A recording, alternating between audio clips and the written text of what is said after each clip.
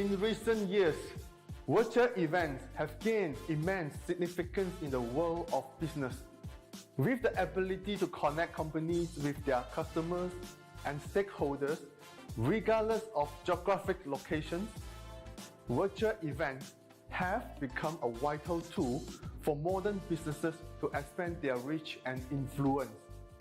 Additionally, virtual events can be more sustainable than a traditional event, as they eliminate the need for attendees to travel, reducing the event's carbon footprint and overall environmental impact.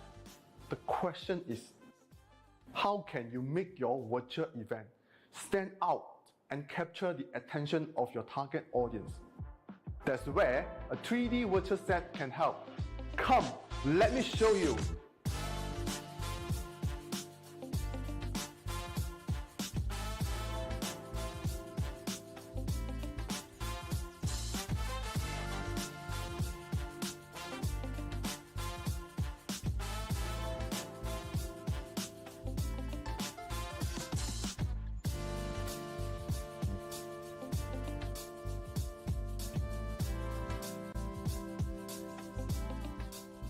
A 3D virtual set can help you create stunning environment that will capture your audience attention and leave a lasting impression. After all, the key to successful event is ensuring that your audience engage with your message and achieve the desired objective. 3D virtual set can reduce costs while still creating an immersive and engaging experience for your audience.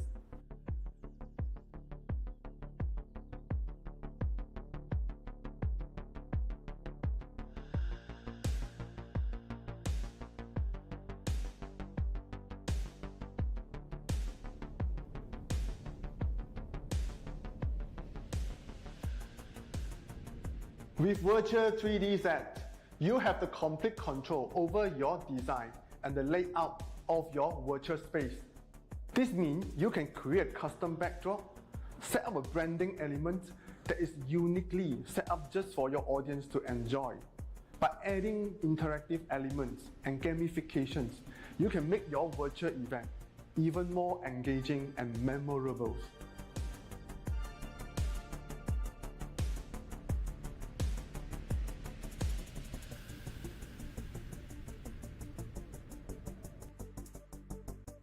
A 3D virtual set also provides multiple angles to capture attendees' attention span.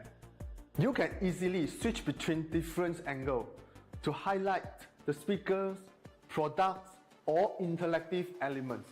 A 3D virtual set can create a dynamic and engaging experience for your audience. This can help to keep audience engaged and motivated throughout the event, leading to better outcomes and results. In today's competitive business landscape, a 3D virtual set can be the key to standing out and creating a truly memorable and engaging virtual event. So why not consider using a 3D virtual set for your next virtual event? Contact us now and see the benefits yourself.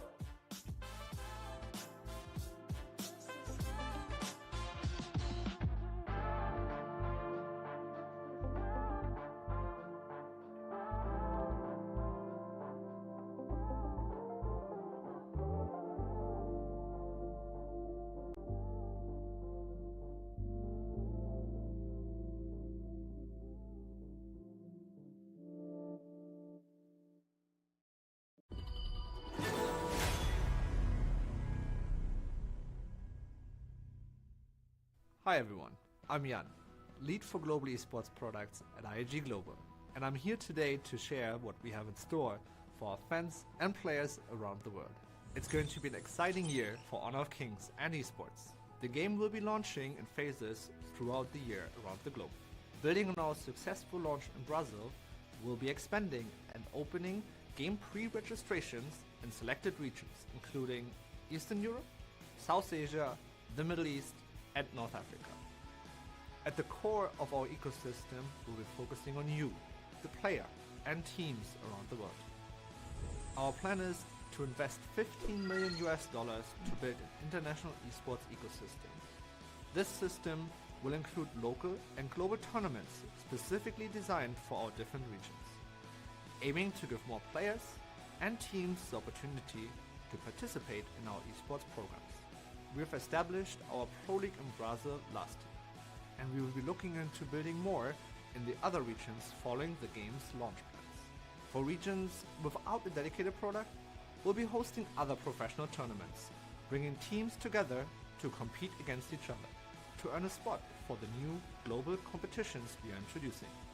So please let me share with you the exciting news that we will be launching the Global Invitational Series, with the first season kicking off with the Intercontinental Invitational in March in Istanbul, where the world's top team will compete for glory. This will be followed by the second season of the Intercontinental Invitational, where we will share more details soon. Come midsummer, we will host the Mid-Season Invitational with $1 million prize pool, and where the new KPL Dream Team will compete for the first time against the rest of the world for the year's first honor. At the end of the year, the pinnacle of esports, the Honor of Kings Championship Invitational, will determine the strongest team in the world. Oh, it's a lot to take in, and I'm excited to be part of creating this journey for all of our fans and players around the world. 2024 to Global Honor.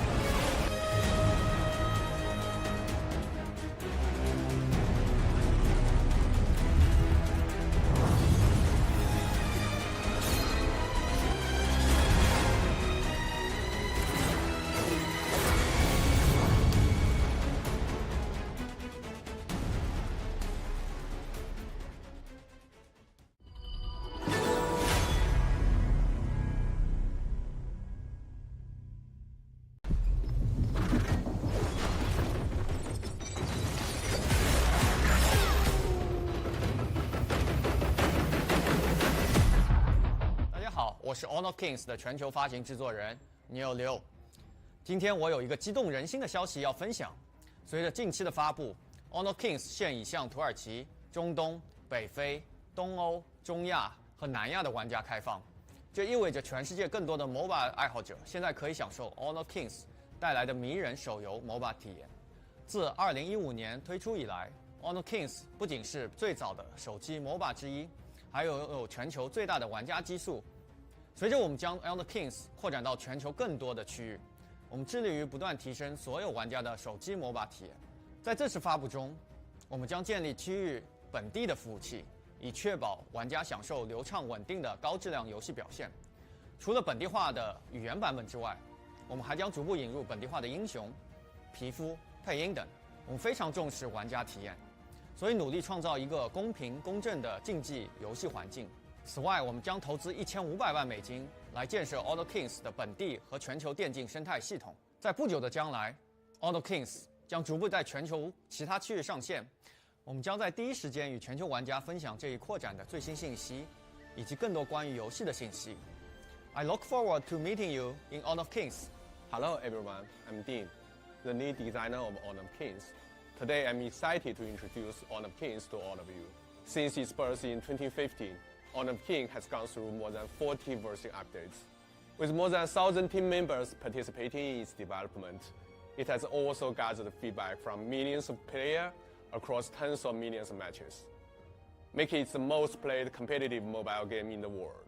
In order to let more players experience the joy of mobile MOBAs, we adhere to the following design principles in Honor Kings. Firstly, to ensure that all players can enjoy the game, we have kept the size of initial download to a minimum, which still maintaining leading graphic and frame rate levels, allowing players with both budget and high-end devices to enjoy the game smoothly. Secondly, we provide free access to all heroes and their accompanying skins, as well as free trials of all heroes during the launch months. This ensures that both new players and experienced mobile MOBA users can quickly get started.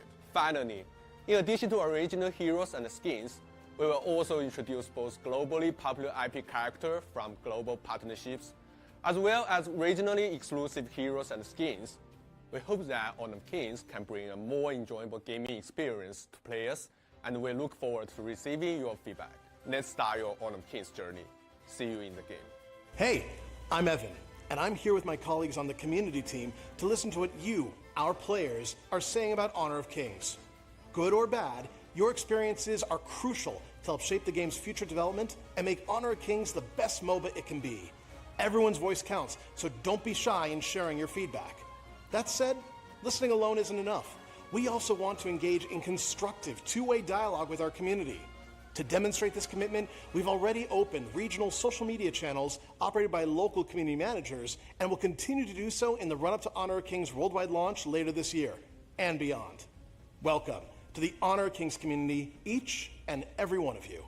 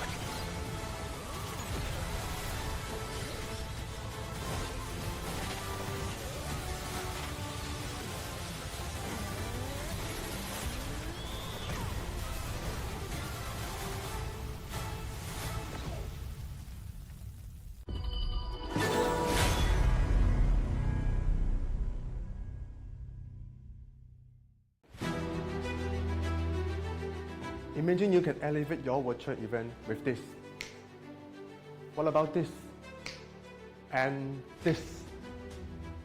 Hi, I'm Frigo from Easy OnAir, your virtual life savior. In Easy OnAir, we aim to help 1,000 MNCs to maximize the live streaming experience, deliver high quality content, and unforgettable digital events to their audience. Have you ever had chaotic moments during your virtual event due to technical issues like slow internet connections, low audio and video quality, and you end up with bad reputations and cannot hit your sales target? What can you do with Easy OnAir to avoid the problems I mentioned? Number one, you can have 100% customizable solutions for delivering exceptional live streaming experience. Number two, provide flawless virtual event flow. And number three, create interactive virtual sections and have fun with your audience. You can leave your contact details here and our live streaming specialist will be in touch with you. So, are you ready?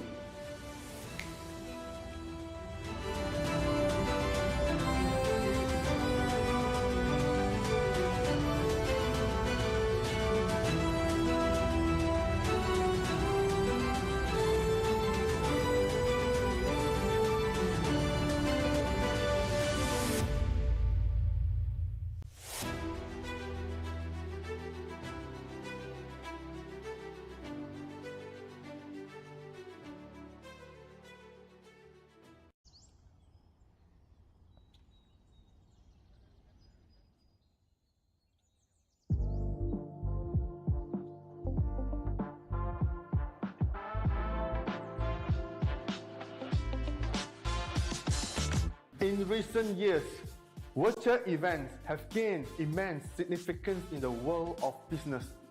With the ability to connect companies with their customers and stakeholders, regardless of geographic locations, virtual events have become a vital tool for modern businesses to expand their reach and influence. Additionally, virtual events can be more sustainable than a traditional event, as they eliminate the need for attendees to travel, reducing the event's carbon footprints and overall environmental impact. The question is, how can you make your virtual event stand out and capture the attention of your target audience? That's where a 3D virtual set can help. Come, let me show you.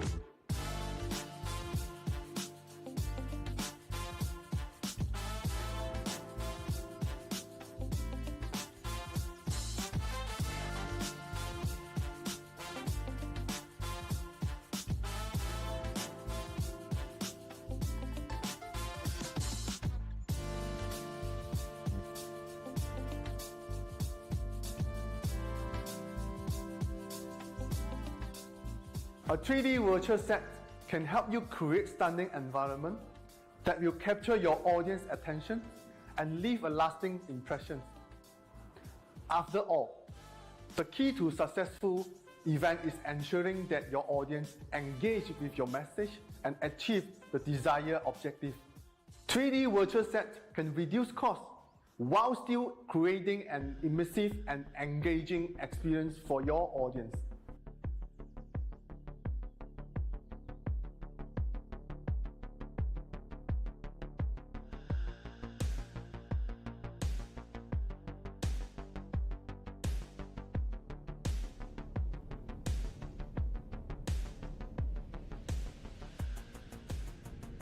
With Virtual 3D Set, you have the complete control over your design and the layout of your virtual space.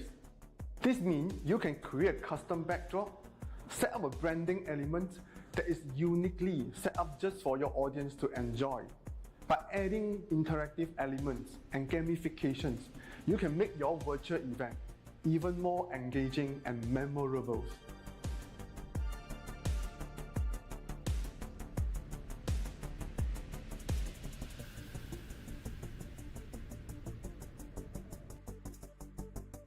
A 3D virtual set also provides multiple angles to capture attendees' attention span. You can easily switch between different angles to highlight the speakers, products, or interactive elements. A 3D virtual set can create a dynamic and engaging experience for your audience. This can help to keep audience engaged and motivated throughout the event, leading to better outcomes and results. In today's competitive business landscape, a 3D virtual set can be the key to standing out and creating a truly memorable and engaging virtual event. So why not consider using a 3D virtual set for your next virtual event? Contact us now and see the benefits yourself.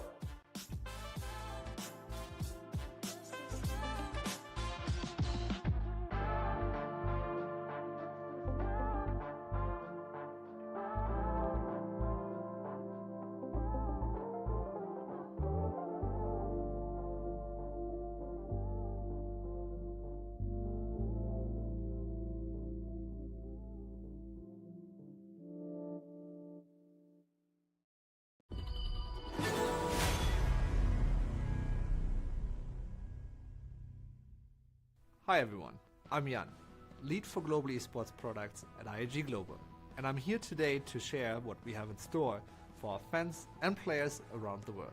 It's going to be an exciting year for Honor of Kings and esports. The game will be launching in phases throughout the year around the globe. Building on our successful launch in Brazil, we'll be expanding and opening game pre-registrations in selected regions, including Eastern Europe, South Asia, the Middle East, and North Africa. At the core of our ecosystem, we'll be focusing on you, the player, and teams around the world.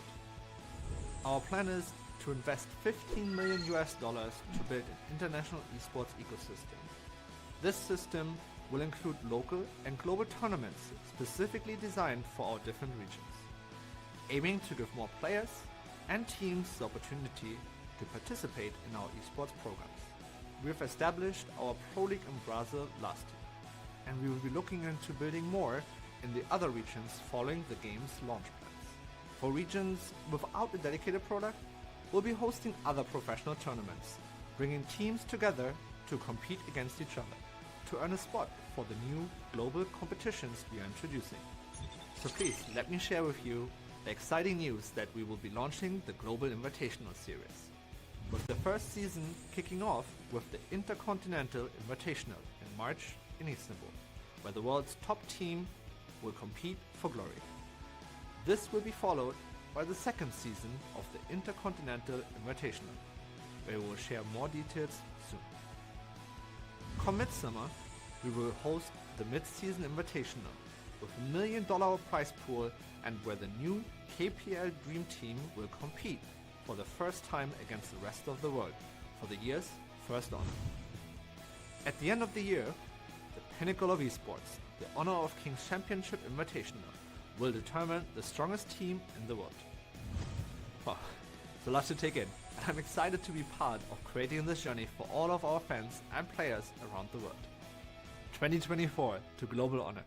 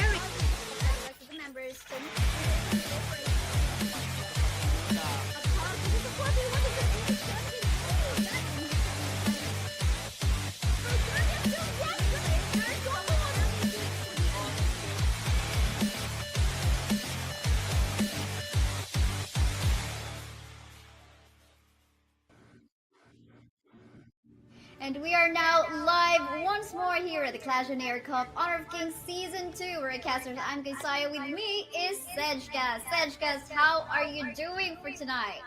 I'm feeling good right now, Miss Kaysaya, and I'm hoping that our upcoming series, especially for the semifinals, it's gonna be a great matches ahead of us, and looking forward for the grand finals. Most of the teams join here, but only 4 teams left for our cup. Definitely just 4 teams out of 32. And just so you know, just a trivia, actually there are way more than 32 teams who have actually registered for Season 2. Unfortunately, we are only able to accommodate like 32 teams for this one. But it was a long way that all these teams have gone through, because it was all amazing matches that we've encountered from yesterday, from our day 1, from rounds 2 and 3. But guys, we do invite you to join our community. Sejkas, would you like to invite our viewers in joining our community in here on Clash on Air?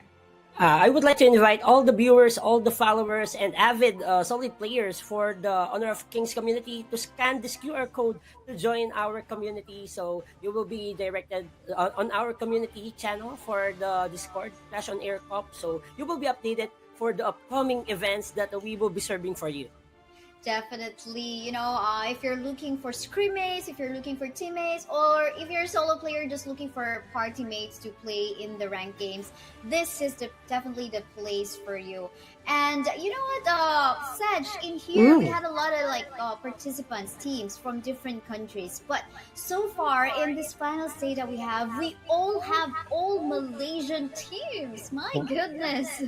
Wow, what a powerhouse nation, Malaysia. We all know there's a lot of potential players, teams that emerge victorious for this tournament. And even though there's some teams from other nations, just like Philippines and other Southeast Asia country, but I guess Malaysia is one of those what you call this teams that can bring the best full potential for this game as of now. Because when I watch the previous tournaments for Honor of Kings, Malaysian teams are really hungry when it comes on winning the titles, just demolishing their opponents and crushing them one by one. Yes, and literally just crushing one by one all of these days. I mean, they have been playing Honor of Kings for quite a long time, many years ago, and now the global server have come up. Many other countries have joined, and we are all here to actually prove their worth and their strength as a team, as a player. So I think we're going to be learning a lot from all of these Malaysian teams who have come together on the finals round. And what more? Actually, XDG, which will be one of the first teams that we will watch in the first series, was actually the champion from Season 1. So I wonder if they will be able to, retain their title as the champion here at Clash on Air.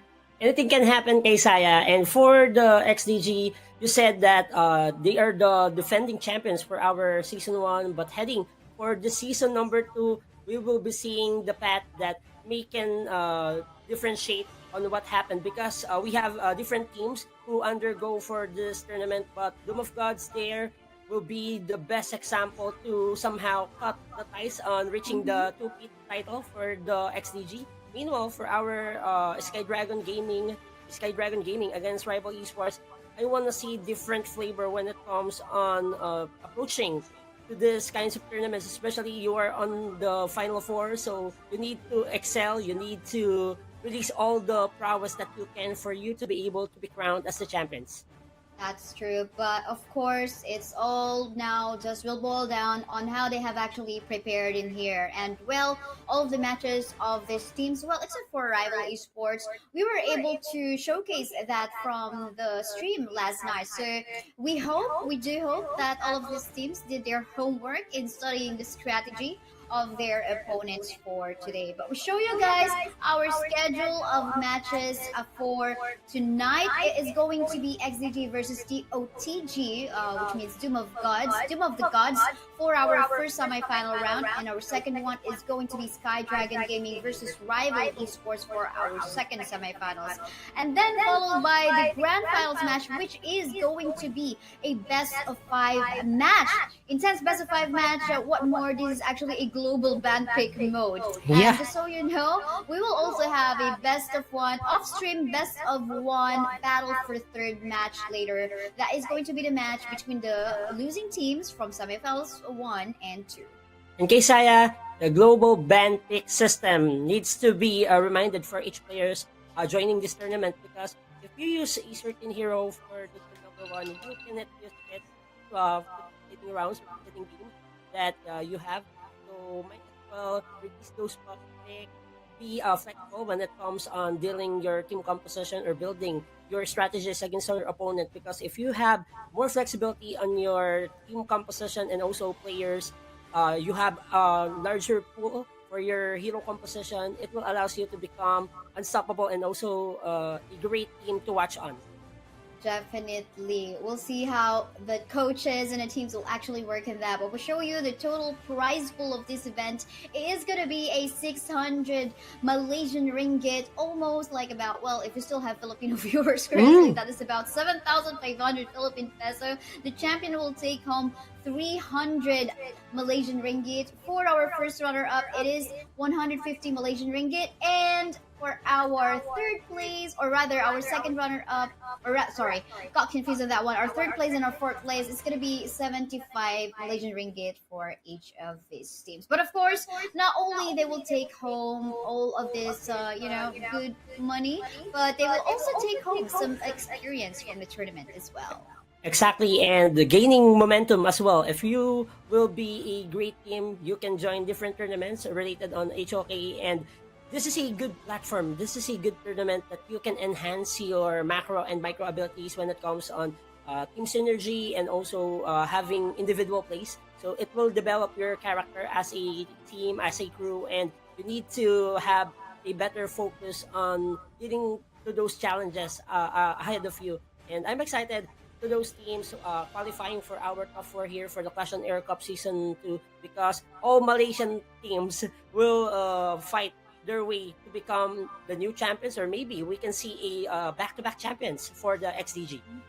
We'll see about that. Pretty sure XDG, have been preparing, but I'm pretty sure that they are being targeted by maybe Doom of the Gods as well. Just like what you have mentioned a while ago, Sedgecast, that it could be Doom of the Gods who possibly will stop XDG from their 2-pit. But we move forward to our drafting phase. This is the round 1 of our first best of 3 series semifinals round. Of course, might be the potential ban sales are the current favorites, still like that of the Dolia, Daxiao. But you, Sedge, do you have any favorites in here in terms of like the bans? The bans, based on the previous tournaments that I've watched, most of the priority bans must be Heino. We see Arlie. We see different heroes that can dominate early game as well as Lianpo. So there's a lot of possible meta picks that can be banned throughout the series, but selecting to ban the Jing for the team of XCG, I think they wanna address the problem on their backline assassination prowess that Doom of the Gods will serve and also connect against them. So might as well just cut those heroes that can easily assassinate your main carries. That is so true. And just to take note, though, that the Daxiao is available, hopefully the Doom of the Gods team will actually ban that one out. Just like what we have mentioned, they're going to be banning out the Daxiao. You have mentioned about the Arlie. From yesterday, Arlie was actually a favorite ban from our teams, and right now he's currently available. Let's see if XDG is going to be prioritizing that, or will they actually prio other heroes like that but no, it was already answered. Arlie will be shown up in here as a first pick. And as I mentioned earlier, Arlie is one of those heroes from the farm lane that can easily give you mid-game to late-game spike, especially this is a mobile hero. He can give you so much problem during the 2 fights. He can deal a massive blows of damage. You have those quick reposition during the 2 fights for you to become squishy and unable to be targeted by the members of your opponent. But having the Arlie, it's a scaling hero. You need 2 to 3 items for you to deal enough damage, and also just to downgrade the HP bars of the tanky frontliners that Doom of the Gods have. But selecting the first 2 picks, Direnji and also Zhang Fei, will be get by our Doom of the Gods. Yes, I mean this combination between the Zhangfei as well as the Renjie. While you do know that in terms of giving the protection, the shielding, the engage and the disengage as well, definitely the Zhangfei can do that. But the Zhangfei will have to be very careful from the pokes that maybe this Lady Jen can actually do, and maybe even the Arlie, because it will definitely hurt a lot. So itemization in here will definitely be something that they have to be mindful. And having the lane as well for the XDG Kaysaya, it will give them enough time to become more invincible in those team fights because of the death at sunset that Yeah. this Elaine can provide, and especially reaching the back line. He will be a great initiator to set up the team fights, or maybe just poke the main supplier or main carry of the Dooms of the Gods, which is TNG. But having the Lady Gen for the XDG, it will allows them to deal some initial pokes, initial pressure against those tanky frontliners that Domes of the God has. And Zhang Fei, even though you have the crowd control, but still you need to calculate your timing and also your setups, because it will be a great time for you to give advantage to your team as well. Definitely. But in here, Mulan has actually been picked out in here. Another good Clash laner that we have in the draft right now that could set up pick-offs. Maybe this Mulan could potentially target out the Arlie or maybe the Lady Jen from stopping them to actually get the itemization that they need. But of course, gonna be tricky in terms of waiting for the farm that she actually will need. Definitely, she would want to have her Blooming Blade ultimate readily available to set up those winning moments or winning ganks that they can. But this makes us wonder, as we head on to our second phase of the draft, we will be banned. We might be able to see some targeted bans in here on the jungle side of Doom of the Gods, as they haven't picked out any jungles in here as of yet. But for the meantime, they have banned out the Diao Chan in here, which we have seen from yesterday. Flowery potential, once you're there, it's going to be almost unlimited set of pokes and HP regeneration. So I think this is also a nice targeted mid lane ban up against Doom of the Gods. I think Kaysaya, both of the teams do their scouting reports. Especially, that's the importance if you have a coach and analyst on your team, because it will give you so much information on what's gonna happen during the banning and picking selection. At the same time, just to have that insight where we can find the weakness spot of your opponent. So right away, for the both teams, it's all about being creative and be focused on those picking and banning selection, because the team composition and also the bans will be a vital part for you to win the game 60%. So if you draft well during the picking phase or the draft pick, it will give you so much lightweight feeling when it comes on giving pressure on your opponent. Definitely. But for the meantime, Yu Huan pick in here. We don't know if this will actually go into the jungle or onto the mid, because several games from yesterday we've seen Yu Huan actually being picked as a mid laner as well, because of course with the unending sorrow, the Yu Huan can actually be safe from Lady Jen's damage in here from Destructive Deluge. But for the meantime, Kaiser, Yarya pick in here. I love the Yarya pick. Definitely the Yarya can actually, go in on the Arlie, whether it be the Arlie, Kaiser, and even the lane. Like, she has a lot of selection in here. Like, if the Arlie dies, and then, okay, I go into the Kaiser. And most especially if she goes into the Kaiser, it's going to be almost an unlimited or like an undying immortal Kaiser in here. So this is pretty interesting. It seems like in terms of the sustain and the shielding, there is also so much power coming from the side of XCG. Agree, Kaysaya. And for the XDG, I must say that they focus on their mobility and also tankiness during the early game, because they have Kaiser as their main jungler. You have Yarya for additional assistance during the fights, and you can give spacing for your main carries. Meanwhile, for the team of the Doom of the Gods, I must say they are relying on their prowess when it comes on the utility, because this U1 can help them during the team fights. You can use the ultimate funding experience team composition that can go for one rotation, 1-3-1 rotation. So there's a lot of things gonna happen when it comes on the early stages of our game. I love that ultimate bonding experience. When you're with the Yuan, sure, go nearby the Yuan and get the kills from her melody of peace. But yeah, we now can see that the Yuan will actually go into the jungle instead of the mid, and Yu will actually go onto the mid instead. And now we head onto the Gorge. Again, this is XDG versus DOTG, your first semifinals best of 3 series for tonight. Brought to you by Clash on Air. This is gonna be super exciting, Sedge. This is exciting because this is the first semifinals game that we're gonna cast for our Clash on Air season number 2. Many teams, 32 teams, but now we are down to the top 4. XDG is looking forward to claim back the trophy once more because we are the season 1 champions. So this time they have a shot to prolong that reign as they will try to complete the back-to-back champion for our Clash on Air Cup. But for the DOTG, it's a challenge that you need to overcome, Kaysaya, because if we are able to shut down XTG, it will give them so much momentum and also confidence throughout the series. For sure, for sure. But however, onto the middle lane, Joyu actually had a tough time in the middle lane, getting poked down by Owol into the mid. Plus, of course, Ayana Koji was actually in there. The Kaiser just, making it hard for the life of Natos into the middle lane. But for the meantime, it seems like there is a rotation going towards the middle lane part of the map. I wonder if they're gonna go for the tussle already. It seems like super low in HP in here is Ayana Koji. Will he actually go down? He goes back onto the fight, but in here, the rest of the members of Team DOTG is actually gonna get the first blood. That is gonna be secured by our Mulan. But then again, a 1-for-1 exchange as Wolf actually goes down as well. But no, Ali would want more revenge for his teammates as he gets one more kill. What a play for the team of our XDG, trading the most important objective for the early game to stop and also shut down the jungler of DOTG. It will give them enough time to have advantage when it comes on jungle level gap.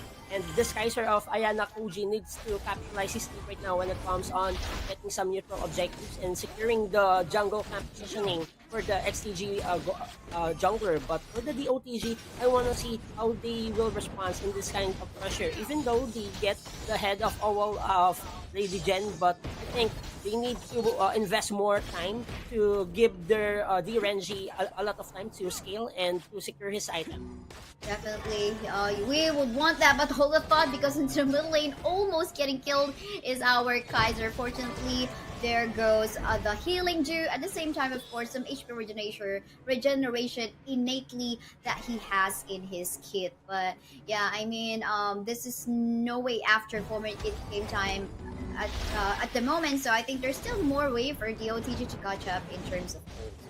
And for the DOTG Kaysaya, I want to see how this Zhang Fei can be a pseudo tank for them because he has the tankiness in his side. At the same time, you need to connect also all those crowd control that you have for you to set up a good team fight against XDG. And for the XDG, this is one of their advantages right now because of their squishiness and also mobility. They have those team composition that item dependent but very deadly during the mid game to latter stages of the game, especially talking about the RD power. Because Shinji, if he claims all the items that he needs, he can easily shut down and also shred down those high HP power heroes from the team of our DOTG, and we are seeing another Tyrant battle.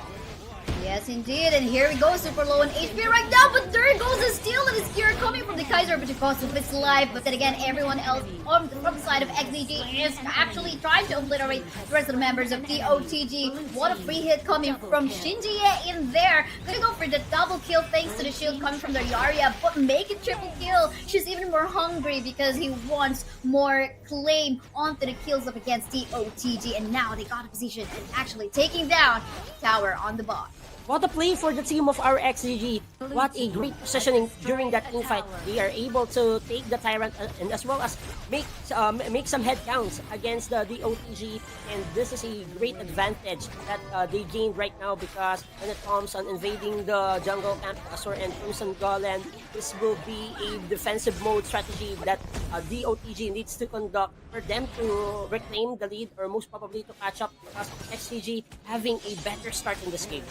You can see those annoying pokes coming from Shinji on the early. I mean, just juke in and out with a parasol. That is one thing that is super annoying. That is the reason why most of the time this early is actually getting banned. But from a while ago, I think that was a very heroic move coming from Ayano Koji when he actually still and secured the dragon, or rather the tyrant, because they got the chain lightning buff, which gives the boost from the magic damage coming from our oval in there. But for the meantime, we can see the fight happening onto the middle lane. We're in one member down already, which is Shinji on the side of XDG. Members of the OTG is actually gonna go for that. But look at the sunset coming from the lane, killing off our Joyu onto the back line, even the D-Renji as well. But we're not given John as the triple kill will be given onto Demon Lover. He wants more highlights for himself because from yesterday, he reclaimed it already, and he wants to claim it even further. He's like, okay, the highlight is actually being given to Shinji. Now, I gotta get it again. Now, I'm gonna get that triple kill. Now, yes, you deserve it, Demon Lover. You are still as powerful as you are from yesterday. We saw a great initiation coming from the back lane. Use the Death at Sunset at the right place at the right time, so they get multiple kills against the DOTG, and this is looking tough for our DOTG because you cannot trade those heads against the team of XDG, because XDG is one of those teams that if they get advantage as early as possible, they can consistently punish you one by one. And you see the damage output coming from Shinji right now, and having this early with the Autumn Storm storming back against the members of our OTG. And this Mulan, even though you are tanky, you cannot avoid my umbrella. That is so true. And oh, look at that. We're not even on another Death of Sunset has been used in here onto the back line to knock the skill alive, however. But it seems like he's not gonna last as Kaiser will take him down. But then again, Yuhwan in here will take down the life of our Oval player in here. But it's shut down onto the lane as well from the hands of Zhang Fei. And they will still be able to defend the mid lane tower, but seems like someone is hiding in the bushes. I wonder if they will actually go, and yes, they will. But the juke in and out, Tower Soul use, and they are getting cornered. And this is very dangerous position right now. Unbridled Outburst has been used. Q1 in here with the heals, getting invincible, but on the other end of the map, the Arlie will fall down onto the hands of the D-Renji. More pokes here and there, but I think now they will have to calm down a little bit because they don't have Shinji in here as their source of damage. For the XDG Kaisaya, they need to slow down the game because they get the early game. They have tower takedowns against the OTG, 2-to non-tower exchange, and you see the kill score line. This is a bloody game that XDG wants against the DOTG. And for the DOTG, I want to see how they can pan out some strategies to interrupt the plans of XDG, especially on targeting Shinji and Owal. If they are able to connect and also shut down those means of fire of damage from the XDG, this is a viable option for them to have a comeback for our game number 1. But you see the goal difference, it's a little bit favorable for the team of our XDG, gathering almost a 1k gold lead on their hand. That's true, 1k gold lead. I mean, it's not much. It's something that they definitely can still catch up on.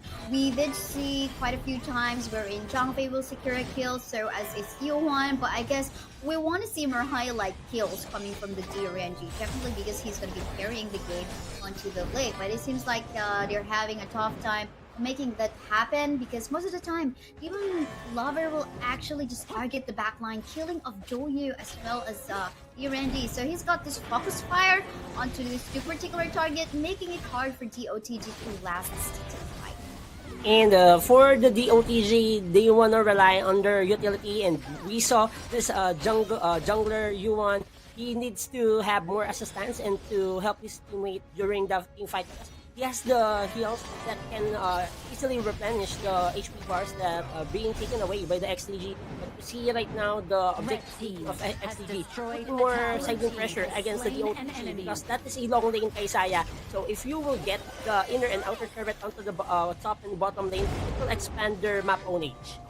That is so true, but we did see that the Mulan just fell down onto the hands of the members of XDG Uzi Orly, and then again, look at that, more folks onto the middle lane. Yuhuan will fall down just like that. I mean, Orly, his damage now way too hurtful to be at it. Like, if you are gonna be soaking in the damage coming from the Orly, you better watch out. You definitely have to burst him down. For the meantime, they do have the chain lightning buff from the Tyrant, which will make it hard from the DOTG members in here, because all damage and even the magic damage coming from the Orly as well is definitely gonna hurt a lot.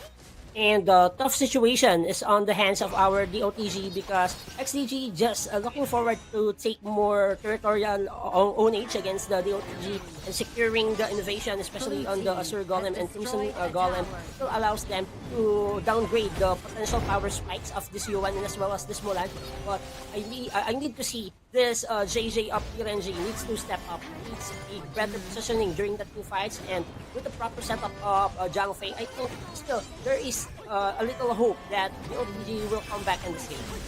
That's so true. I think for as long as the protection coming from the Zhang Fei is there for the Renji, he'll be able to re-hit later on. But yeah, at the same time, I think the itemization of the Mulan is not yet enough to actually help her survive into going for flanks or going for pick-offs, because many times we've seen just like, Shinji on the Orly, he's just bursting him down. So this is not a happy Mulan that we're seeing right now for sure. He's not even able to overextend on the other end of the map to actually create the pressure.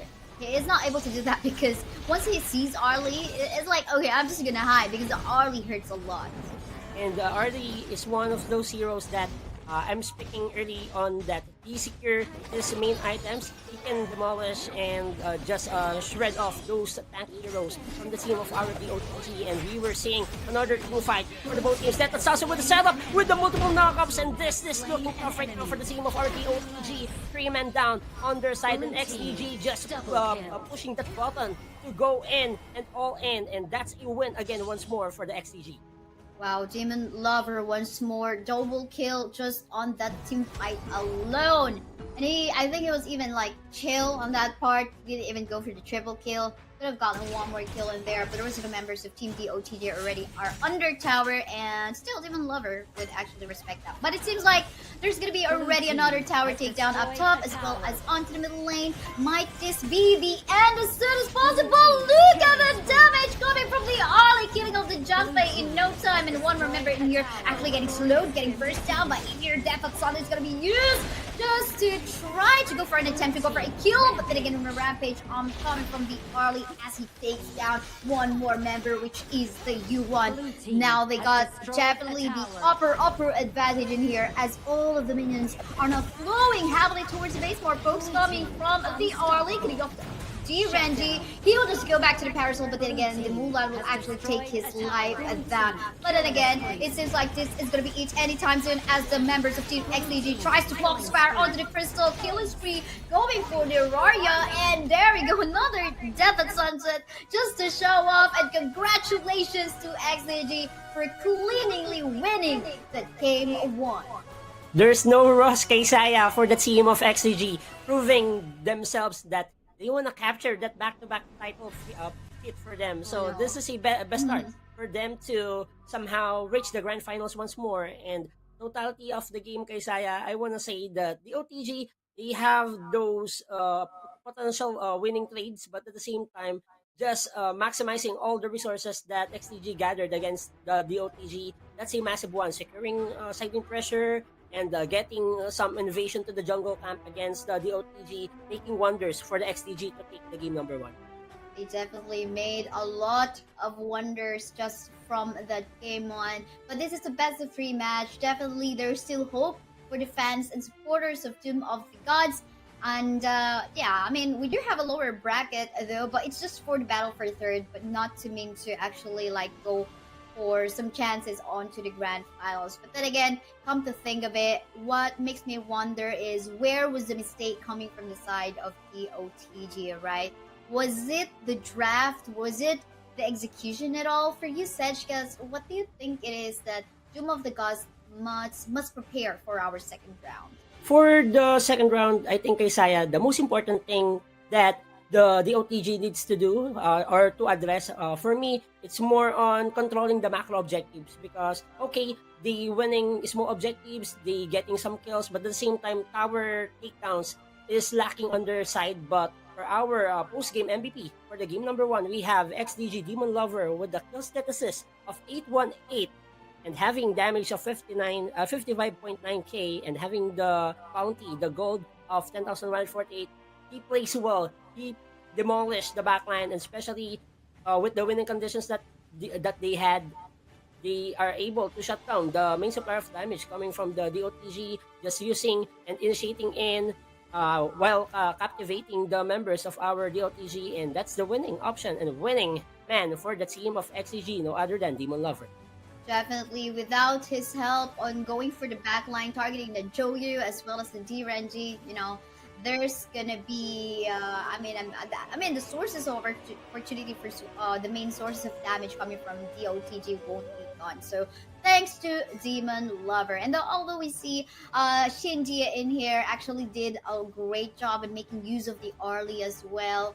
Of course, with the protection coming from the Yarya definitely happily just, it's a free choosing coming from the Yarya. I go to Arlie, or I make use of my Verdant Protector onto a lane, doesn't matter. Also onto Kaiser, doesn't matter as well. But yeah, looking at the itemization in here, it seems like, I don't know, is it like if they are gonna go for some cancellation of the sources of magic damage coming from Owol. Although Owol did not get any kills in here, he definitely did a lot of damage over time. And of course, the CCs as well, which made it super hard from the side of the OTG. So definitely with that, they need a lot of anti-crowd control item. They do have, of course, the Boots of Resistance, but of course they weren't able to go onto itemization like that of the Frigid Charge, the Ardent Dominator, and the Sky Dome. So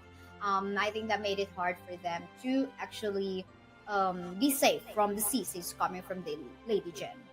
And for the XCG, one of the better things that they do during the game number 1, just aggressively attacking the main carries for the team of our DOTG.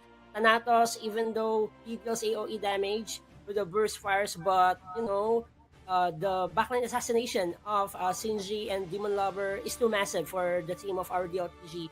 Just realizing there's limited slashes coming from the Death at Sunset. Same time, we have Shinji with the Autumn Storm, then just using the full potential of that Maple Dance just to go in and disengage out, having some great positioning during the team fight, and having the Invincible Warrior of Ayanokoji. This is a massive blow. You have also the Verdant Protector coming from the Yarya. So there's a lot of problems that the OTG receive against the XCG during our game number 1. Yes, and actually, I'm happy to see, by the way, Lady Jen already, because yesterday she was completely banned, in all of the series. So happy to see Lady Jen, even though she got a little nerf from the patch from July 11th, wherein her damage and poke could actually reduce into the late game.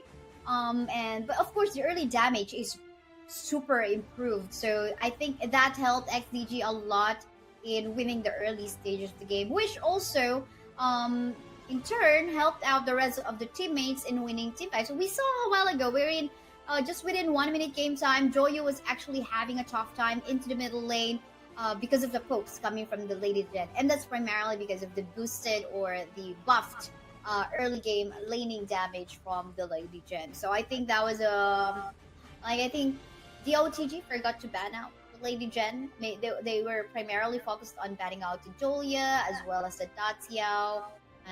But yeah, then again, if maybe they can take away the Lady Jen for themselves. We'll see. Hey Saya, I wanna discuss the importance of Lady Jen's role during that game for the XCG. He pokes the stationary heroes from the team of our the OTG, and especially having the Zhang Fei. Even though you are too tanky, but you cannot afford to receive a lot of pokes, spam pokes coming from that Lady Jen, because it can give you so much problem during on setting of team fights for the Jiang Fei, and as well as having the ultimate of this Lady Gen, the destructive deluge. It will give them enough time to slow the members of the OTG for the game number 1. So might as well ban the hero that can specifically give you headaches. Yeah, yesterday she was so bad, and now I wonder from the start of the XDG game, I think maybe all of our teams will either ban her out or take her for themselves. But yeah, for the meantime, Duel of the Gods doesn't want to give Jiang Fei on the hands of XDG, although they actually lost while Jiang Fei was on their hands. We can see the potential, the protection potential of this Jiang Fei. He definitely can soak in a lot of damage, and at the same time, if we talk about late game, he can be just like undying, almost undying as the Kaiser, with all of the shields, with all of the tankiness and HP, so it's pretty understandable. Now, the Dacia actually got in the way, but we do have the Lady Gen and Arlie still available for picking, so it makes me wonder if this is something that XDG will actually prioritize later on in this draft.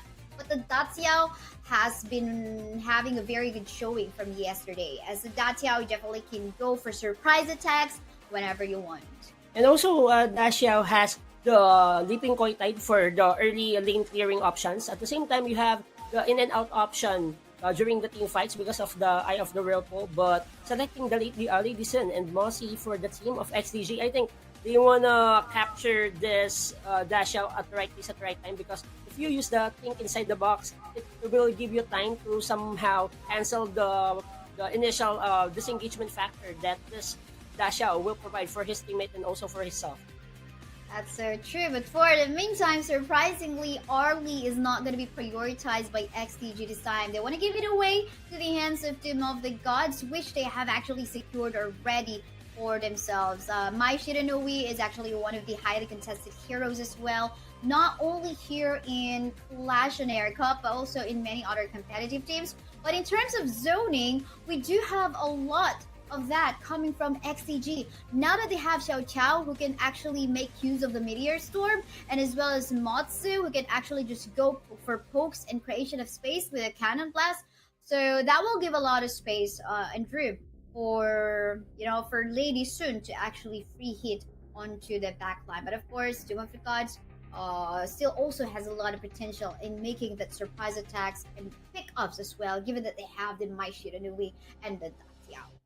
The difference between the Mai Shiranui and also the Xiao Qiao for the team of our DOTG and XTG, it's more on for the side of our DOTG. They wanna erase certain heroes, especially during the team fights. They need to somehow cancel the potential scaling of Lady Sun. So might as well, Mai Shiranui is the suitable hero to do the job, to put more pressure against this farm lane hero for the team of XTG. And having the Xiao Qiao, for me, it's more on artillery damage that he needs to provide for his teammate. And at the same time, the group damage was there, and having the magical burst, it can somehow eliminate those offensive strikes coming from the Mai Shiranui. Because if you poke this hero, this is a bad situation, because it's a matter of time when you position yourself during the team fights. It's more on a safe zone, but at the same time, you need to erase a certain hero.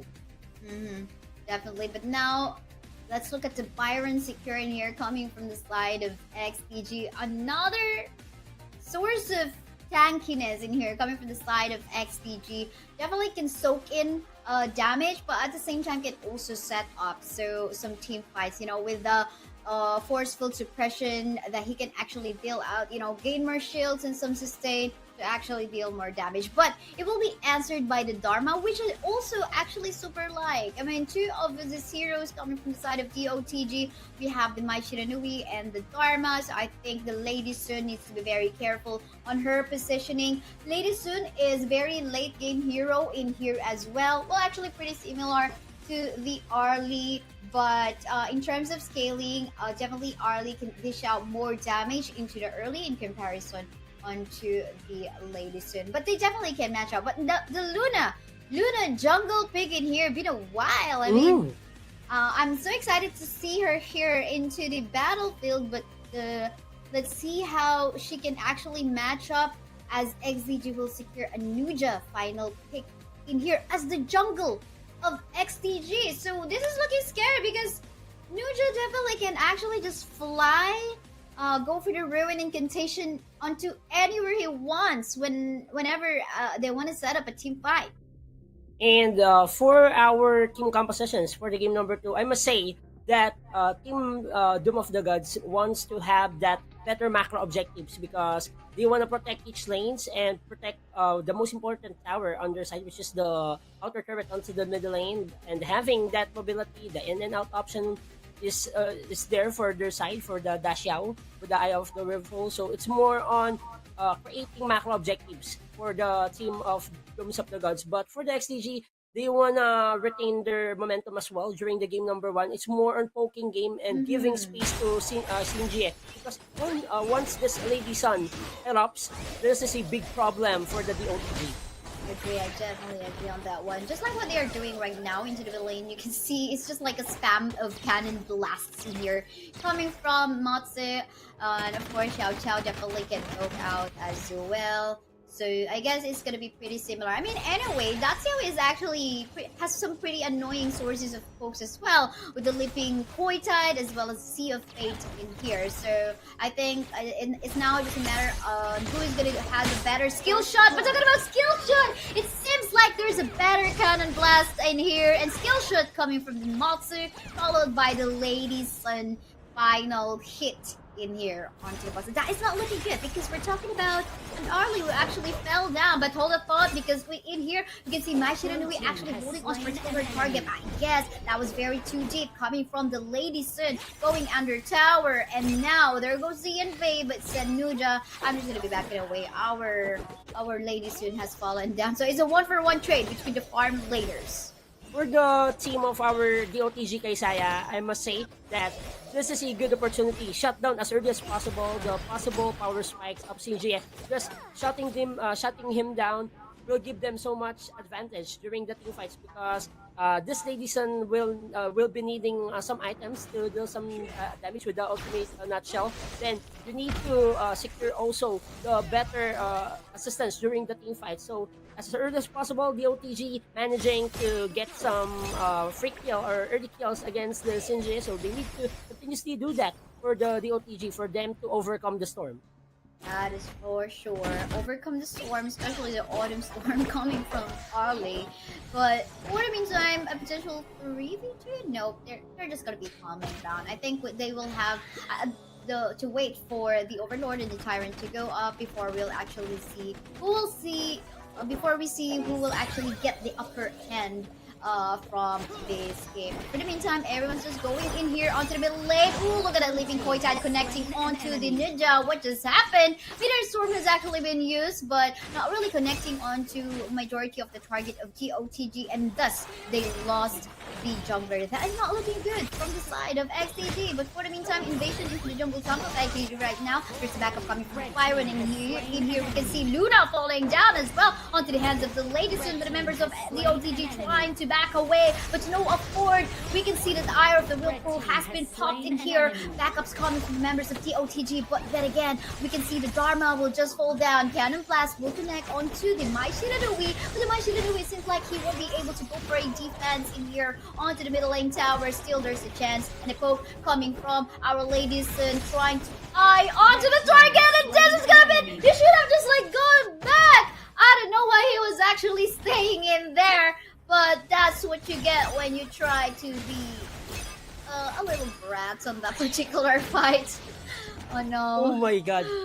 Oh. This is looking tough right now, Kaisaya, for the team of the OTG because this Lady Sun, even though he is being punished as early as possible, he managed to climb back with the ultimate nutshell. He connected that against a member of the OTG, and it gives them hope that, okay, I have a slow start, but this time I'm just reloading my guns for the team of our XTG, and seeing the macro objective, both teams being careful, just protecting their outer turrets and having the fast farming, fast fishing to take this objective. But the Tyrant belongs to the team of our XDG, and that is Ayana Koji will get that one. so true. I mean, they've got the position, they've got the safe space and doing that. But for the meantime, look at that very nice blossoming fan as well as the meteor storm connecting, coming from the XAG member. But they are actually onto the downside right now as members of EOTG tries to obliterate them one by one. Will still trying to escape. Plus, have been coming from the Byron, but they definitely are outnumbered in here. We can see in here Truth Mantra coming, or rather Truth Mantra coming from the Dharma. But you know, of course, not going to be killing anyone. But that is good news coming from the early DOTG, killing of a lot of members from the side of XCG. What a bounce back for the team of our DOTG, just securing those counter kills. It will give them so much time to gather some golden EXP for them to have some gap against the XDG. And seeing the gold difference, it's mounting close to 1,100 gold lead for our DOTG. So that is a great signs of life for them to force the game number 3 for our first semifinal series here for the Clash on Air Cup Season 2. But for the team of our XDG, I think they need to have more time because they have enough projectiles coming from this Bosi. You have the Cannon Blast for initial poking damage, and also Owol has those spammable skills that can somehow put some threat against those first line of defense from the team of our DOTG. And Sinjie needs more time. He needs more item to deal enough damage when it needed the most.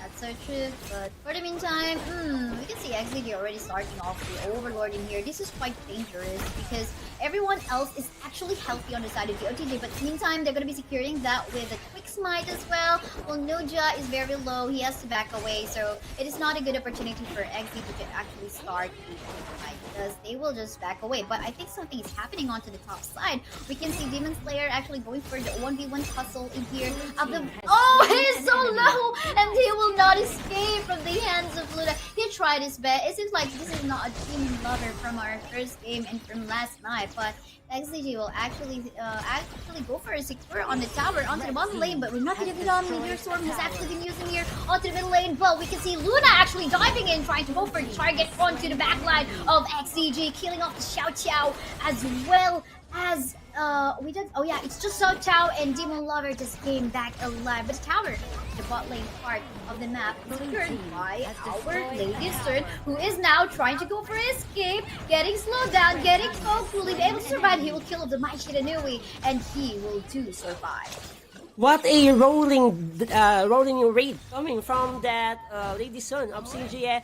He goes initially for the high terrain defense on the jungle camp, and at the same time releasing the ultimate nutshell, just giving nuts against the Mai Shiranui. And this is one of the problems of the OTG right now, because if this Sinjie has maximized the full potential of the rolling raid, he can do whatever he wants during the team fights. He can reposition, he can go for the retake, and as well as give some headaches against those assassinating heroes from the team of our DOTG. But having the Luna under team composition for the DOTG, they need more time and also have a better placement during the team fights, because he connects those crescent slides together with the new moon. He will try to polish the members of our XDG. Meanwhile, Think Inside the Box will be released by our Mosey, but Mai Shiranui will secure a kill, and that's a good sign. They kill Shinji. That is so true. And now there is a position from our Arlie as well as the Daciao to actually get that space up top to maybe actually go for a push onto the tier 2 tower, the inner tower on the top side. But for the meantime, Thanatos as well as Luna is in here. Whoa, look at that ult coming from our Luna. Meteor Storm has been popped though, killing off in here our Mai Shiranui. But then again, Demon Lovers is soaking in a lot of damage. Will he actually be able to survive? Yes, he will, but the backup coming from Nuja is in here, just scaring off the members of Team DOTD, and now they fall back and back to camp. Seems like both of the teams don't want to give away their first tower in here onto the B. Because that is a big problem if you will release or maybe not protecting your middle outer turret for the both teams, because it will expose the purple, the Azure Golem and Crimson Golem on their side, and especially those jungle objectives. Even though that some small camps is not a big impact during the early game, but those little gold that you will get during the small camps will give you small wins for the both teams. So might as well protect at all costs your most important turret for our game, because if you have that outer turret onto the middle lane, it will give you hope that the team of your opponents cannot push or maybe take away any objectives, especially for the jungle area. Meteor Storm has been popped in here. Nothing for that onto the hands of Owo. But for the meantime, actually, will fall down onto the hands of the Lady Sun, trying to poke him and pick him up. But for the meantime, still a win coming from the side of TOTG as they secure the tower up top. But for the meantime, Nuja actually went on to that Ruin Incantation onto the targets on the side of TOTG, killing off or taking down the HP bars of TOTG. Even so, the life of our Daxiao in here. Now, what is happening? We can see the top of actually Achilles spree even killing off Shinji, and there we're not even down onto the team fight as they still exchange kills. Truth Mantra has been used. There goes some pokes coming from Luna as well. Almost taking down the life of Owo, but really nice trick out. Still trying to target Owo. Really nice succession of kills coming from Luna in there. Will he still be able to survive? Seems like yes, in here he will, because the backup coming from the Arlie just came in. Healing of Ayano Koji as well. Wow, TOTG, I think in here XDG really made a mistake during the drafting phase by giving the Arlie away from onto the hands of TOTG.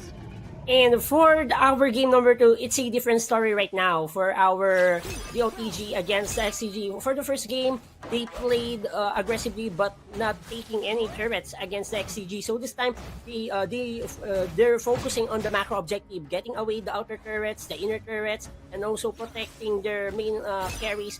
Will be a good signs of really for them to force the game number 3, and having this Mai Shiranui of Thanatos creating wonders for them, and another searing stab with the new moon. Just seeing the full potential, the backline reach coming from this Luna will be a massive blow against the members of XCG, because he can penetrate on those frontliners, and reaching and most probably CGA will be a big problem for the XCG. But seeing that misdirection play, that's a kill for the team of XCG. Yeah, you're right about that. A really good misdirection play coming from the Miser enemy. Just for the cost of his life. What we can see in here, will there be a steal in here? Still secure in the side of Team DOTG right now. That Overlord, which is going to give them some buff later on onto the lanes. But for the meantime, looking at the team fight right now, we can see that the Dharma already has fallen down. The rest of the members of Team DOTG are going far away from each other. Their formation has actually been broken down by the members of DOTG, but they still have some life in here, as we can see the Shadow Vanguard already walking towards the bottom lane part of the map, which maybe can help them go for more towers.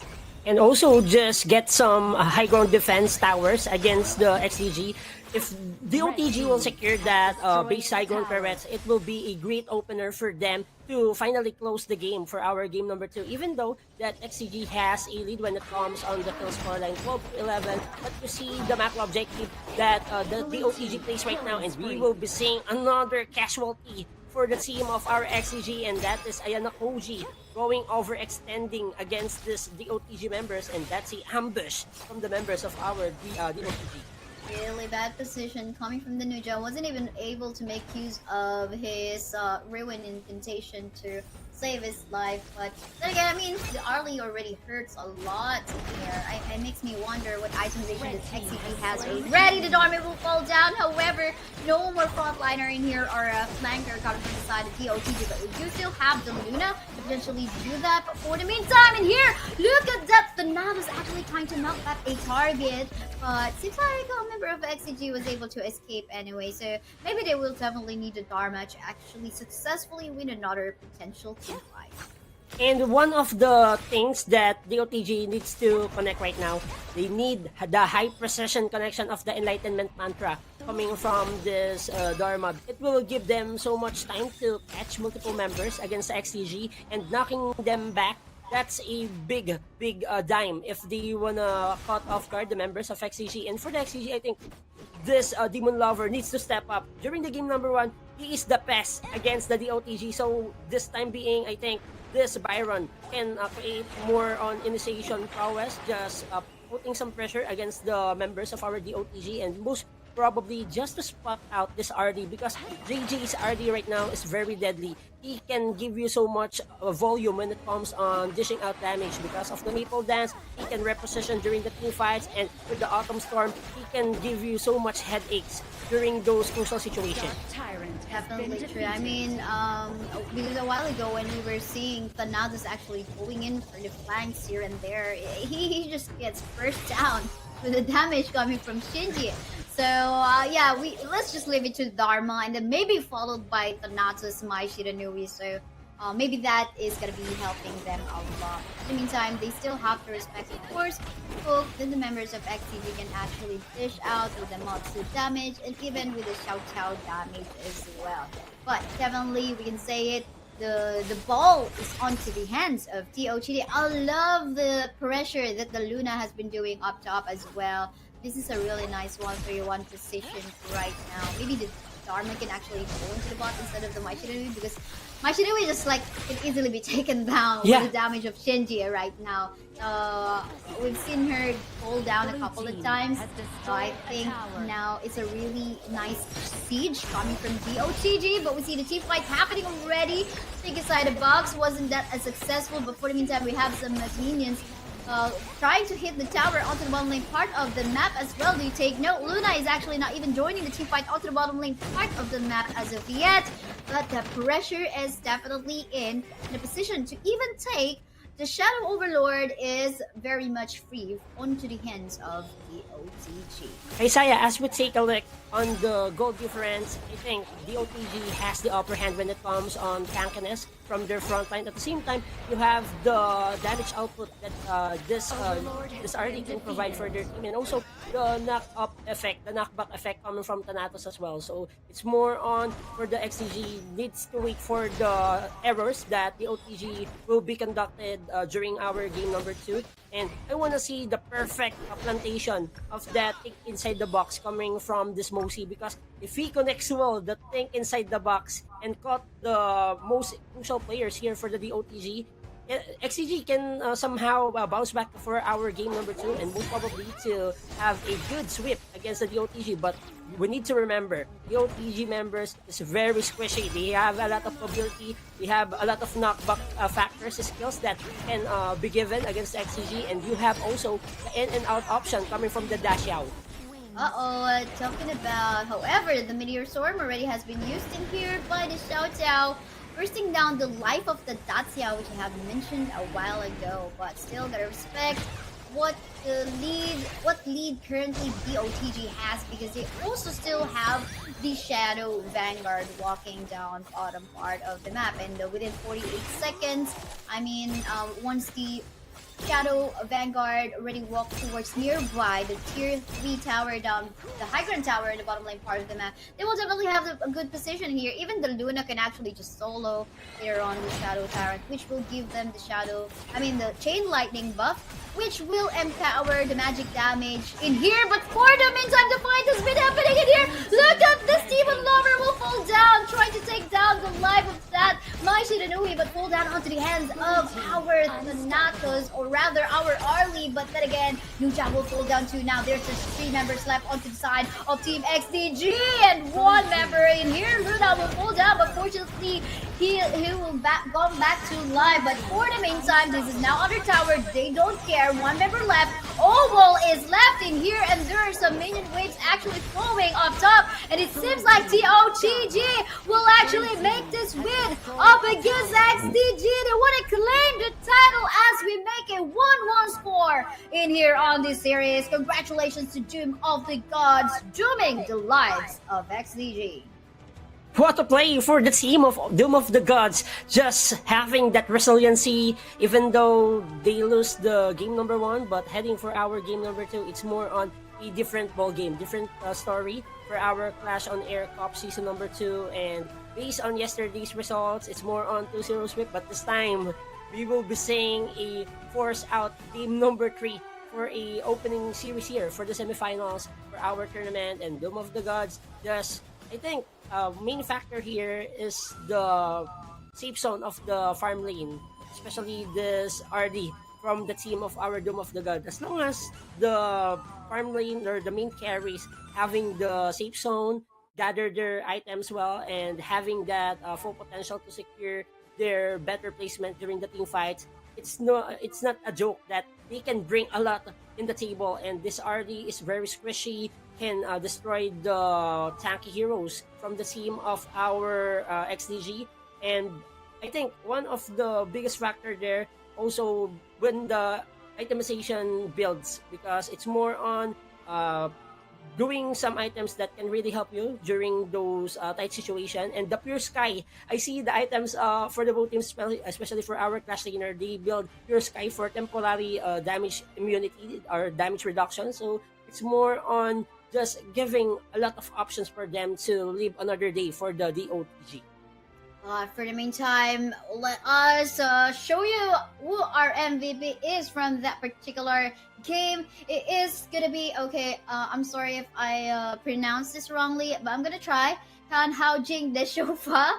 Okay, congratulations to you for getting that MVP with a KDR score of 814 damage. So look at this massive 113,000 and a gold of 16,000. We did see a lot of good plays coming from Ken Haojing, wherein he will actually go for the amazing searing stab onto the back line and then go for the new moon. So I think it was amazing that he also just focus fire onto the right target, like that of Shinjie as well as Owo, because these are the two squishy heroes that we have from the side of XCG.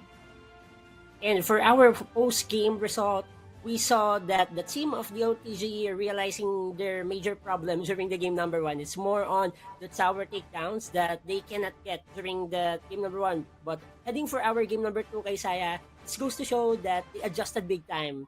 They take away outer turrets, especially putting sideline pressure, because if you put pressure to those long lanes, especially top and bottom lane, it will give so much problem for your opponent to respond. It's either just defend or maybe clear the heading minion wave for that certain lane. At the same time, just to have that total territory map ownage for our team, the OTG, and seeing this Luna having 113,000 damage output against the team of XCG, it goes to show that he's ready to assassinate the backline. Just punish Obol, just punish and headhunt against this Shinjie.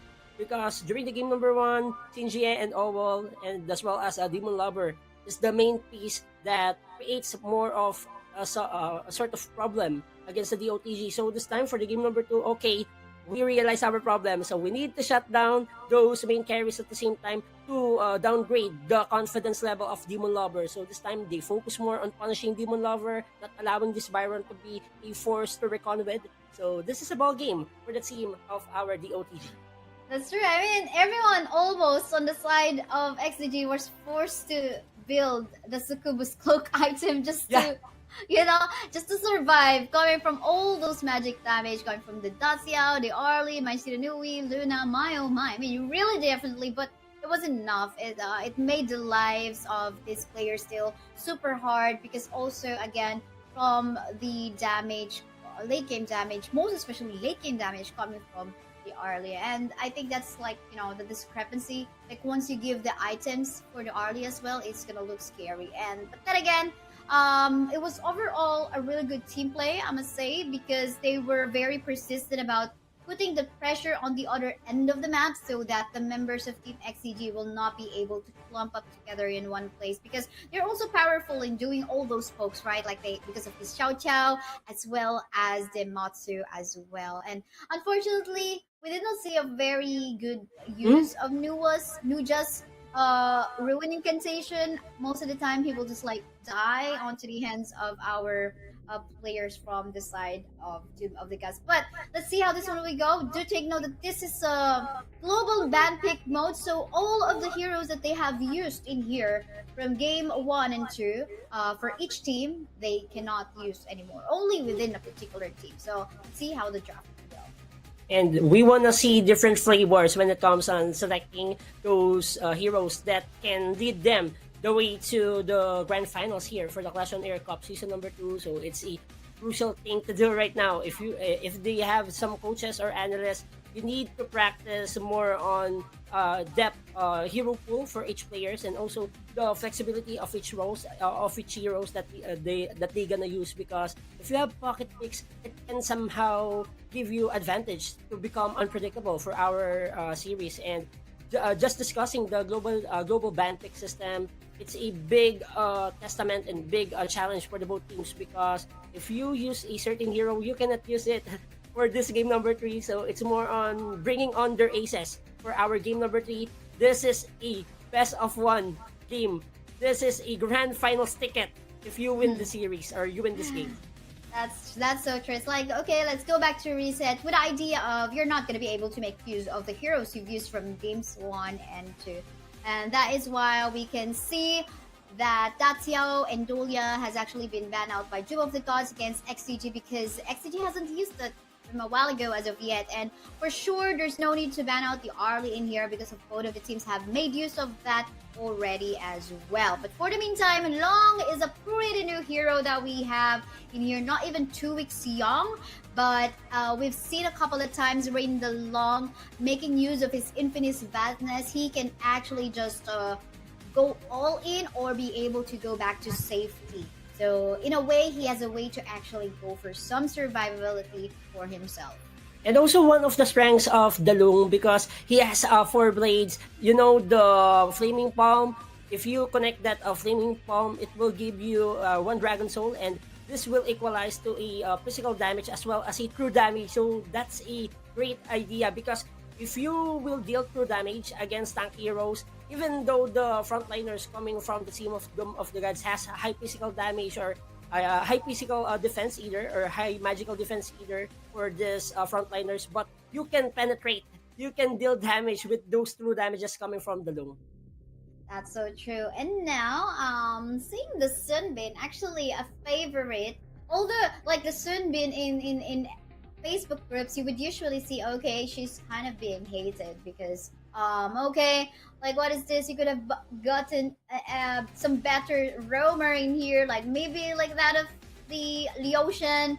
But Sunbin in here, I actually like this particular hero. Definitely, she can give you movement speed. She can actually burst down particular targets with her bombs, and at the same time can give slows against your opponent. So I think for as long as this is used to actually, just either go all in or all out because of the mobility, I think she is definitely worth making use.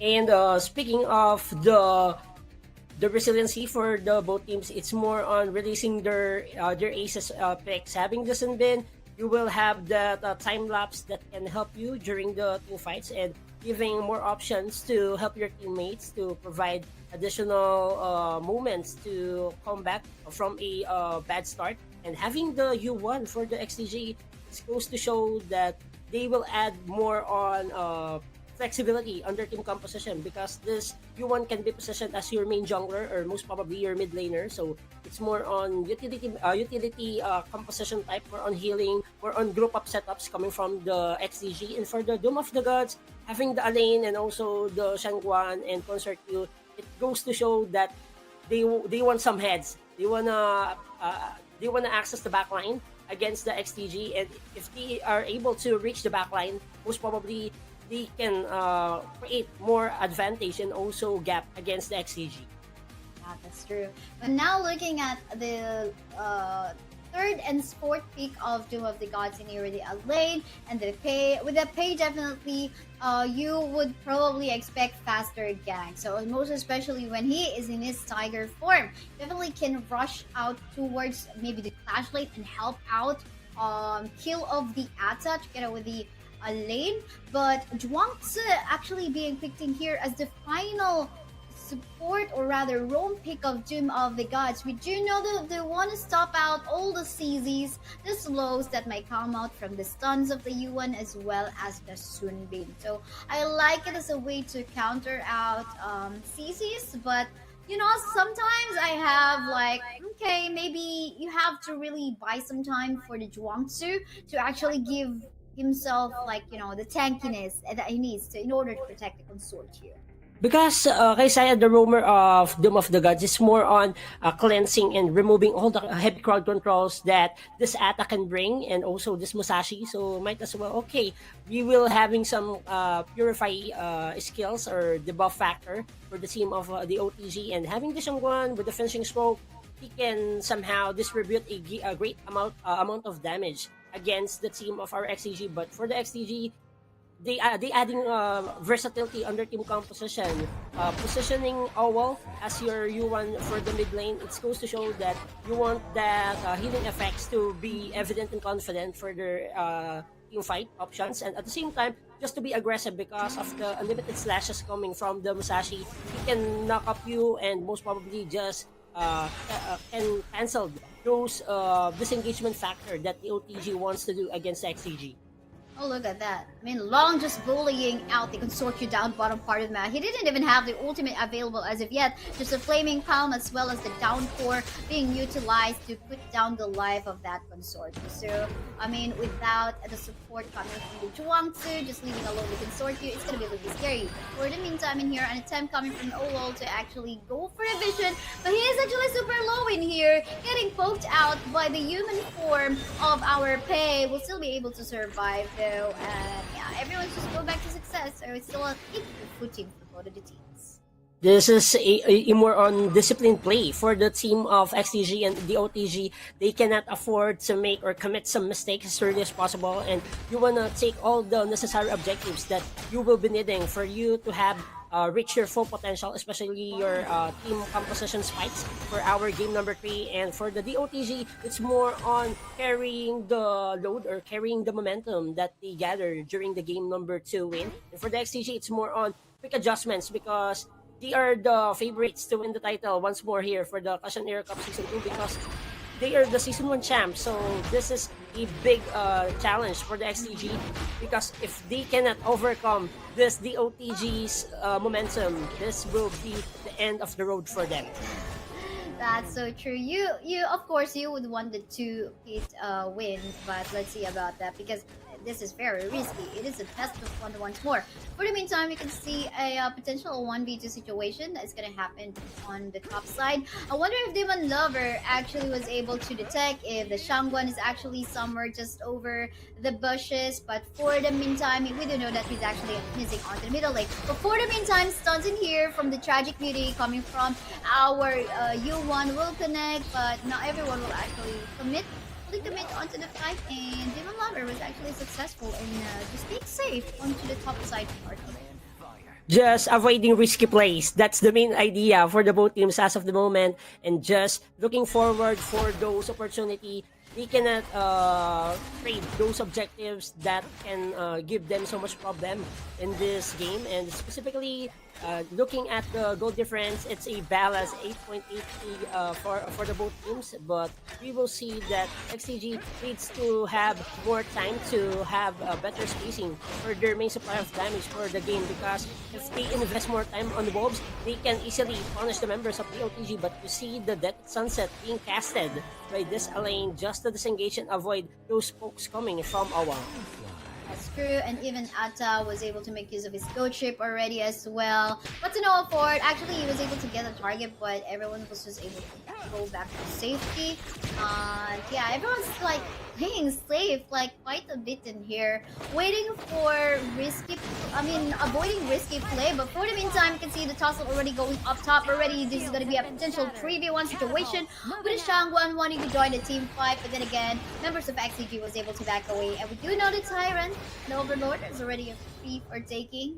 Seems like not everyone's going to be positioning for that for the meantime, as they want to be 100% sure that they're safe taking that objective.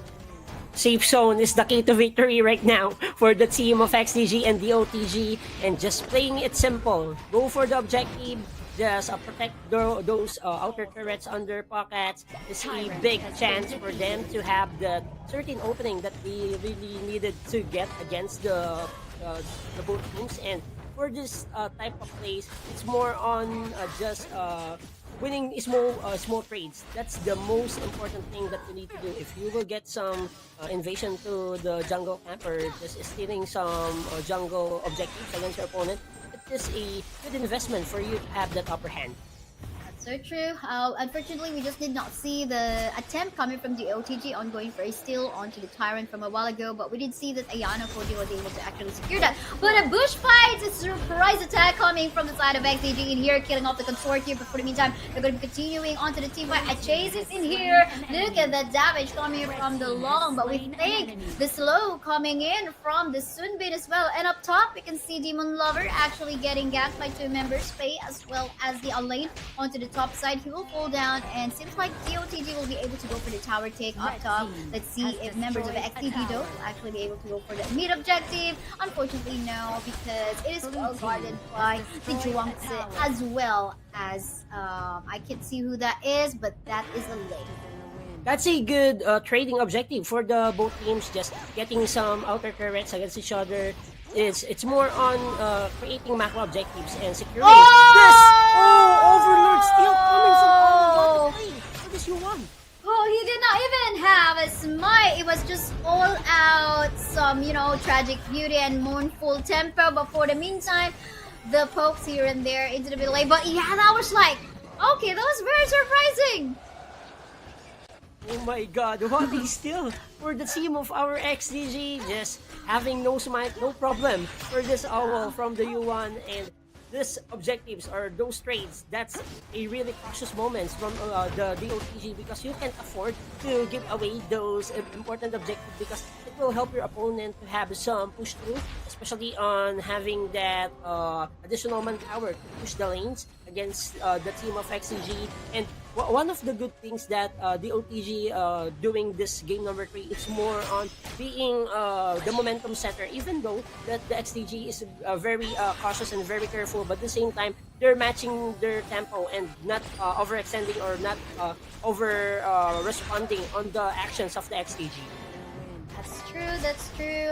But there's now actually like the vanguards coming from the hands of XTG, so they have at least the source of like pressure, just a little bit of pressure. At least these vanguards are a bit tankier in comparison to the cannons or the ballista at this 7-minute game time, so it will help them give a little pressure. But I think they also have to think of a way for the consortium in here to be able to go for the free hit. We have yet to see Shangguan go for the finishing stroke, because I think we haven't seen that as of yet.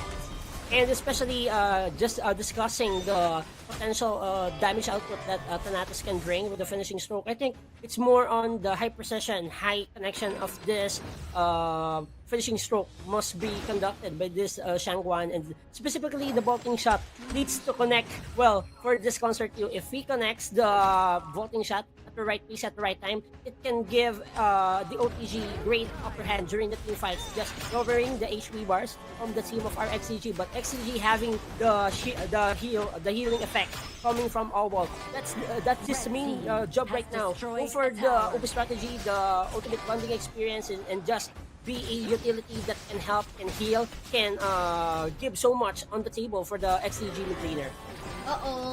Caught in the bush in here. I'm not sure if Zhuangzi will be able to survive. Fortunately, he has that innate nature's will, able to survive all of the CCs. But I love the pressure that the Alain is actually doing up top. And in here with the pressure, really good flow minion waves. We can see, however, the Tyrant will be secured by XDG on that one. They do have the chain lightning buff, so it's time for TLQ definitely to back away. But you look at that, despite the pressure coming from the Alain up top, I mean, they weren't successful in, fully committing onto the team fight, because again, the chain lightning buff is onto the hands of XDG right now. And that's a big problem, because it will add some firepower and minion clearing for the team of our XTG to gather or gain that buff coming from the enhanced Tyrant that they get during this minute timer. But you will see this is a total rapture. Take down the outer turret onto the mid lane, and it will expose the Azure Golem and Crimson Golem against the DOTG. So that's a bad sign for the DOTG, because exposing your Azure Golem and Crimson Golem, that's a shot call for the team of XTG to invade and just to own the jungle camp of the DOTG. That was very fast. It's like just they stepped on under the tower of outer tower of GOTG into the mid, and then it's gone because of the damage coming up long as well. But yeah, for the meantime, this is a really big position for XDG to. They can decide on whether they want to take the Tyrant, but it seems like they're going to go for the Shadow Tyrant this time before the Chain Lightning buff that they want. And after that, they can actually even still try to go for a chase. In here, Atta is actually already walking towards that. I wonder if there will be an attempt for a steal because he's trying to disrupt that. Unfortunately not. K will still be able to secure that for themselves. And at least it's a 1-for-1 exchange in terms of objective. And for the both teams, it's more on playing with calmness. They are playing a high precision ball game that they cannot react or just overvaluing the possible threats and the pros and cons for the both teams. And seeing the low kill scoreline, it's more on focusing on the objectives, just securing some jungle resources, taken away against your opponent. But you will see the damage coming from this Wolves, just releasing his blades at the right place at the right time. That's so true. I mean, the long is super scary. Coming with this followed by stop. But for the meantime, Yuan will actually already fall down. Atta already made use of the ghost ship. But then again, everyone else will just back away because they will still want to respect the damage that the consortium can actually do. But then again, you know what? I mean, at this 11-minute game time, I'm still hungry for wanting to see a finishing stroke, man. Yeah, exactly. I want to see the great connection of the finishing stroke because in this entire ball game, kay Saya, I think the finishing stroke does not connect anyone from the XDG, but you will see the ghost ship coming from this Atta just creating some openings for the team of the OTG, and you will see the bolting shots coming from the Concert Q, but he will be fall down with the double kill coming from the Deadly Swords coming from our Wolves, but Wolves will be the trade for the team of our XDG, and that is a 4-2 exchange in favor for the XDG.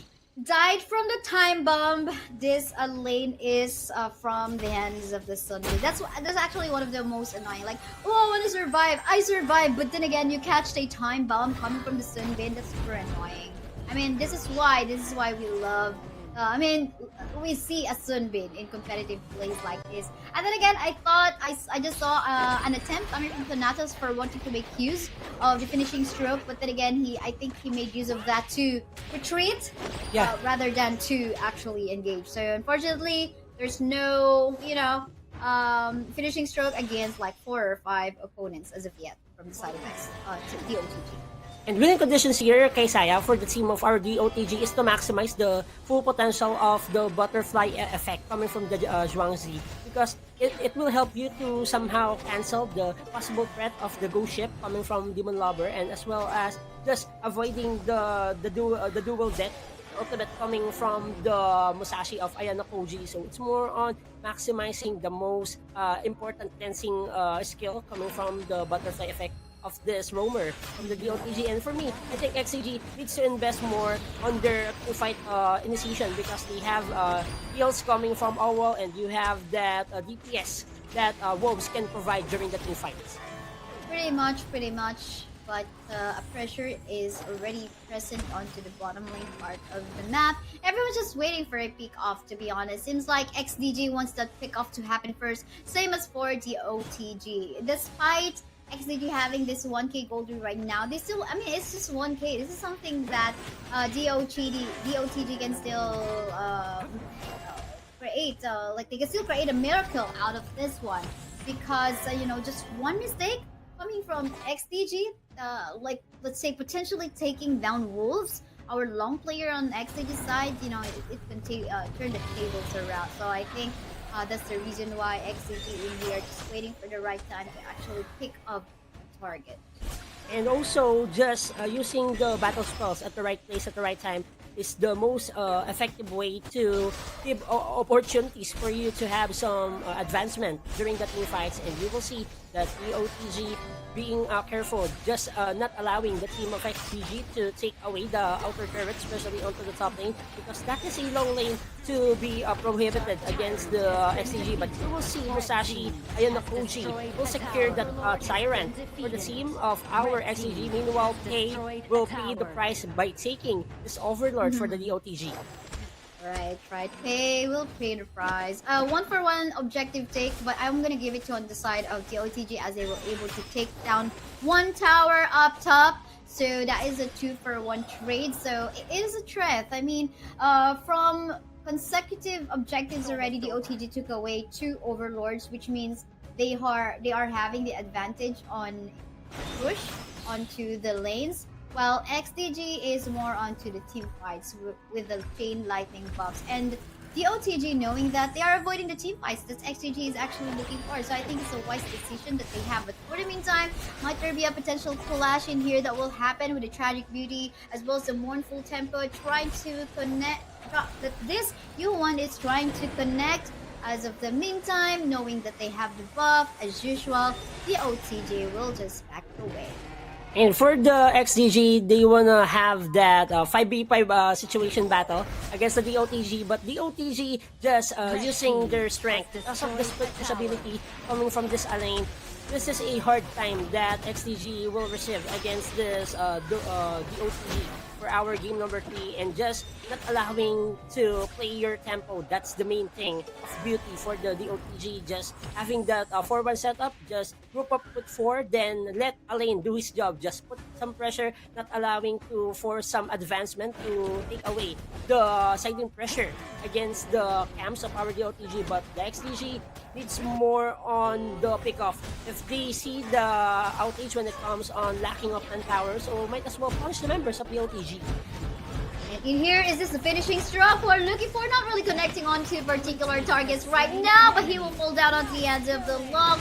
Real nice usage of the Infinite Fatness as of now, but there's a chase in here coming to the side of XDG right now, taking down the life of the Zhuangzi, and it is 5v3 situation. I was actually about to say that, oh no, the OTG was able to catch up in terms of hold and in terms of map position, but because of that aggressive move coming from the Alain as well as the Shangguan onto the bottom lane jungle camp of XDG, the tables again have yet turned around.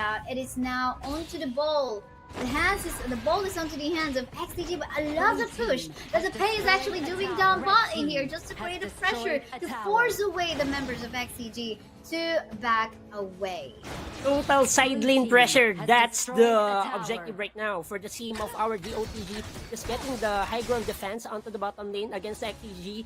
It will give them enough time to put some pressure and also to have that enhanced minion on their feet. The DOTG, but look at that Alain. Even though you have the death at sunset, but there is no way you will escape from the verge of 4 members of the XDG.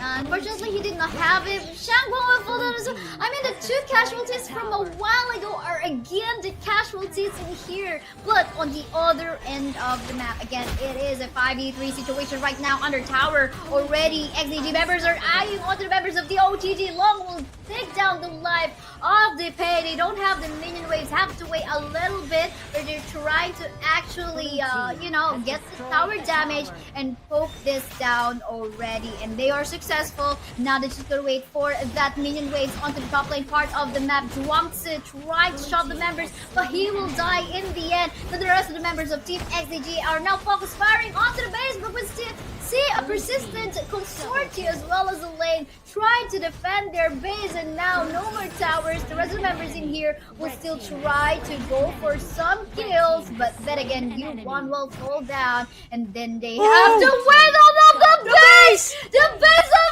XDG right now!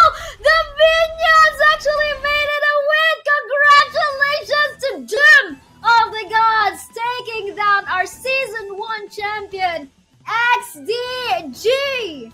Wow! Eliminating the defending champs for our Clash on Air Cup Season 1. This is a new season, new breed of upcoming rising champions, Doom of the Gods. Just showing the Doom against the members of the XDG. The siding pressure, the base high ground shutdown that Pay conducted for the team of our DOTG, paying the price, paying the interest against the XDG. they are able to cement the win, and I think that is a miraculous win for the OTG Really? because the XDG just forcing out or just forcing the team fight and taking those crucial crystal for the team of our DOTG, but the defense coming from Alain and also the stronghold of Shangguan just providing all the safe zone, and also the Winions is winning it. Right, the Winions, and I gotta give it to Pei because he Yeah. gave the most pressure in here. I mean, if he is not detected by the game as the MVP, I'm still gonna give that to MVP onto the Pei because I mean, all right, fine. It was like a hard carry for the Pei, to be honest, and it was a pain in him. And well, many times you can see. I mean, Consortia really didn't shine on that one. Zhuangzi really a good pick in terms of like just canceling out all of the CCs.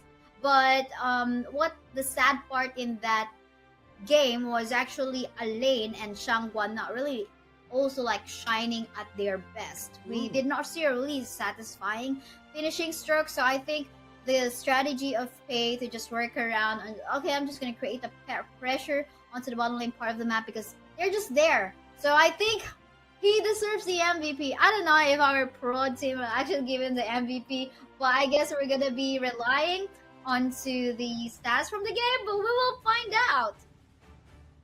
And on our post-game MVP, this is our Alain with the kill stat assist of 232, having the 113,000 damage with the gold of 10,235. But you see, on that last play, I would like to commend the Clash Lane from the team of our DOTG because he provides the minion clearing, and especially during the team fights, he provides the AoE damage that he can produce against the team of our XCG, and at the right mix of combinations, he managed to somewhat lessen the pressure, especially on the base rush coming from XDG. They are forcing the crystals to be taken down against the DOTG, but the minions doesn't enough for the team of our XCG, so the super minions onto the bottom lane will finish it off for the team of our DOTG. Yeah, that's true. But now we take a look at our stats, our game results in here. It's not really a lovely KDA that we can see in here on the side of the OTG, but it's more like the strategy that they have to do. But we did see how Wolves was actually like giving that hurt a lot. He do have the Starbreaker item as well against the tankiness of at least against Alain, and how the Zhuangzi is actually building himself as a tanky target. And I think that in terms of like the clashes, the team XDG would usually find it, and unfortunately the OTG will just back away whenever they want to fight. So I think overall it's a good team strategy coming from the side of the OTG in here, and it went so well. And I think, you know what, because they do have the Zhuangzi on their lineup, they don't have to build, all of them to have the boots of resistance. So they have the anti-physical damage item, or rather the boots up against the long as well. But then again, overall it's good play that was demonstrated to us by DOTG, and which is again now moving forward to the finals later on. And proceeding for our grand finals, the first team to have a chance to grab the new champion title for our Clash on Air Cup season number 2, the team of DOTG from Malaysia. And still congratulations for the XDG reaching our final 4, but defending their crown will be an elusive dream right now for them. That's true. But then again, that was just, guys, the first series of tonight, and it ended up on a full, 3-game best of 3. And I think, I wonder if it's going to be the same as the match between Sky Dragon Gaming versus Rival Esports, which are 2 Malaysian teams as well. But yeah, sad for the XDG fans, but I'm excited to see who will be the next champion for our season 2 of Clash on Air Cup. But for the meantime, we're just going to be heading on to a really short break again. We're casters. I'm Kaysaya. With me is Sedgecast. We're so happy to bring you that Game 1 action later on. We'll see you on Series 2. See you guys in a bit. Bye. Click on air. Looking scary. The rest of the members.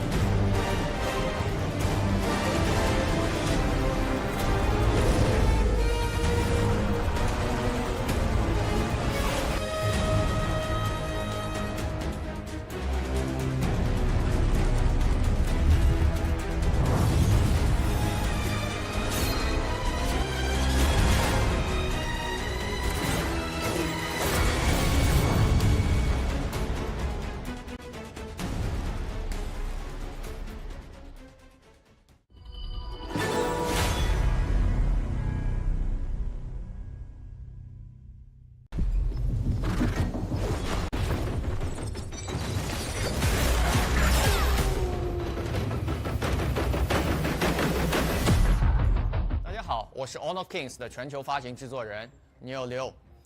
今天我有一个激动人心的消息要分享。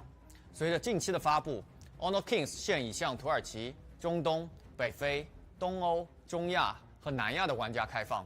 这意味着全世界更多的 MOBA 爱好者现在可以享受 Honor Kings 带来的迷人手游 MOBA 体验。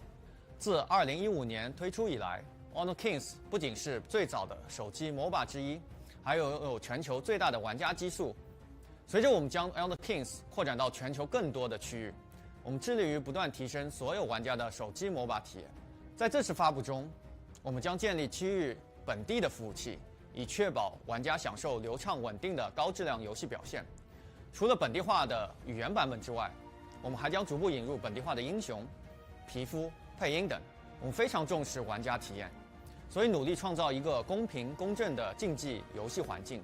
此外，我们将投资1500万美金来建设 Honor Kings 的本地和全球电竞生态系统。在不久的将来， Honor Kings 将逐步在全球其他区域上线。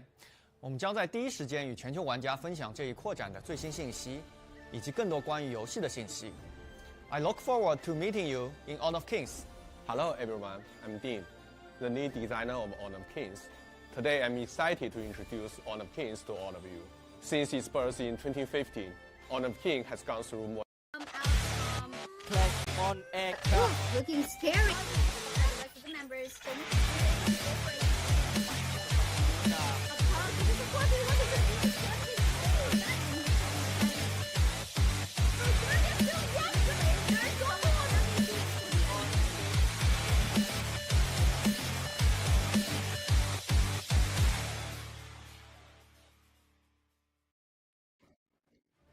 And we are back here for our Clash on Air Cup Season number 2 after a heated and miraculous win coming from the OTG against XDG. They will be proceeding for our grand finals here. And for our next series, we have SDG against the team of Rival Esports. Who's gonna make the grand finals team for our Clash on Air Cup to complete our final battle?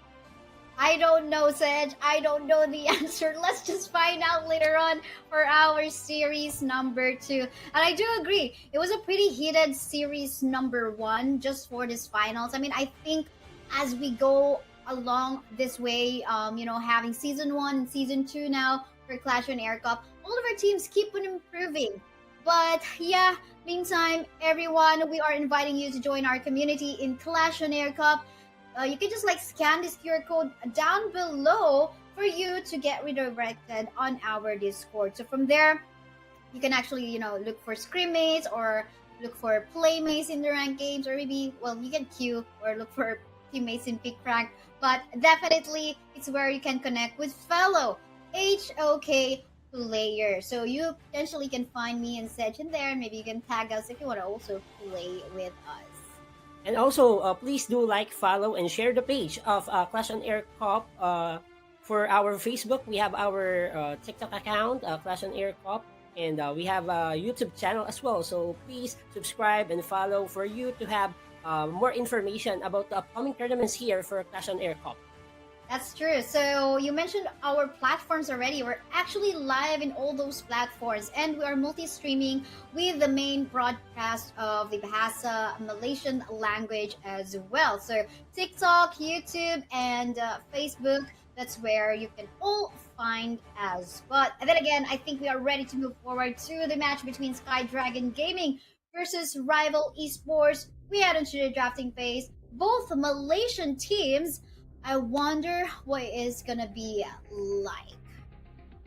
This is a great matchup for the Sky Dragon Gaming and Rival Esports, and I think they learned about what happened during the series number 1 for our semifinals. So might as well for the both teams. It's more on adapting on those kind of situations, especially during those crucial moments. So you need to have that presence of mind during the team fights when to commit or not, and most probably just having a better safe zone during the picking and banning phase for our game. So it's more on adapting to the global ban pick system. So once you use your main hero, so most probably you need to have some heroes that can give you versatility and flexibility just to somehow interrupt the plans of your opponents. That's true, Lady Jen. However, in here will be banned already, despite the adjustments from her from patch update July 11th, wherein her early game damage has been improved but reduced on the late game. Well, anyway, how often you would want to be in the late game, right? We rarely would see instances wherein we go past 20-minute game time. Yeah. Usually. So I think it's best to avoid Lady Jen to get outpoked in the early. But for the meantime, we can see that the early is still open for both of the teams. I wonder what's going to be the second pick in here for Rival Esports. Seems like they're going to be securing. Anyway, I mean, they have the long in here for SDG anyway, so I think they can leave that to last, the early, if they would want to.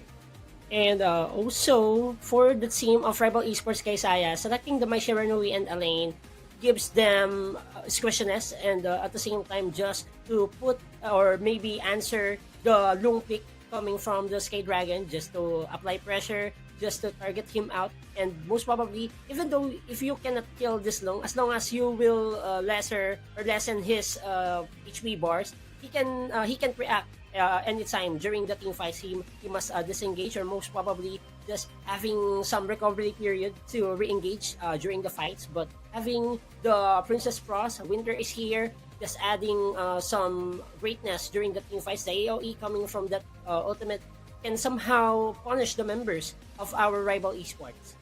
That's true. One more, they have some sources of healing in here with the Taiyan. Tune of Tranquility definitely will, give some survivability more for the long so that he can free hit more onto up against the members of Rival Esports. And with the Princess Frost, of course, lots of zone will be created in favor of that long. But then again, they have to be very careful onto the pick-offs that the Mai Shiranui can do into the middle lane. Definitely Princess Frost will be on a slight disadvantage if ever he gets caught off guard by this Mai Shiranui. And you reacted on the Marco Polo, Sedgecast. It's like, is this your favorite?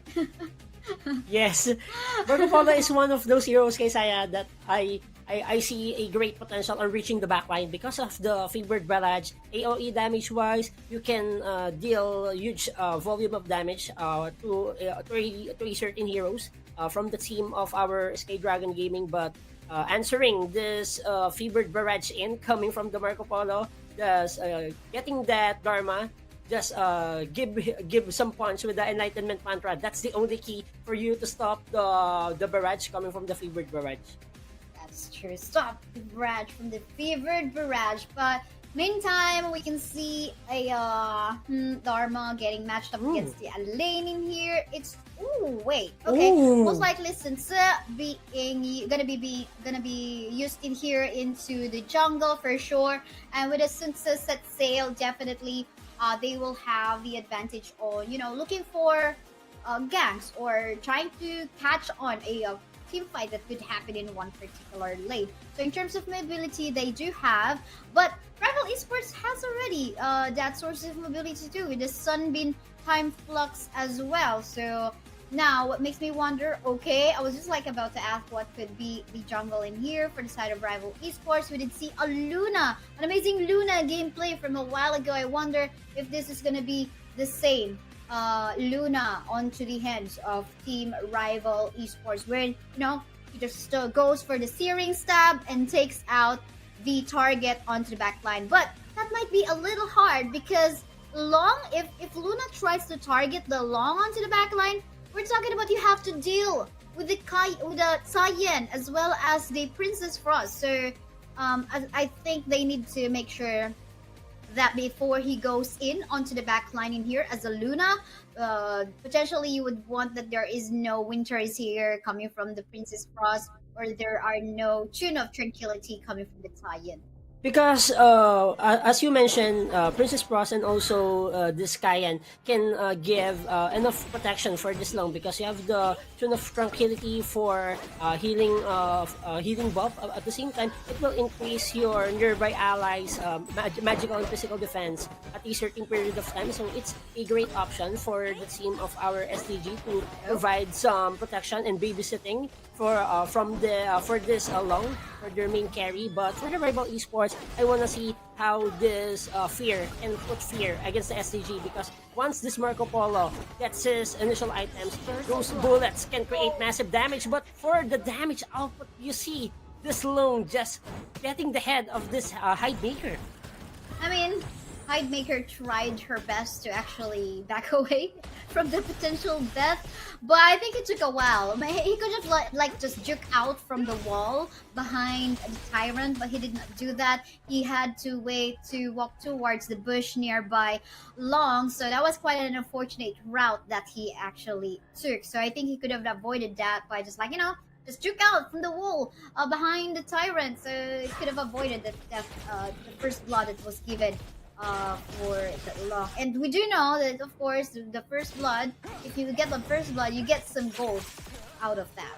Exactly, and that's a great bounty in the early stages of the game if you will secure that first blood. So Bloom has the first blood. He has a lot of bounties in his pocket right now. So we will expect that this Lung can be a threat, a force that can be unstoppable on the latter stages of the game as long as he will secure the great initial rotations and initial objective and some kills against the rival esports. But I would like to commend the rotations coming from the both teams. It's more uncalculated movements from their sides, and having this type of team composition, specifically for the team of SDG, they adding mobility on their team composition because of no afraid set sail. They can surprise attack the members of rival esports, just punishing them throughout the team fight, just releasing those boats at the right place at the right time. But rival esports having those time lapse coming from Lee that can somehow erupt and put pressure against the first line of defense from the team of our SPG, and Hidemaker needs to make sure that he will be seeing at the right place at the right time. But you see the death at Sunset and Dharma going down, and that's a good trade for the team of our rival esports. I'm not even sure if I actually did use the execute in there because he killed it anyway. So, but I think he did not. The death at Sunset was more than enough to actually kill his life, or to take his life. But then again, this is looking pretty equal as of the moment, with a slight advantage in the gold. Because again, Long was able to take down the first blood from a while ago, and that is definitely a good objective. Of course, you gave it to your farm laner, one of your main carries in this particular draft. But for the meantime, 24 seconds, the Tyrant will go up. So as is the Overlord, we might be able to see a potential, advantage already in one particular team, whoever will actually flip the coin on that objective. But it is looking good so far in terms of the damage output that Long might be having in comparison to what the Marco Polo, because Marco Polo, you have to wait a little bit later for him to become super effective. But for the meantime, in here onto the bush, we can see the members of Team Rival Esports waiting for the perfect target. Unfortunately, they don't have the CC lock, so they really won't be able to get a particular target in the fight, and seems like they're gonna be giving this away. We can see Luna actually stolen the red buff in there, so as is the Tyrant. So that's a double objective for them, but we can see a nice push coming from Dharma.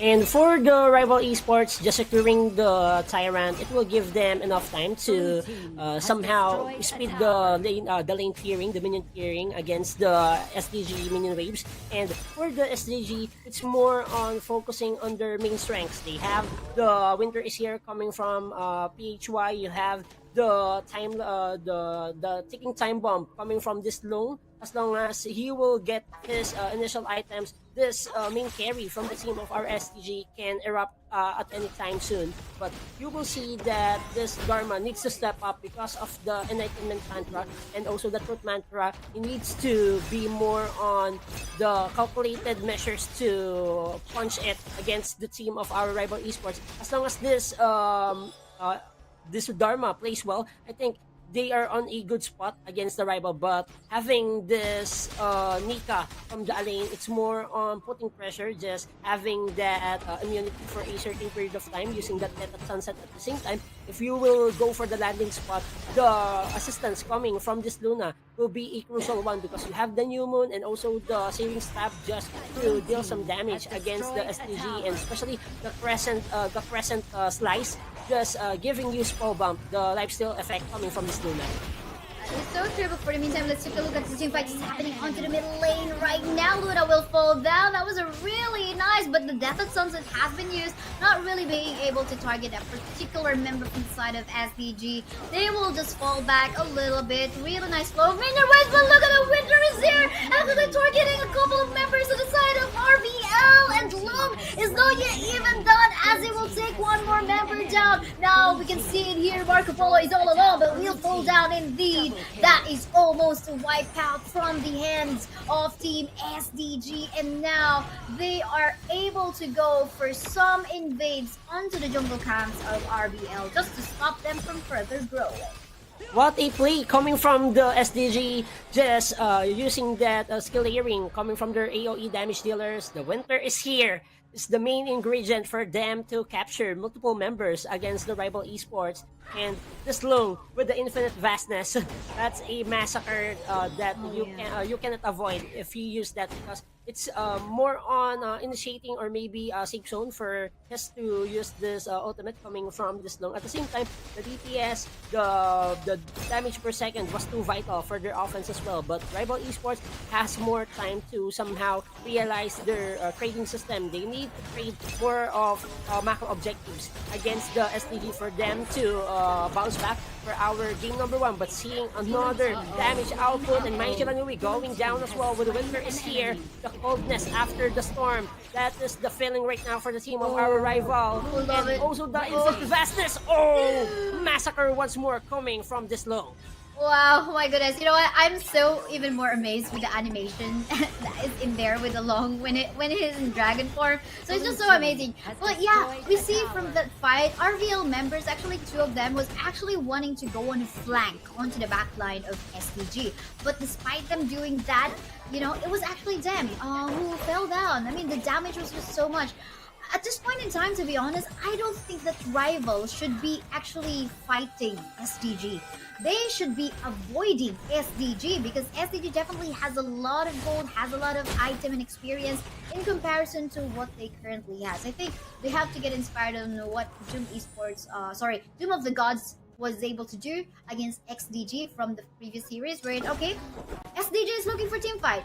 Yeah, we don't give them that. I think that is what RBL should be looking to do right now. And they cannot fight against SDG right now because of lack of damage and lack of sustainability on their side. So might as well just wait for their time bomb timers. Just invest more time on protecting their main supplier of damage. And just like that, Maishiranui, Hidemaker, just hiding on the base. The recall timers or the respawn timers will be 24 seconds. All for grabs for the team of our SDG. They are trying to find once more or to fight this one to take the high ground turret onto the middle lane against the rival esports, but the defense is on. They are trying to defend their high ground turret, but I don't think so. SDG will secure the middle lane high ground turret. Wow, that was very fast. Definitely RVL is having a tough time on how they can actually go for that avoidance. But as what I see, it's either the lane or Luna can actually go for that, you know, split push work. Just to pressure the members of SCG on, okay, you're looking for team fights, we're not gonna give you that. So I think a lane, or they can decide whether it's a lane or Luna who can actually go for that split push from this particular instance. And I wanna put emphasis, kay Saya, on the initiation prowess of this SDG team. They have a lot of initiating heroes just like that. Another kill coming from this Dharma, just shutting down Hidemaker. You cannot hide and you cannot run from this deadly punches coming from the Dharma, and the outer turret onto the bottom lane will be shut down with the team of SDG. They are looking for more with the set sail. I don't think so. They will try to force it out because this is a crucial one for the rival, for them to have a better defense under high ground base turret. That's so true, but for the meantime, that's been used. That has been used again just to back away. Unfortunately, cannot go all in because again, they are at Aegis advantage. They can just be all out defensive right of the moment. Yes, they have minion waves flowing towards their base, and yes, definitely that's what they can farm. And if they can be free, of course, just take away remaining farms from the camps that you have in your jungle, because that's all they can afford right now. They just have to be very patient. And again, avoid team fights, just farm, or go for a split push work. Because again, I mean, we're talking about 11-1 score right now, which unfortunately you really have to just be careful of. But we can see also, I really like the invulnerability item that our Princess Frost also has already, just protect himself from potential pick-up coming from the Maishiranui. But for the meantime, look at that! Hidemaker will fall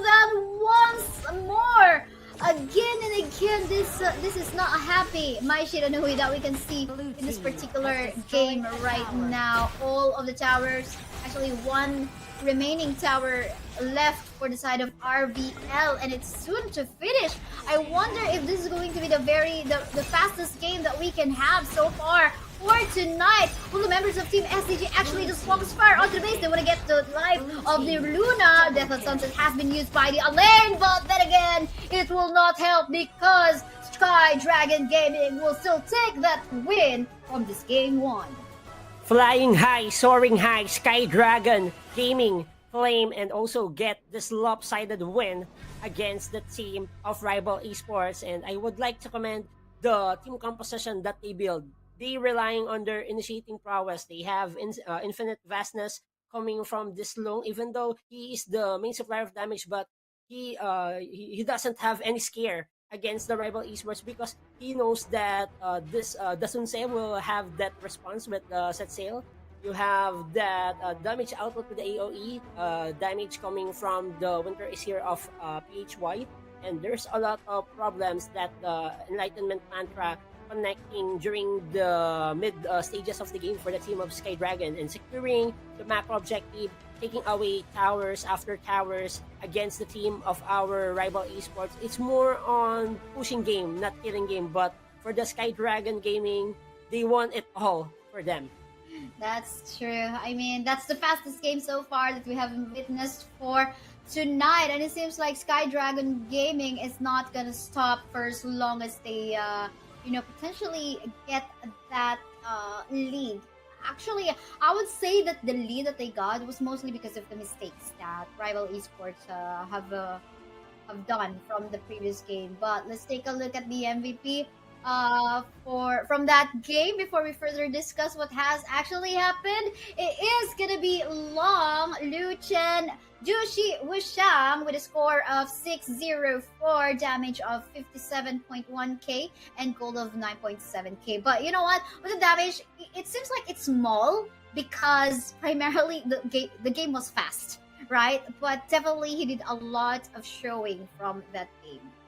Discussing this hero though, his strength is more on the late game stage, but he has a great early game. He scaled up well during the mid game of the game number 1, and also just using the full potential of the infinite vastness, just dealing so much damage against those fragile and tanky heroes coming from the team of Rival Esports, creating big wins for their game number 1 here for the semifinals. And seeing the itemization, it's more on for this long, just giving some problems on those squishy heroes. With the Axe of Torment, it will enable to somehow give problems on those squishy heroes. Against the Rival heroes, you have the Starbreaker for additional physical penetration, just avoiding the high defense that Rival Esports has on their front line. At the same time, just having the critical chance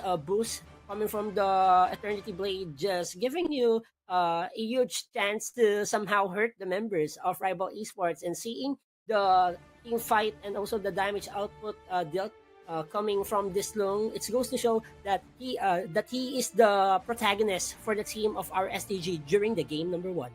That's true, but I'm super sad about the KDA of Hidemaker. There's 0. I mean, this is not something you want to flex, right? Like over your social medias and all that, but he was deeply punished by the members of Team SDG in there, starting off with Long, who actually got the first blood up from him. So yeah, it's not a happy Hidemaker. From that one, definitely he has to hide, but I guess he can make a comeback maybe from our game 2, because anyway, this is a best of 3 series for our semi-finals round. So, and again, this is a global ban pick, so you won't see any more Long from the hands of SDG. Maybe it is something that RVL can actually take it for themselves.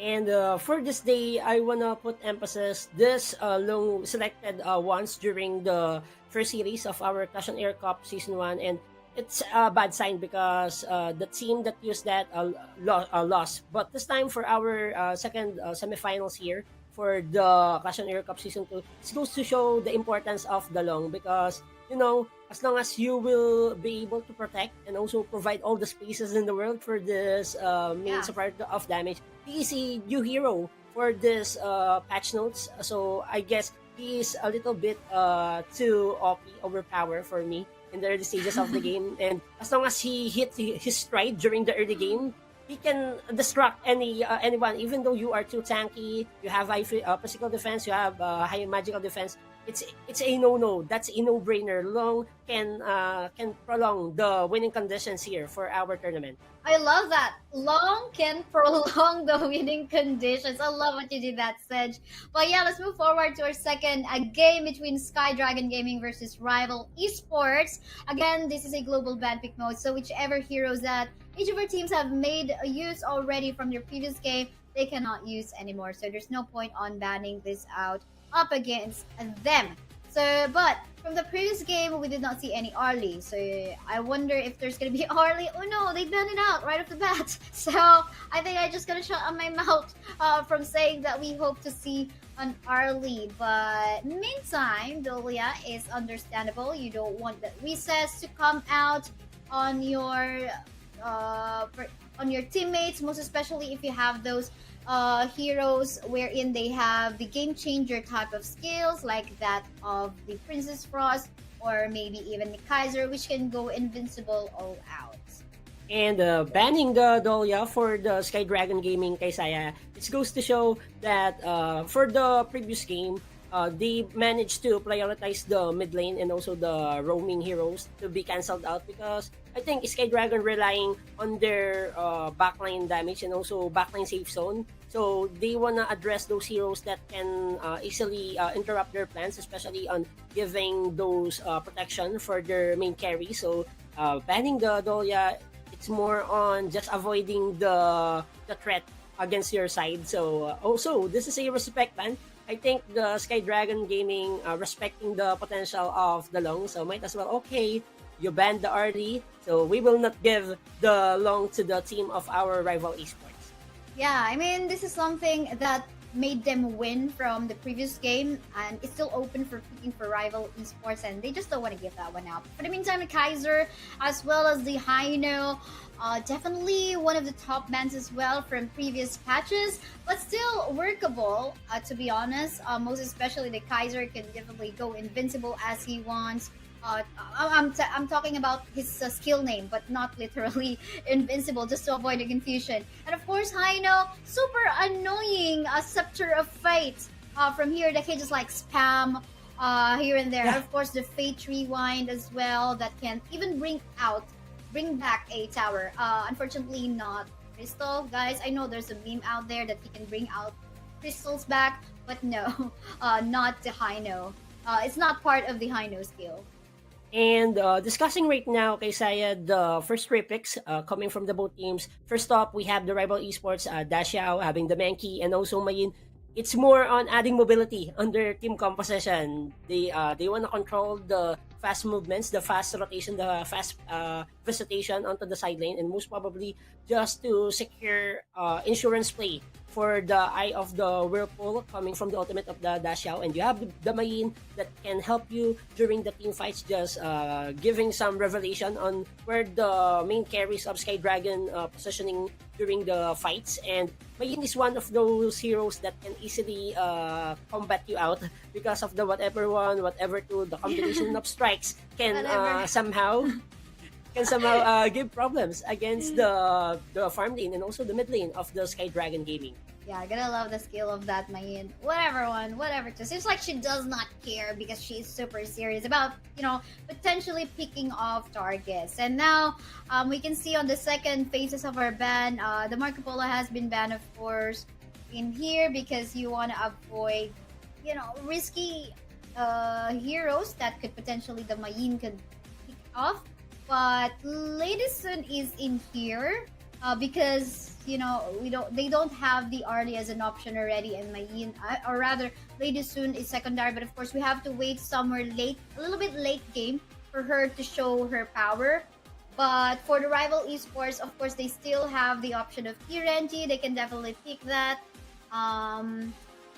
It's been a while since we've actually seen like that of Garo. I wonder if that's gonna be an option for them, but maybe not, because you would want maybe like that of a Deer Engine instead, to at least be a have some sources of cleansing for himself from CC. But yes, Consortio is also an option still for them, which was actually no, that was from the previous series when this was picked. So Consortio is a good selection for them to actually self-cleanse herself.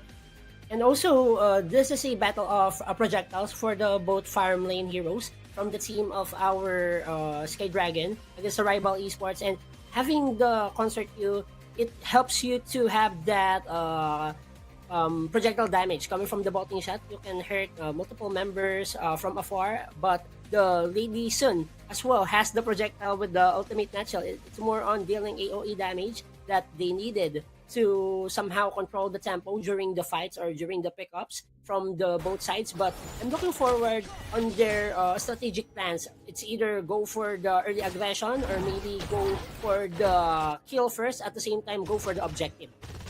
But what we can see now, RVL actually going for that steal onto some jungle camp of Team SDG in here. So that's a good strategy to just actually give some space for the Angelots to be able to roam around on the other end of the map, just like what they are doing right now.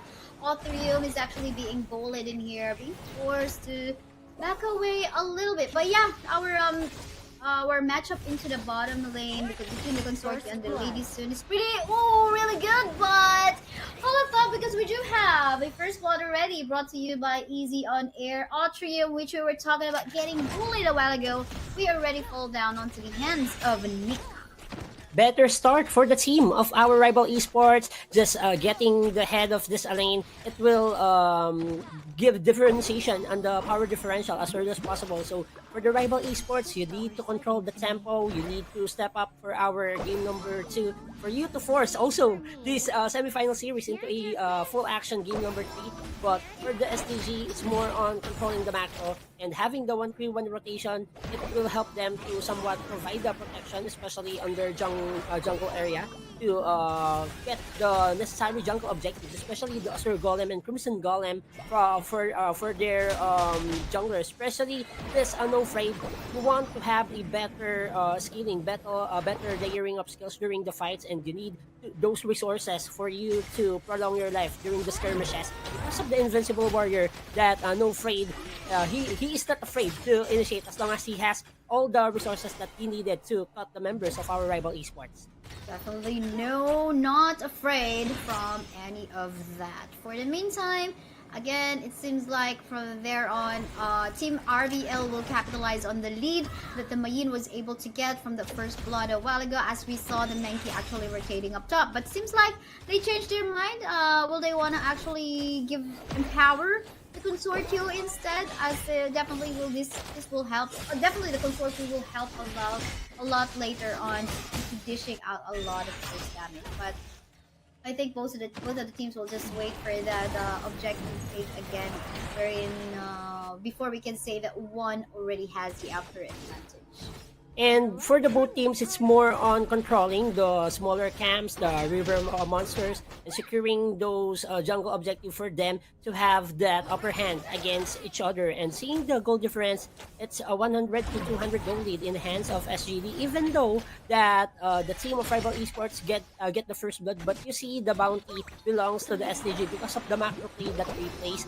They are protecting all the small camps, the jungle objectives on their side. So most probably securing also better laning pace. It goes to show that SDG is prepared against the rival esports, but rival esports playing well for our game number 2 because of the projectiles that they have. Because Idemaker during the game number 1, he is the missing piece under team composition because he continuously being punished by the SDG, but this time he plays so careful, just releasing those poke damage. That's the main thing of beauty for this Angela. Just use that projectiles to shred down or maybe downgrade the HP bars of the SDG if they want to attempt to somehow assassinate you in this kinds of situations.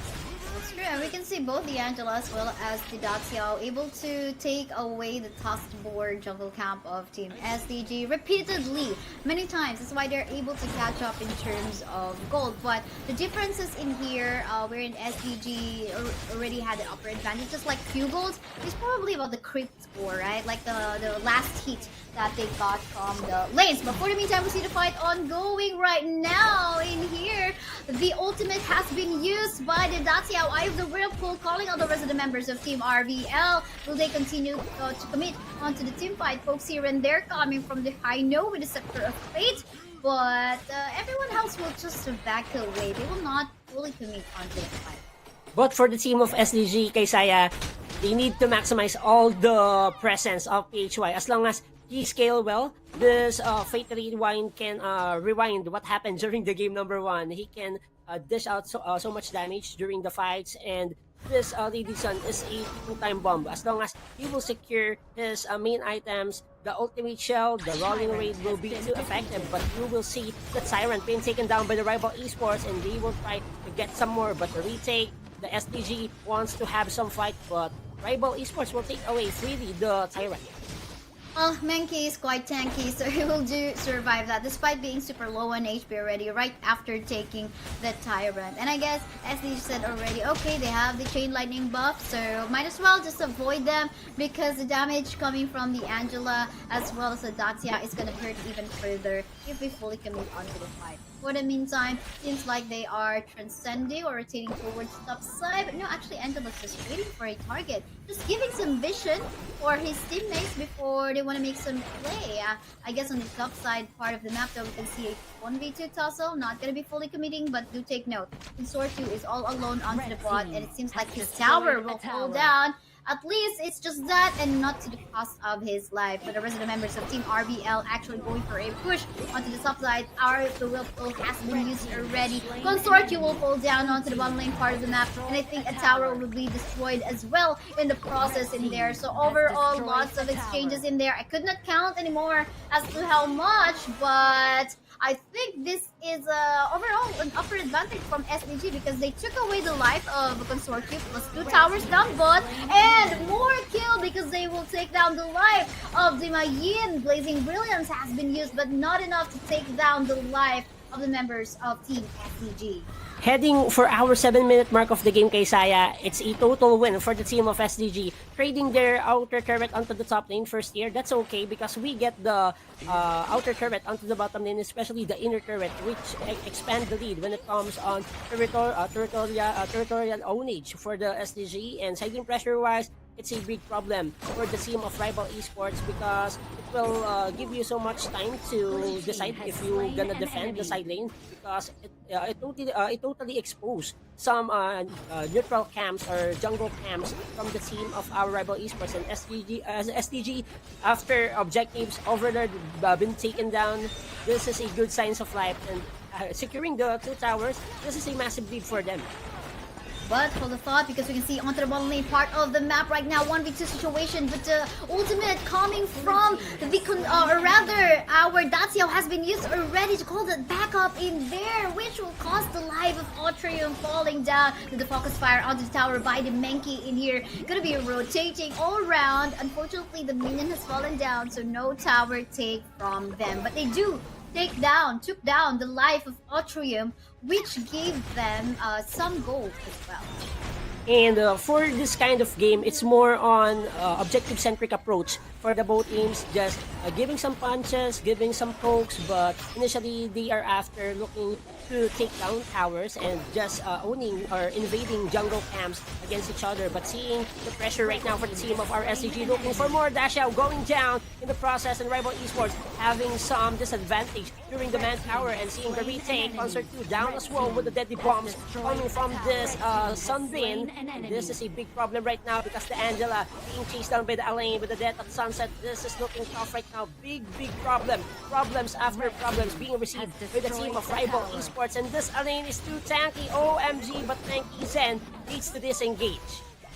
OMG, indeed, but look at this very clean tower takes coming from SDG. They're using it in a way wherein, okay, PHY onto this high note is just like poking a lot of members of RVL with Scepter of Fate. But for the meantime, let's take a look at this castle ongoing right now. So, but yeah, going back, Hino is like mostly the one actually going for the creation of space in such a way that the Lady soon will be able to go for the free hit on the tower. Usually, we would see a Hino just being beside the farm laner, but this one is a very overly confident PHY, and it's not really a bad thing. Usually, as a mid laner, you will be, on the risky plays. You would go for risky plays in order for your farm laners and other carries to create their play. So I think I'll really love what PHY is actually showing onto us. And I would like to commend the right usage of the Fate Rewind because it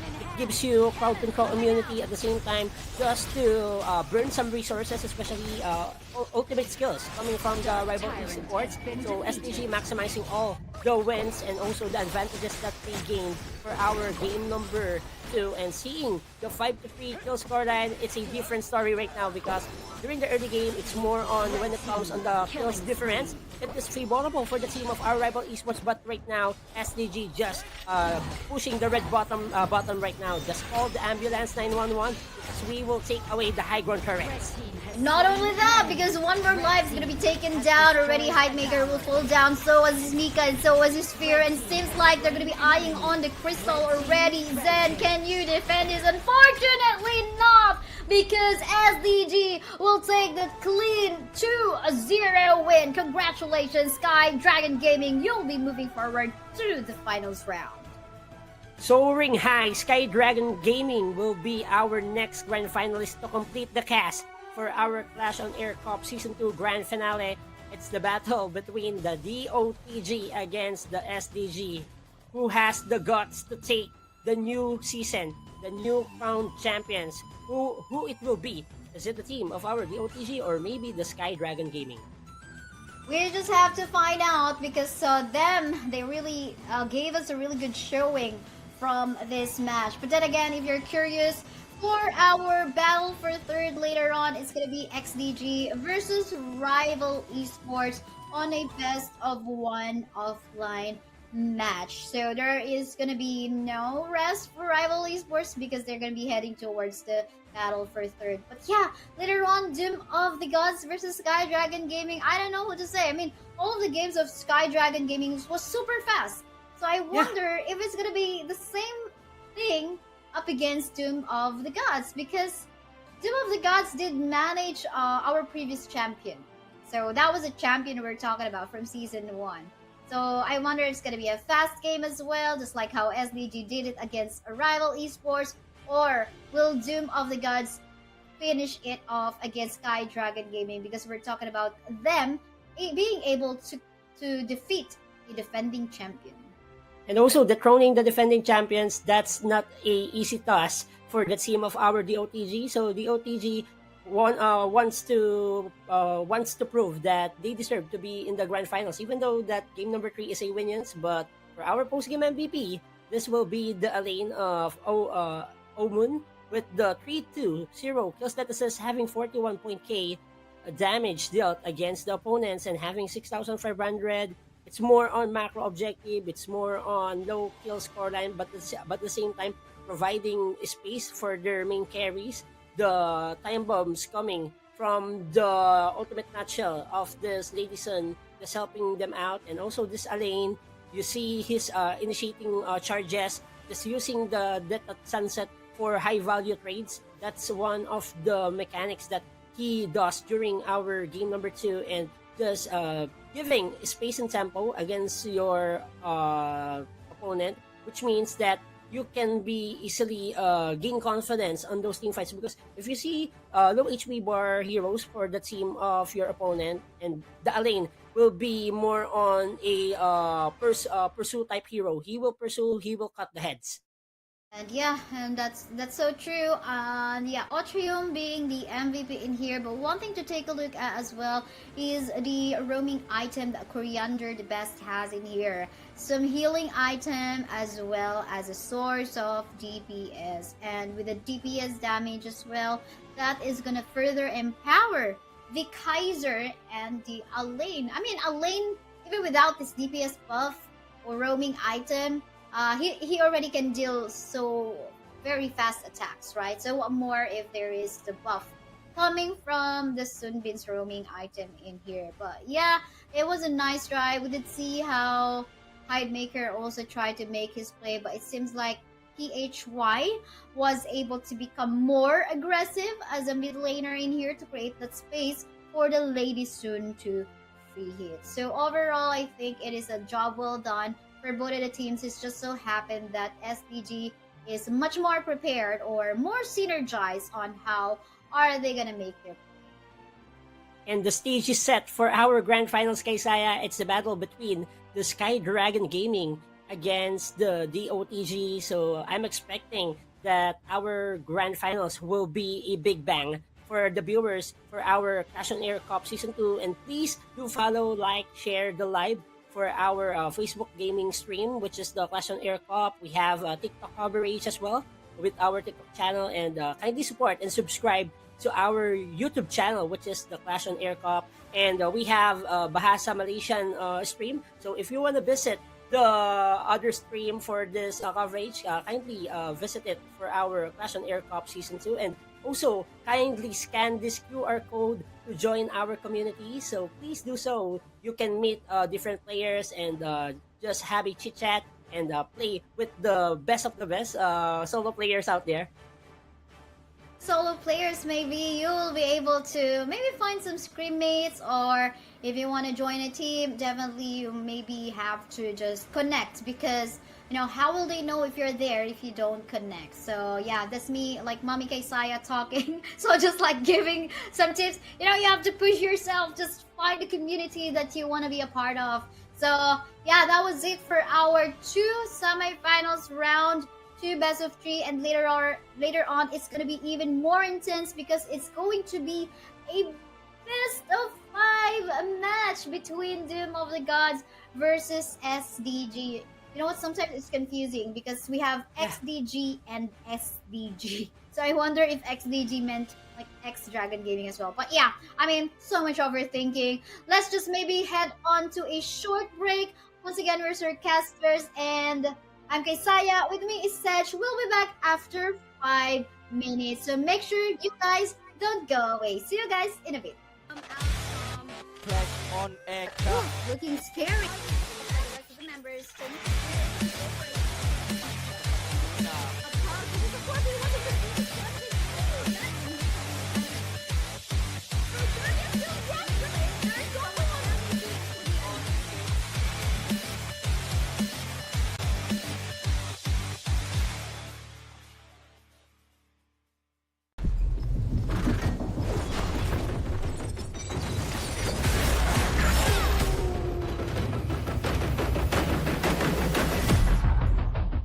我是 Honor of Kings 的全球发行制作人牛六。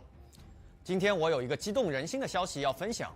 随着近期的发布 ，Honor of Kings 现已向土耳其、中东、北非、东欧、中亚和南亚的玩家开放。这意味着全世界更多的 MOBA 爱好者现在可以享受 Honor of Kings 带来的迷人手游 MOBA 体验。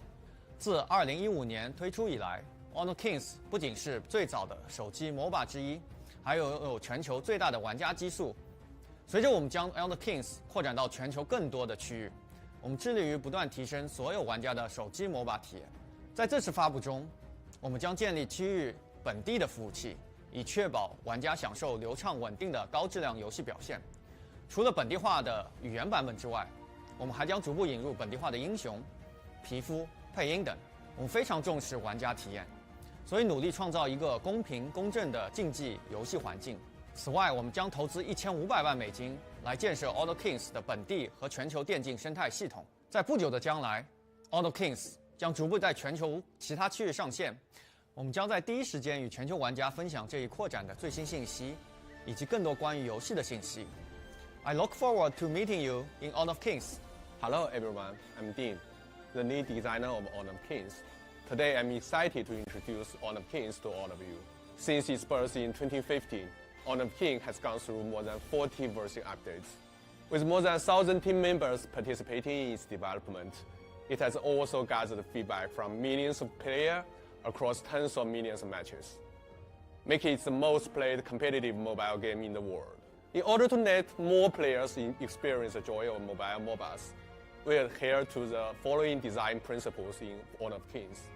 Firstly, to ensure that all players can enjoy the game, we have kept the size of initial download to a minimum, which still maintaining leading graphic and frame rate levels, allowing players with both budget and high-end devices to enjoy the game smoothly.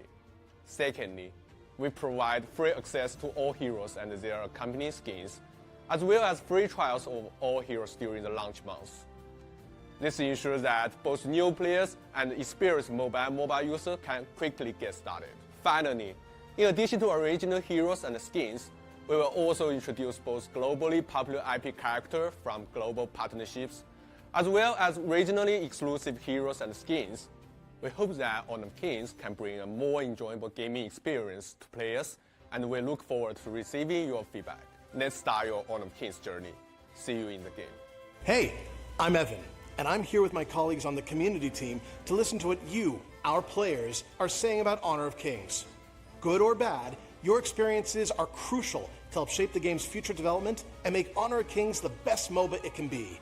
Everyone's voice counts, so don't be shy in sharing your feedback.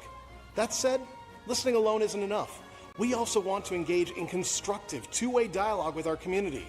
To demonstrate this commitment, we've already opened regional social media channels operated by local community managers and will continue to do so in the run-up to Honor of Kings worldwide launch later this year and beyond. Welcome to the Honor of Kings community, each and every one of you.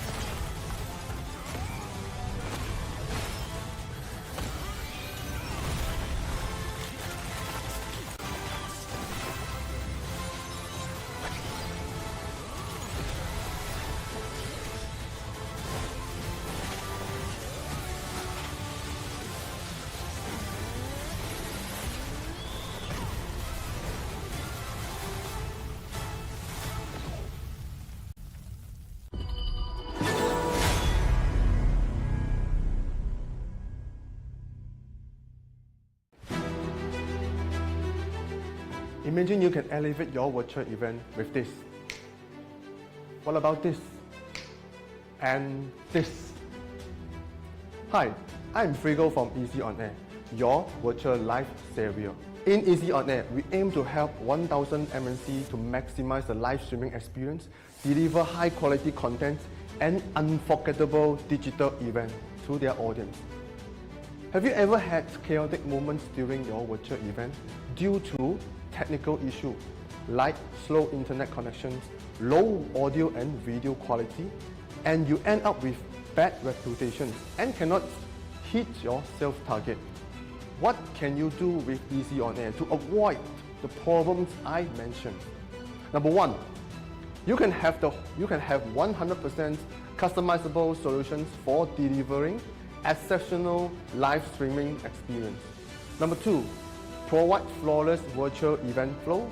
And number three, create interactive virtual sections and have fun with your audience.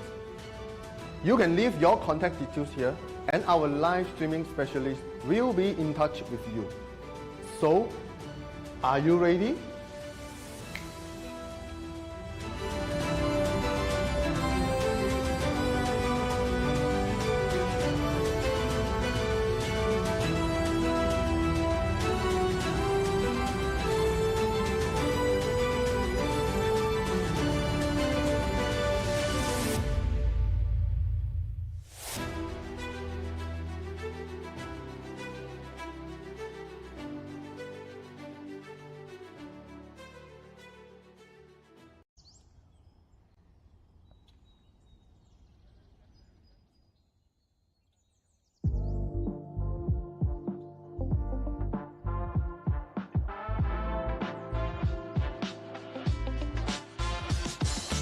In recent years, virtual events have gained immense significance in the world of business. With the ability to connect companies with their customers and stakeholders, regardless of geographic locations, virtual events have become a vital tool for modern businesses to expand their reach and influence.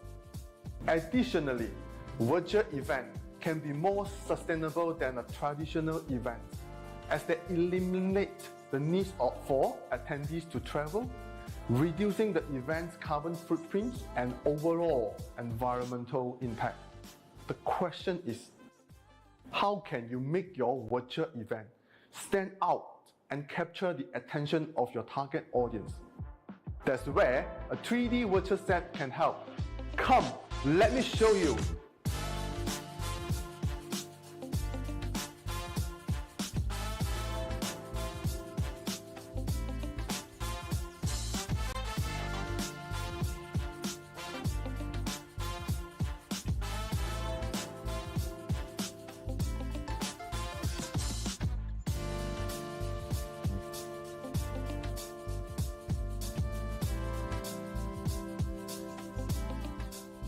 A 3D virtual set can help you create stunning environment that will capture your audience attention and leave a lasting impression.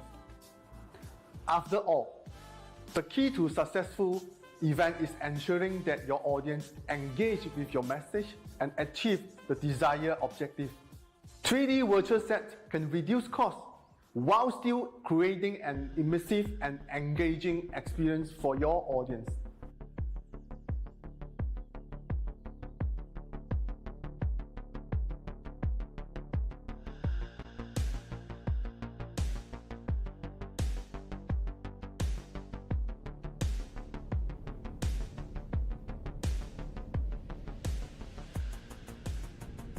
With virtual 3D set, you have the complete control over your design and the layout of your virtual space. This means you can create custom backdrop, set up a branding element that is uniquely set up just for your audience to enjoy. By adding interactive elements and gamifications, you can make your virtual event even more engaging and memorable.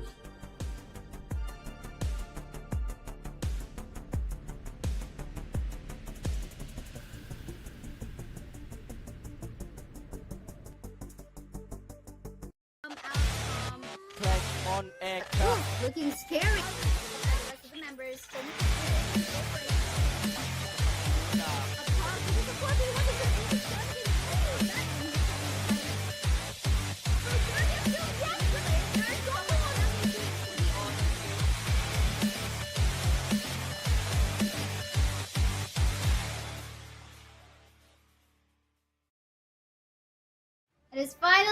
it is the grand finals match between Doom of the Gods versus Sky Dragon Gaming. We'll be your casters. I'm Desaya.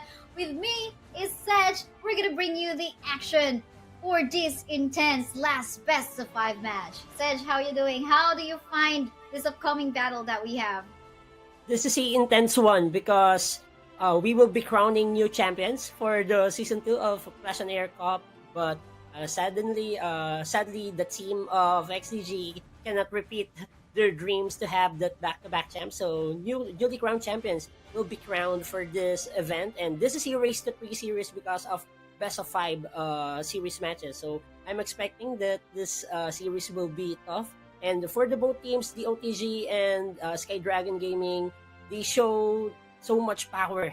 They show their hearts out during the entire series, especially playing for semifinals and entire games within this tournament. But if you wanna join our community, scan this QR code. So kindly follow, like, and also share the live of our Clash on Air Cup Season 2. So you can watch us on our TikTok channel, we have YouTube channel, and also our Facebook channel. And we have also Bahasa Malaysian broadcast out there. So if you wanna watch the KCAC and also AdMats, you can go there as well.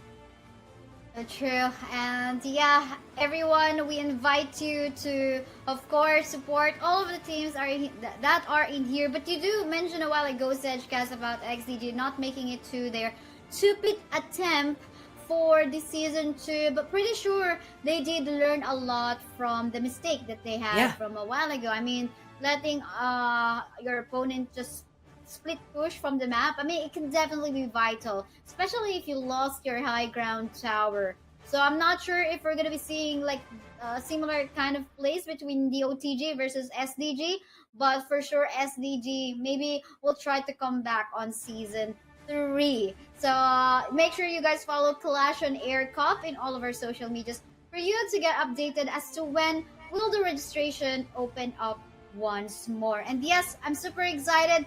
I'm happy that we did see some Lady Jen picks in here because again from last night she kept on getting banned. But I think we're ready to head on to our first game. We'll start off with a draft between the OTG versus Sky Dragon Gaming. Isaiah, from this time, it's more on gaining some confidence. I think they need to prolong their consistency when it comes on dealing with the picking and banning system for our drafting pace, and it's more on trading the heroes and also not giving the heroes that can be a threat on your team composition that you're building for this grand finals for the Clash on Air Cup season number 2. So for the initial ban, Sky Dragon Gaming respecting the Lady Jen. So most probably this is the time that the coaches, the players are assessing the situation. We cannot give meta heroes, even though that this hero received some nerf, but at the same time, this Lady Jen still effective. He can deal you so much pokes, he can give you slow effects that can disrupt or distract your options to win. Yeah, that's true. And not only that, I mean, Arlie is one of the late game heroes that you don't want to deal with even early once she gets the farm and the itemization that he needs. And along from a while ago, we did see how Sky Dragon Gaming utilized the long from their game 1 up against rival esports. So for sure, Doom of the Gods don't want to give that one out for them. And pretty understandable, Dolia is going to get banned because of the reset.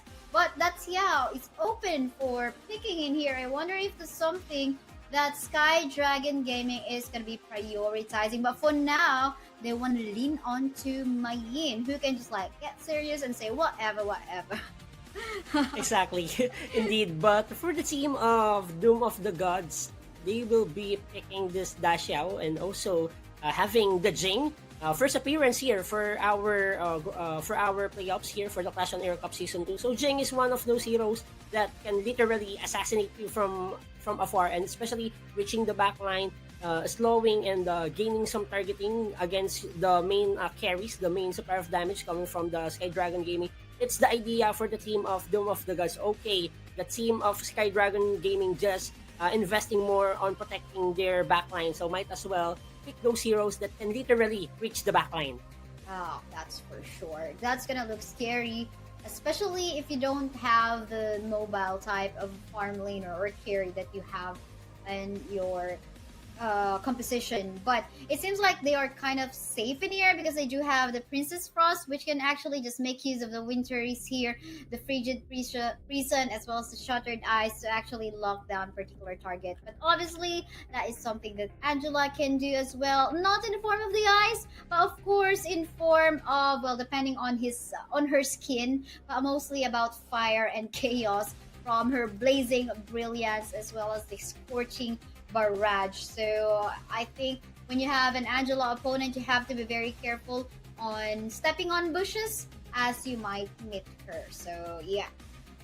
And also the one thing that Angela can provide you is more on AoE damage, even though that the projectile was more on a parallel line, but at the same time the blazing brilliance can help you to somehow deal some AoE damage against the Sky Dragon Gaming. But having the winter is here for the Princess Frost, it's a sign that they want those AoE damage to connect well, and especially during the Eye of the Whirlpool for the counter initiate. After the Dashiao release that Eye of the Whirlpool, then they can easily relocate and go back onto the team fight. So this is the time that the winter is here will be a major factor because it can turn the things around. The AoE damage was too massive and it can downgrade the HP bars of those group up setup from the DOTG. That's true, and love seeing that there's a Marco Polo once more in here. Marco Polo got a buff from our latest patch from July 11th, wherein he's got better attack speed gains that can benefit him in the early stages of the game. Because usually, because before the patch, he's even more on the late game type of hero, but now somehow is a little bit balanced, but at the same time you have to really give him the itemization that he needs, and that makes us wonder who's gonna be the farm laner onto the side of team SDG. In here it's gonna be the Garo, not super mobile in comparison to Marco Polo, but definitely with proper protection. Her advantage is of course the range that she has. Exactly, and Garo is one of those heroes that you can depend on dealing damage, and having the extra range that he has, he can somehow punish those artillery heroes from the team of our DOTG. But this is a great start to start our grand finals here for the Clash on Air Cup Season number 2, Team Sky Dragon Gaming against Team Doom of the Gods, who will be the King of Kings for the Season 2. Have to find out. Then again, this is a best of 5 global ban pick mode between these two Malaysian teams. Both of them already out of sight from XDG's power, because again, Two of the Gods already has taken them down from the semifinals first series that we saw a while ago. But here we go, onto the board. SDG versus DOTG. Let's see how they're gonna be working on to the map. They need to work on their macro objectives, Kaysaya, because if you will put emphasis on tower pushes, it will allow you to have better placement and better innovation to the jungle camp of your opponent. And for the SDG, it's the momentum that they need to carry, because those games during the semifinals was too fast. It's taking 12-minute mark or maybe 10 minutes, so it's more on sustaining the momentum that they needed to capture for our grand finals. And for the DOTG, the miraculous win being served, and also the leaping Koi Tide will connect, and that's a kill. The first blood belongs to the team of our DOTG, brought to you by Clash on Air Cup. For sure. I mean, Mayin was quite overextended in there. She was like super serious about doing. She was like slacking off a bit, or rather, not slacking off a bit, because she's overextended in that part of the map. I think he could have called the attention of PHY in here and maybe even Coriander the best before having to go for an invade onto the jungle camp of DOTG. And now that they know that they have taken his life from a while ago, they can actually continuously bully her. So that's gonna look scary for the Mayin if he actually just mistakenly overextend and unknowingly that the Jing is actually onto the other end of the map. And I just so recalled this Jing player that we have is actually a master of Jing. So wow, that is definitely gonna look scary. So from yesterday, I was told by Luna that her name actually means like something like, okay, you're gonna learn Jing from me, something like that. So basically he is making use of his mostly used hero. So yeah, let's see how this all will go. And I think they're doing something into the mid. Oh, sorry about that. Yeah, that was really scary, because No Afraid was already less than half life. And for the mirror domain and the reflective assault, you need to avoid those lashes coming from the Jing of the OTG. And just discussing the prowess, the strengths of the Jing, you can deal a lot of damage during those reflective assault, and while combining it with the mirror domain, you can continuously slice the members of SDG, especially even though that No Afraid is a bit tanky because of the Invincible Warrior. It will enhance the max HP. It will give him additional physical damage to deal against your opponent, and as well as Outrium having this Mayin. I must say that he needs to focus on siding pressure. He has the mobility. He has the combination of whatever. So whatever he will do in this game will matter further. Like that, whatever she does will definitely matter in the game, except for the first blood that she gained from the OTG a while ago. That was not lessons, of course, from the eyes of his teammates. But for the meantime, we can see in here both already taken by our junglers in here. Within 19 seconds, they can actually do something. But for the meantime, they're really doing something in here, actually taking the life of the Dacia with a combination of skills. Plus, of course, the Winter is here coming from our Princess Frost. And at the same time, with one lacking member from the side of TOTG, they can potentially even go for a quick Tyrant take. And that's a start off for the team of Sky Dragon Gaming, just getting away this Tyrant, which gives them additional chain lightning to clear the minion and to give some input damage against the nearby targets for the OTG. And seeing the kill scoreline, it's manageable. Low kill scoreline on the place for the both hands, and seeing the Blazing Brilliance being casted just to poke the members of SDG, and Victory Seal as well will be used by the team of our SDG, but in no favor. Garo will fall down in hands of this Jing with the Mirror Domain and also Reflective Assault, assaulting the members of SDG, and the OTG finding ways to capture once more this Otrium, but he managed to disengage on this time being. Oh wow, that was a very miraculous escape coming from Otrium. I mean, he's super low on HP, like 1 bar HP left. Plus, he was like under the tower. Fortunately, there was a healing dew behind the tower. He was able to take it, and he could just like, he was able to go whatever away from the tower damage, as well as the members of TOTG as well. So that was very miraculous escape coming from him. But definitely has to be very careful, because so far, lead in terms of gold and lead in terms of a tower, or rather objective taken here, is on the hands of the OTG. But for the meantime, the fight is ongoing right now on the bottom lane part of the map. 1-for-1 trade has happened, but Otrium seems like he's gonna be making that miraculous play as well. A 2v1 win, but he needs to be very careful now, because Leaping Point Tide will take out his life. Plus, a tower taken here, though, from the ends of SAG as they take that one down onto the bottom lane part of the map. And both teams playing fair right now because they know their objectives and focusing on the trades. I would like to commend the guts coming from Otrium. This 1v2 situation, he managed to cut the heads of the OTG, but Leaping Pointed was there just to somehow get this type as well from this dash out. So it's more on responding to the challenge, and you will see another Blazing Brilliance just to hold down the HP bar coming from the team of our SCG. Reflective Assault with a Mirror Domain, mirroring the damage output coming from the team of the OTG. This is looking tough. Another jump coming from the team of the OTG, securing multiple heads, multiple kills, triple kill with the Turning Tides coming from the Marco Polo. Very unfortunate for the Garo in there. I mean, he's not as mobile in comparison to Marco Polo. And by the way, Marco Polo took the life of Otrium up top. Otrium wasn't able to push the tower onto the top side of the OTG. But yeah, I mean, Jing, definitely his primary target will be the Garo.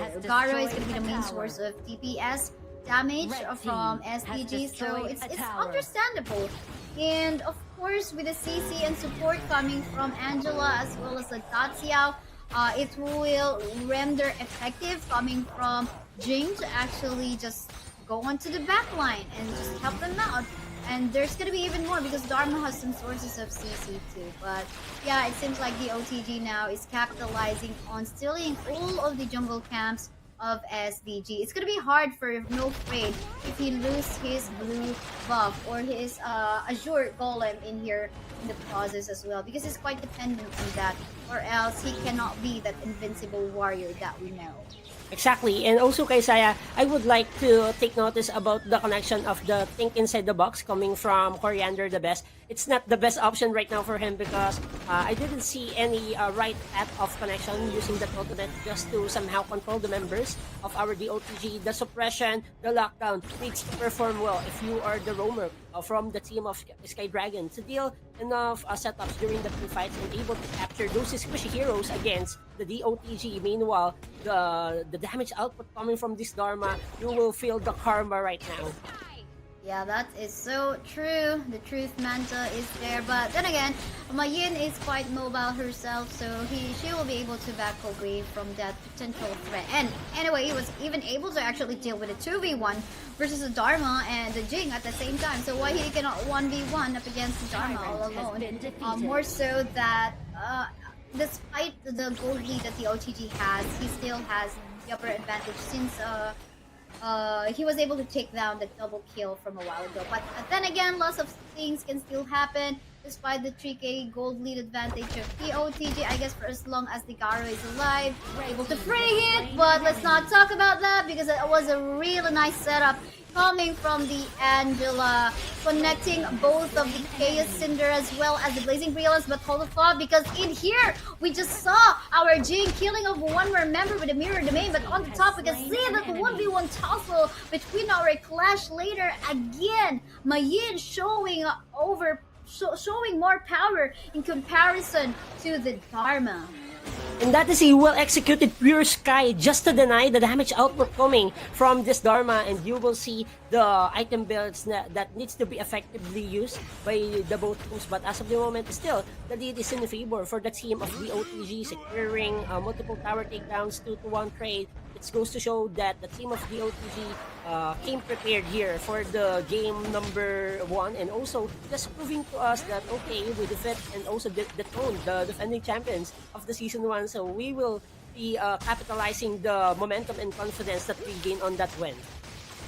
So true. I mean, they have defeated the champion for no reason. But let's see about that, because many times I think when Atrium is here, they can make the fight. Just like this one, they're trying to eye onto the Luna, or rather the Jing in here. Will they be able to take this down? Because I don't think so. It seems like it's going to be Mayin that's going to fall down. However, we can see the Angela fell down onto the hands of PHY in here, but the Cairo already deleted from the map. And the Motsu as well, but PHY trying to run for his life, but the Dharma trying to catch him. Will be able to flash away back to safety, but look at this Daciao trying to connect all of the CC.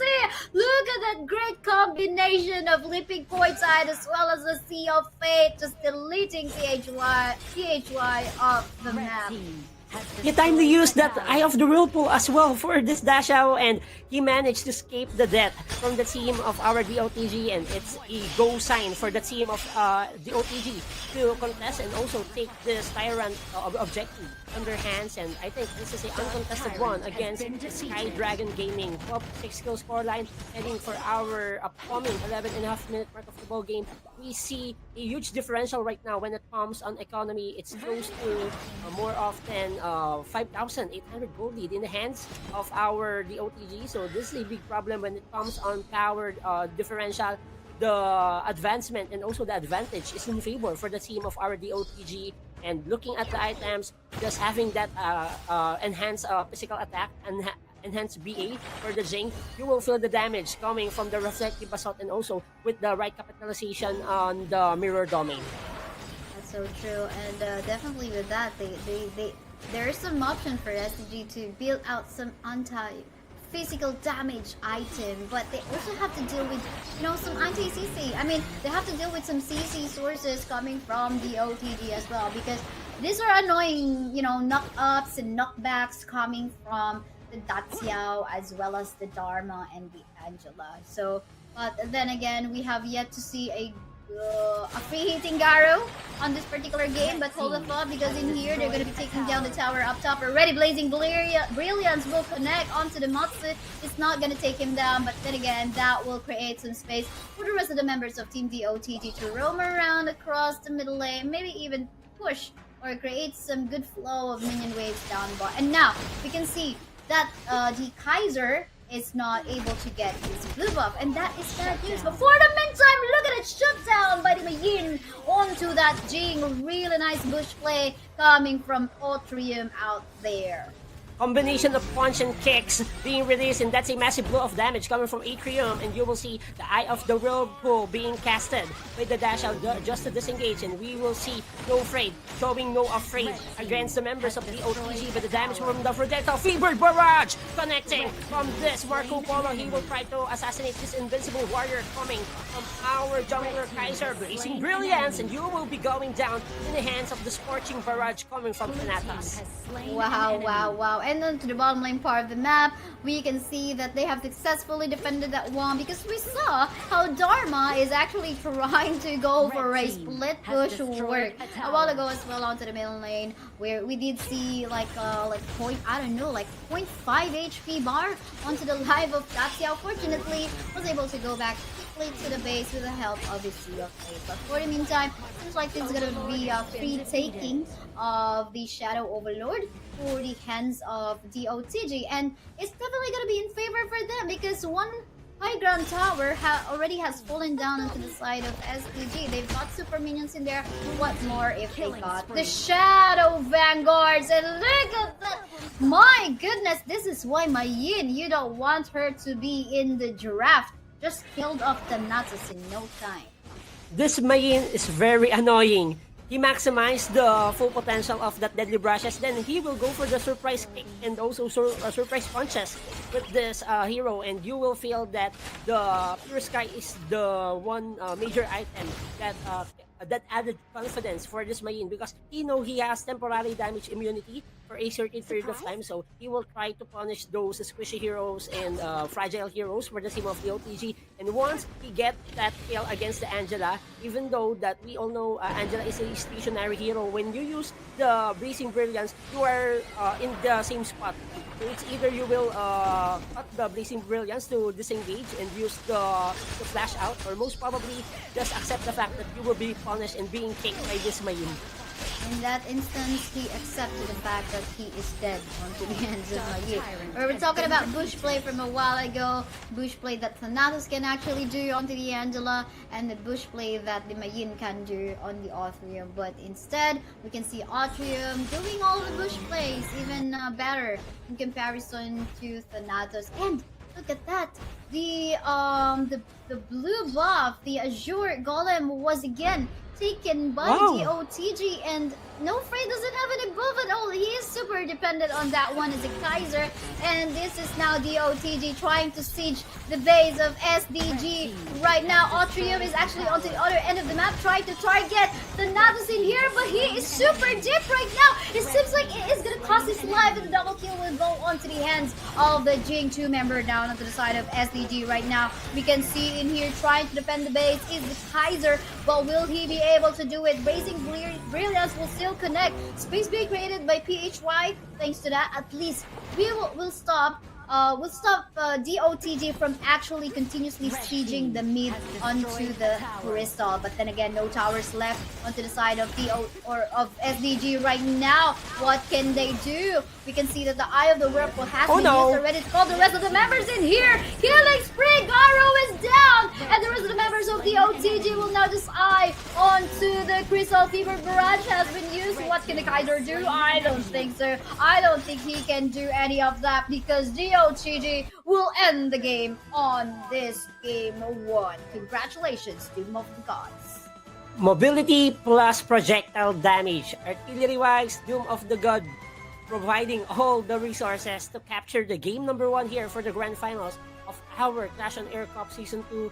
And this is a brutal game from the team of Doom of the Gods, because mobility-wise, the in and out option from the Eye of the Whirlpool of Dash Out, creating impactful plays for their team, and as well as the damage output, the fast cooldown on the Blazing Brilliance coming from the Angela was still massive, that he can punish multiple members against the team of our SDG, and you see the full potential of their team composition. It's more on adding agility on their end, and that's a successful one for the Dooms of the Gods. Definitely, and I think it's also because of the Jing being onto the hands of our Jing main. So we did see how he will just go obliterate, go into the back line. On targeting the Garo. The Garo definitely did not have fun from that particular match, although there were spaces created by the Princess Frost as well as the Matsu. And even though we saw how Mayin actually would go for that really nice bush play, but overall, I think they lacked the synergy from that particular match up against Team Doom of the Gods. But then again, this is a best of 5 match. A lot of things can still happen. We could even end up on a 5 game. We'll just have to find out, because again, global Bantic mode. So we'll see what will be left in here for our teams. And for our post-game MVP for the game number 1 on our grand finals, it's Hanshu Jiang Shangyu with the kill status of 4-1-13 with the damage of 71.2k, having 9,668 gold in his pocket. This dash out creating massive plays, just using the leaping coil tide at the right blend, and also the Eye of the Whirlpool, just creating massive impact during the team fights. Because if he saw that the HP bars of his teammates go downgrade, okay, I will bring you to the base and relocate. Then we will go for the retake. So the retake moments will be the dependable side for the team of our the OTG for that team number 1, and the magical projectiles was too large for the team of our DOTG as well. That is so true, but we take a look at our match results from that game pretty soon. Wherein I'm so scared about one thing. I mean, seeing the KDA of Garo from that game, because we a couple of times we did see how Jing just really target him from that game, right? So Yeah. okay, am I still seeing the MVP same as yours? Yeah. Right. Okay. At least I thought no, I'm seeing it wrongly. But yeah, Gara definitely did not have a good time on that one. Although with the space being created by Princess Frost and Matsu, I guess the question is, what can SDG do in game 2? Right? Was it a mistake that they've actually picked a Quite Mobile farm laner in here? Should I go back to maybe picking like that of Irandia or Consortium, maybe even? I mean, this is just first game. Or are they reserving heroes for later games? I wonder. Yes, I think for the team of SDG, I think the main solution here is just to add some mobility, some squishiness under farm lane heroes, especially you are the main supplier of damage and you need those heroes that can easily go in, go out, and protect yourself at all times, because you cannot depend on your team most of the time when it comes on the team fight. So you need to be more map aware when it comes on team fight. At the same time, you have those dashing skills to settle on. So I think having the Garo on their side is a big problem, but highly reward because of the projectile, because of the range that he has of the Spear of Purity, but it not compensate well for the Garo, for the SDG. So I think they need to reset or maybe adjust their selection when it comes to the farm name, more on depend on mobility or mobile heroes. Because again, it's a mobile with Dacia. They're already mobile in here, so you're going to be dealing with surprise attacks, and as Garo, your only source of escape will be your flash. Right? So, and if it's gone, I mean, if there's any other heroes that could chase you, like the Dharma, the Jing, it's gonna be hard for you to just back away and juke out. And of course, he's matching up with the Marco Polo as well, which is mobile in comparison to him. And now, we take a look at the game results. As we see, it's 0-4-2 onto the Garo. Not really a happy Garo in here. So let's try to come back onto the next game. But Autrium is the MVP from our losing team from that game because of all of the surprise attacks that he did. And he did even have a 1v2 from a while ago onto the top side. But then again, looking on our winning team, Doom of the Gods, it seemed like also they utilized well the venomous staff at least to stop the heals coming or the regens that coming from the Kaiser. So I like how they actually planned out in terms of itemization in here. And also they do even have the void staff to just stop the armor, all of the tankiness that both the Kaiser and the Magin has. I love that.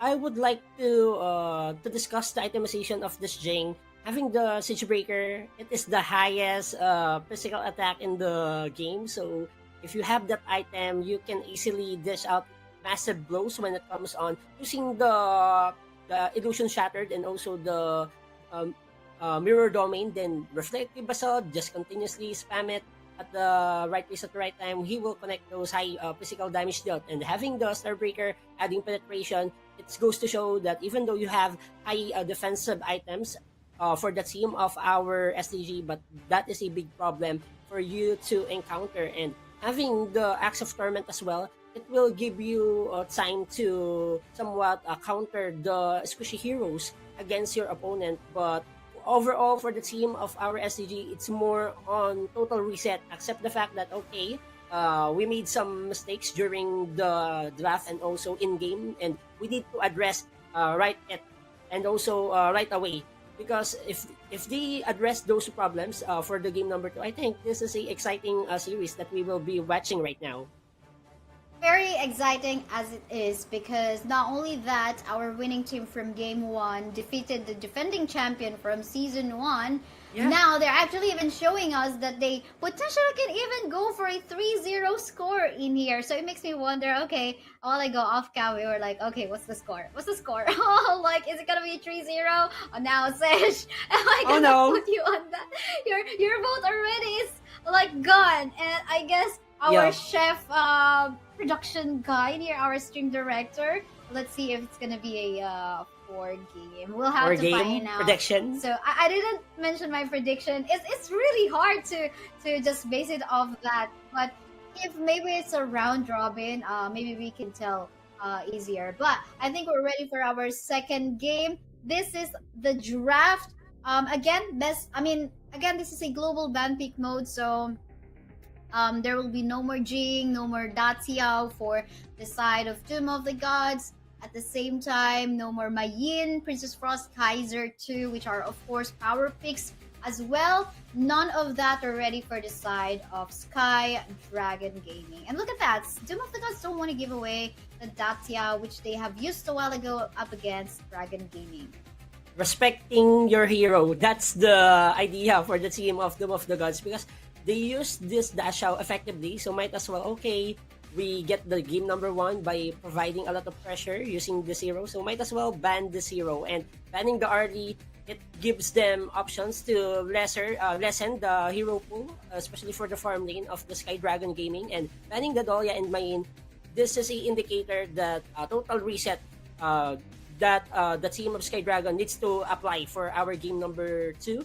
But for the Dooms of the Gods, kay Saya, okay, we will be getting our Long again. Yes, Long, which we saw actually used by Sky Dragon Gaming a while ago against Rival Esports.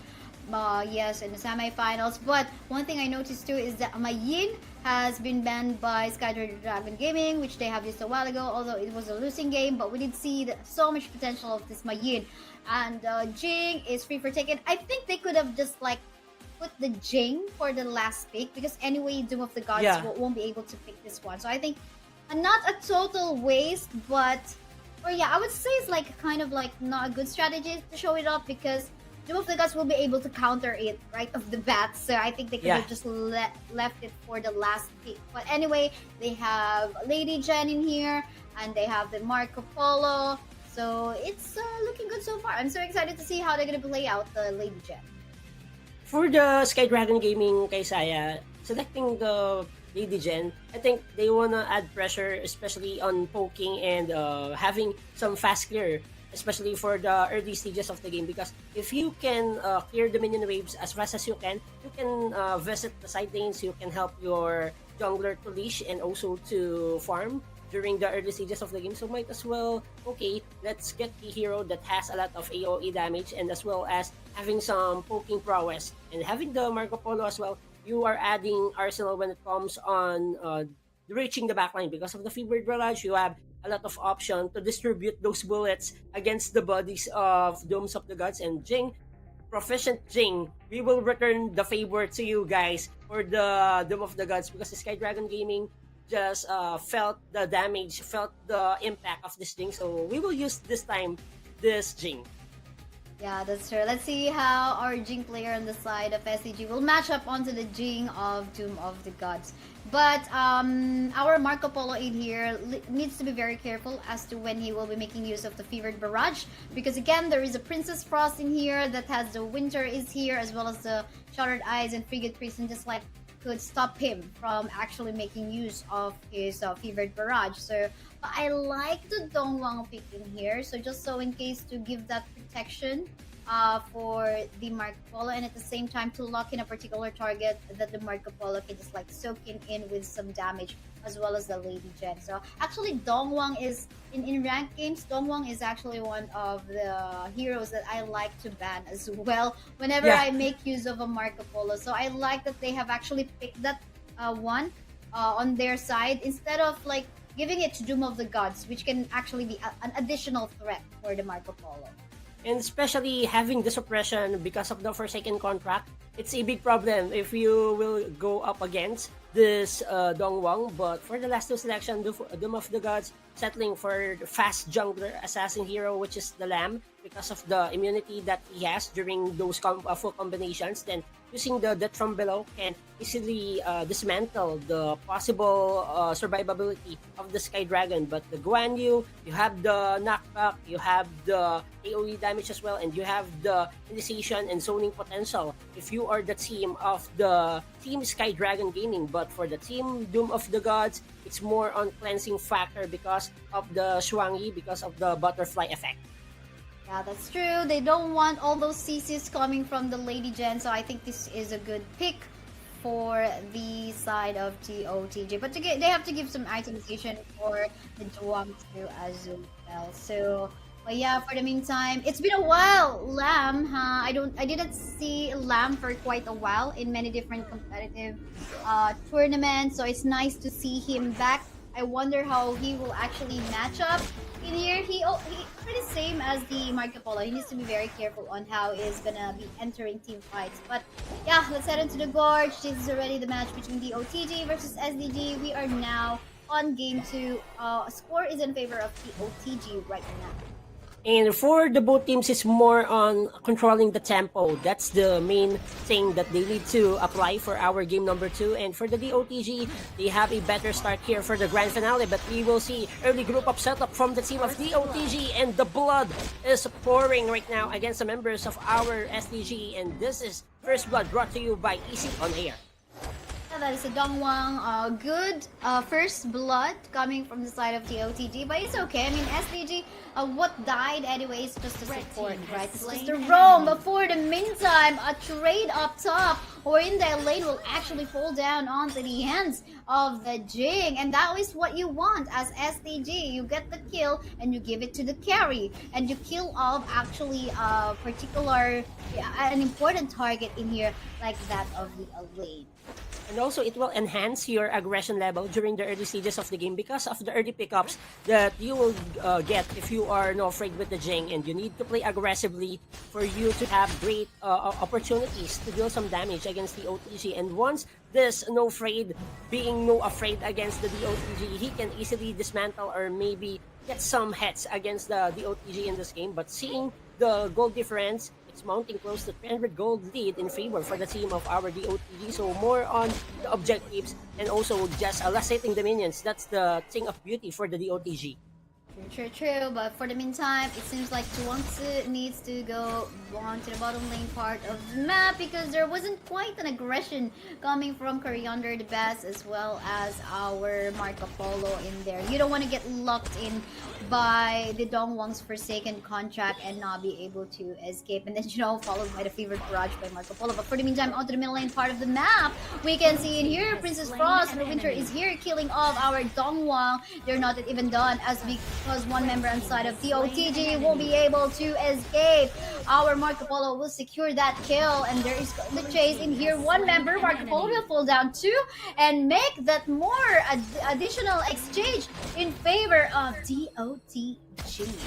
Crucial takedown for the DOTG. Just gunning down this Marco Polo means a good signs of life for the DOTG because you will be downgrading the possible scaling of this Marco Polo. And Marco Polo, you need to invest more on early stages of the game. You need to be protected and also safe at all times because you need those gold. You need those survivability factor for you to gather as early as possible your main supply of damage when it comes on the priority items, and seeing these kinds of strategies for the both teams, it's more on controlling their emotions throughout the game. And for the DOTG, just realizing, okay, we need to be more on a group up setup, just focusing the fights on three members or four members, and we will be okay. But seeing the damage output coming from this lane, this is a no joke, even though that Autrium has his horse, but he cannot endure the pain. Oh, definitely won't be able to endure the pain. He's actually on sprint as well right now, so he can be as like a double faster. Like he's already fast with his innate skill in there, but he can be like times 2 faster with the sprint as well. But for the meantime, seems like this is gonna be a free tyrant taking for the side of SDG. But it seems like, I wonder if there's gonna be a steal. Oh, they were able to stop Atrium on attempting to go for a steal onto the Overlord. The fight is already happening in here. We can see our Elaine trying to save his life. Seems like there is no dot of sunset for him. Will still be safe though to go back to safety. But overextension coming from the Guan Yu, and he will be punished by the members of our DOTG and SDG. Looking forward to have some casualty bloods against the DOTG. But 4-3 kill scoreline kay Saya. This is a close battle that we are witnessing as of the moment, and having the Overlord for the team of the OTG, it will enhance their chances to have some breakthrough on pushing the outer turrets against the SDG.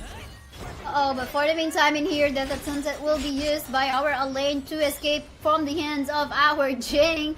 Jing was actually even forced to use his Mirror Domain just in attempt to actually kill off the Elaine, but to no afford. I mean, that's what you like. You like on the Elaine, right? Like you can use it to become aggressive. You can also use your ultimate to just back away from any potential threat.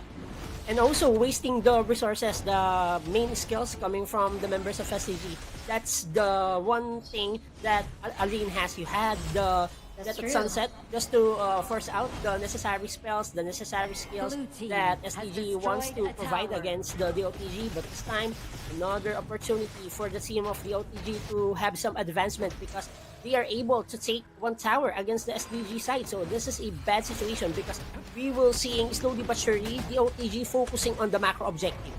Yeah, that's true, but it seems like SDG wants to make up for it. As you can see, Guan Yu actually onto the bottom lane part of the map, just creating the pressure, forcing Princess Frost as well as Long on going down bot, and even Zhuangzi as well. But they're having a hard time on actually going for tower pushes currently. No towers down as of yet from the side of DOTG. Might there be a chance from Marco Polo to actually go for a push on the top? But he has to be very careful, because Lamb is also just nearby, even if Princess Frost as well. But could be a sign of hope coming from the side of SDG. And for the team of our SDG, they are trying to take some outer turrets against the DOTG, and witnessing another damage with the knockback coming from this Atrium, trying to chase one by one the members of our DOTG. But another reflective basalt connecting to the members of our DOTG, slicing in, slicing out, and another kill with the Long. Looking forward to take some heads against SDG, disengaging out with this Coriander, and he managed to walk away safely. Oh, you don't really want to fight Lamb while in the river, but hold the thought while talking about Lamb, he will fall down onto the hands of Atrium. But yeah, I mean, the fight is happening. Oh, quite unfavorable, but making a triple kill. What? Both Zhuangzi as well as Princess Frost falling onto the burst damage coming from Atrium. I mean, that was quite unfavorable. I thought they were actually having the chance on pushing the middle lane tower, but no, Favorite Barrage has been used in here, trying to chase down the lane, going for that S1, and unfortunately the Resplendent Revolver will not kill off the lane. Lane's still quite tanky. Maybe have to start building that Daybreaker for himself. SDG looking lucky on that last play. Triple kill coming from Otrium. It goes to show that when it comes on damage, he has it. And using that enhanced heroic charge, you will see the stomp, the deadly stomp, just getting 3 heads against the DOTG. And DOTG needs to respect the damage output of this Guan Yu, because if you cannot respect it, he will give you so much headache as time goes by. And for the DOTG, I think we need to focus more on dealing damage against this PHY and also this Marco Polo, because as long as these heroes remaining alive for the team of SDG, this will be a tougher situation for the DOTG. But seeing the kill, that's a 1 kill that be getted by the team of DOTG. Good shutdown onto Atrium in there, but still, there is a free hit coming from SDG in here. They're winning in terms of macro map controlling here. 2 towers already has fallen down onto the top lane side of the OTG, and it was all taken down by the Marco Polo. That would mean Marco Polo getting more gold, getting more itemization that he needs, and this is gonna be looking scary for the side of the OTG if he has a chance to actually go for a free hit onto several targets later on. So I think they have to watch out for that, most especially if they don't have Thanatos alive, which will be their source of anti-crowd control, but getting suppressed already. Look at that Forsaken contract, but then again, the Tyrant will be secured by Team DOTG right now. We can see the rest of the members of Team SDG falling down one by one. What is happening? But the one here trying to go for some kills, but then again, we can see Princess Frost already falling down onto the hands of the Marco Polo. Makes a triple kill even. 1-2 member left onto the side of DOTG. I wonder what can Long do. Oh no, that is a quadra kill given onto the Marco Polo. That is what we're talking about a while ago, Sedge. Looking scary right now from the side of SDG. Those bullets connecting straight away to the heads of the OTG, and Marco Polo just using all his powers to dish out great amount of damage, and that is a quadra kill from this farm laner here for the SDG. So SDG looking forward to equalize our series. Okay, we are on the grand final, so might as well extended minimum of game number 4. We can see in here Marco Polo starting to build the Daybreaker item for himself for more anti-high armor up against the Lamb as well as the Elaine. At the same time, he has the Frigid Charge, which will help him be safe from any CC from the side of the RPG. So gotta love that. And now we can see the question here, will there be a steal coming from DOTG right now? Because they have a vision as to what the life is right now. But no, there will be no smite coming from DOTG right now. Princess Frost is down in here. Really looking nice in terms of the damage being done by the Lady Jet. Guan Yu is trying to chase down onto this team fight that's happening, but the Long is actually able to go for the last hit up against one member of SDG. There is still the chase onto wanting to get more targets. Long is still alive. Do take note, as well as the Marco Polo. We can see in here Resplendent Revolver being used, but will not connect onto anyone. Now, 3 members versus 3 members on both sides. Let's see how this one will go. But I would like to commend the Forsaken contract that Coriander provide on that team fight, because he stopped the possible smite coming from the Lamb, and no freight will secure that Tyrant for the team of our SDG, and slowly but surely SDG just looking forward to control the entirety of the map, just pushing onward the towers, the remaining inner turrets for the team of our DOTG will expand their chances to invade some jungle camps, some jungle resources of DOTG in this game. And seeing the gold difference, it's mounting close to 3,000 plus gold lead in the hands of our SDG. So you will expect when it comes on damage output, they can provide some advantage against the team of our DOTG. And for the meantime, I think for the DOTG Kaysaya, they need to calm down. They need to wait on the errors that SDG will be conducted during the fight. So let the SDG start the fight, then go for the counter punishment if the SDG will overextend. That is true, but the question is, will there be any mistake that SDG would want to do? The only problem in here is that even though they have the Zhuangzi in their lineup, you know, the suppress, that the Forsaken contract suppress that the Dongguang can do, you know, it's not something that you can actually cancel out. So once you're Forsaken, there's the contract.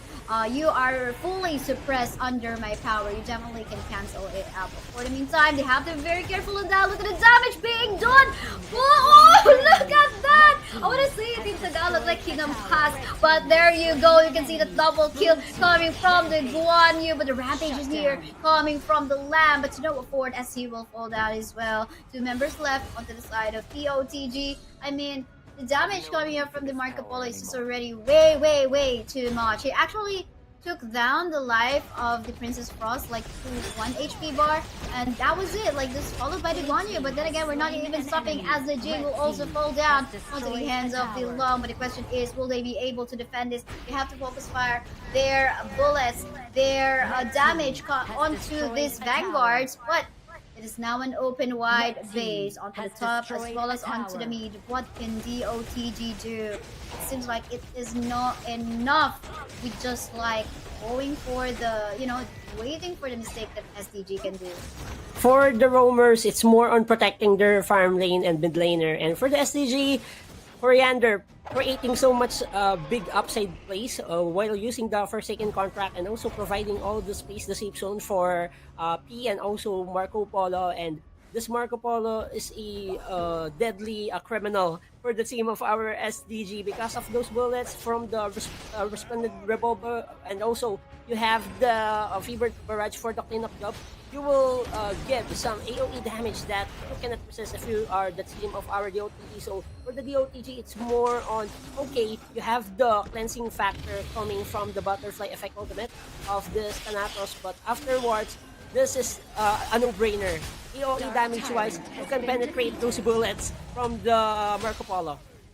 Oh, there's a chain lightning buff on the hands of SDG right now, so Lady Jen is gonna hurt even further with a destructive deluge if that so happens. So I guess also like one thing, it's like okay man, I think Thanatos is doing his best to actually protect the mid lane as well as the farm laner, but at the same time I think if there has to be a work for the Princess Frost to actually be careful on his positioning onto the map. But yeah, they have to regen, they have to wait, they have to be here up high ground, but there's already a push onto the top from the side of DOTG. They're gonna be taking down one tower in there, so that will give them some boost of gold and attempt to catch out as well. But yeah, I think they have to pick off maybe the Marco Polo.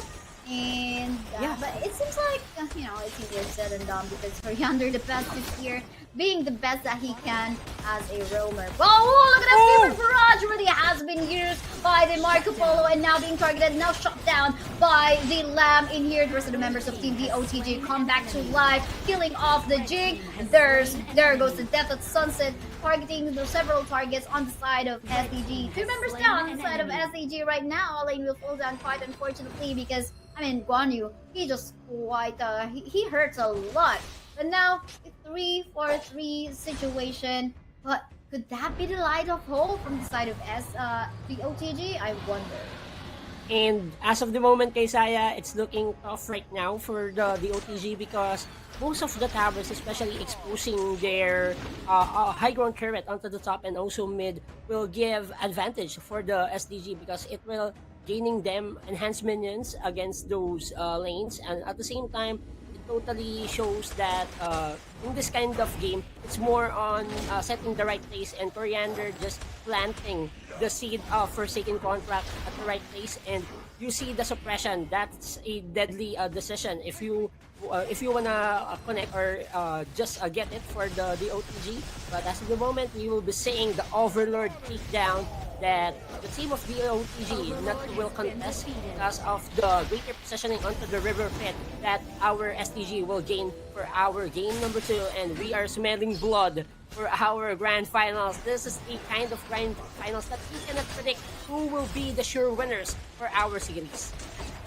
True, but flanking on the side right now is the Marco Polo as well as the Dongwang in here, gonna be killed off, and there is the Princess Frost, one member down to the side of the OTG. The rest of the members are actually trying to siege down. It looks like this is gonna be it. SDG will win this game too. Congratulations, Sky Dragon Gaming is now a 1-1 score between them and DOTG. The Sky Kings bounce back for our grand finals, and this is a guarantee.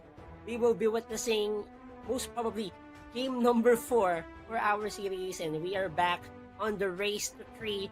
First team to reach 3 games in the series for our grand finals here for the Clash on Air Cup Season 2 will be the new champions of our tournament. And for the Sky Dragon Gaming, they adjusted well during their team composition for the drafting pace, and also I would like to commend the prowess of the Jing. Jing is one of those assassins that you can really depend on during the fights because he can deal a massive blow of damage. You have the mirror domain and the continuous lashes that the reflective assault can give and deal against your opponent, and at the same time you see the fast clearing of the jungle objective that this thing has in his pocket. And for the team of TOTG, it's more on quick adjustments on their team composition, because I think even though they have a crowd control immunity, they have cleansing factor with the butterfly effect coming from Shuangzi, but I think it is not enough because of the AoE damage coming from the team of our Sky Dragon Gaming. They have the Fevered Barrage coming from the Marco Polo. You have the AoE damage from the Lady Jen, and also the unlimited spam pokes from the Zero. So I think Lady Jen needs to be considered as one of the prio bans here for the Grand Finals. That's true. Jing is already out of the picture because both of the teams have already made use of that. And one thing to note though, I mean, Zhuangzi, I think not really like that of a meta pick, but definitely useful in canceling out some CCs. But during the late game event, it's just a cleansing for most of the part that he actually gives for his teammate. And again, the Forsaken Contract Suppress is not something that you can actually cleanse out. And what more, we're talking about Marco Polo that was able to get a quadra kill from a while ago. So, you know, we did see him having the Daybreaker already, as well as the Frigate Chart that allows him to actually go for a really nice Fevered Barrage. And also having your post-game MVP, this Marco Polo provide all the damage output that they needed for them to capture the game number 2, and specifically just initiating at the right place, he maximized the full potential, the AoE distributed damage that this Fevered Barrage dealt by the members of our winning team for the Sky Dragon Gaming. And having this KDA 4113, having also this damage of 103.7 thousand damage output, that's a lot. If you are the Marco Polo, and with the gold of 14,731, it goes to show that you have the proper damage, you have the lock item on your pocket, and there's a moment, Keisaya, that this Marco Polo is going to be unstoppable. As long as he secure his lock item, he initiating in and going for the big plays. He is charging in, he is starting the team fight, and distributing those bullets will be a deadly piece for them to capture the game number 2. Yeah, that's definitely so true. Now, makes me wonder what's going to be the next few set of selections in terms of heroes in here. This is going to be super exciting, especially once we hit Game 5. I wonder if we're going to be going on to that, because it's like, you can be a one-trick player hero here. You can be a one-trick hero player. But talking about one-trick hero player, you want to prove that you are not that kind of player, because as you join and scan this code to join our community, you'll be able to meet several other players for you to play with. So make sure you scan this QR code to join our Discord community, and maybe, you know, look for playmates in ranked games at the same time. Maybe even if you are an aspiring competitive player, maybe it's your chance to actually look for teammates or look for teams who might be recruiting players, or just flex your stats, your MMR in the game, and maybe it's your, you know, it's maybe your source of potential future teammates in the future tournaments here in Clash OnAir Cup. Agree, Keisaya, and also don't forget to follow and also share the live for our Facebook stream. We have Clash OnAir Cup, and we have we have TikTok Live as well, our Clash OnAir Cup channel, and also we have our YouTube channel as well. Please do subscribe for them to grow our community, and also for you to be informed with the upcoming tournaments here for the Clash OnAir Cup Season 2. And this is a great platform, great way to improve your gameplay and also your synergy, team chemistry. And while joining the community, Keisaya, you can find your teammates there. So many of them really good in playing solo or trio. So maybe build the team and join this impactful tournament that can change your life, because in these kinds of grassroots tournaments, Keisaya, it will enhance your competitive spirit, your sportsmanship. At the same time, it's a great way for you to see your full potential as well. Yeah, not only that, I think it's like a good way to actually, if your particular team is actually looking for potential sponsors, it's a good way to start off your portfolio with with the results coming from Yeah. community tournaments like this. So take the chance. Even me and Sedge are actually like doing that in terms of casting. Participating in community tournaments like this to cast in order to add up to our own portfolio. But yeah, moving on to our third game. Again, Duel of the Gods versus Sky Dragon Gaming. Both Malaysian teams. It is now a 1-1 score. We are in a best of 5, but it seems like we're back to a best of 3 because we have yet to find out who will actually get the first 3 wins from our best of 3. But yeah, you can see now Mai Shiranui getting picked in here. Really good way to actually poke and pick off targets in the early stages of the game, even late. I mean, especially once you get the itemizations that he needs, for sure this Lady Sun is gonna hurt a lot. And for the answer, Dooms of the Gods will select my Shiranui having the Jiang Fei and also Pei. So they want to add crowd control setups from the team fights that they need to commit. At the same time, you have the mobility with the Fei and you have the Tiger form just to have some deadly scratches against those squishy heroes against the Sky Dragon. And you have the knockback coming from this My Shiranui. But discussing the first 3 picks as well for the team of our Sky Dragon Gaming, having the Lady Sun, you have projectiles. Nesha is one of those heroes that can be versatile on your team composition because you have initiating prowess with the usage of your ultimate, specifically the Skyfall. Oh, that's true, but okay. Usually in ranked games, you would see Ming being partnered by like that of the Garo or like that of the Hoi. But latest one is not bad because we did see a while ago that the Garo had a hard time actually in dealing with mobile heroes, especially if we're talking about a Pei, which is mobile. My Shiranui, which is also mobile. You don't want to deal with that or have a hard time just joking out from them. So I guess it's also okay. I mean, maybe even better if I was like thinking about Arlie, but they have banned out the Arlie up against Doom of the Gods, so it's not something that they can do. Although this is still available for taking for Sky Dragon Gaming, as they have not picked that as of yet from game 1 and 2 from this game. But yeah, Nuja being picked in here. I'm not sure if they're gonna be using Nuja as the jungle or the Clash lane. We'll have to find out. But regardless, that is a way for actually trick out the members of Doom of the Gods. Is it gonna be Sun Tzu who's gonna go onto the jungle or Clash, or is it gonna be Nuja? So it's a mind game for Doom of the Gods for now.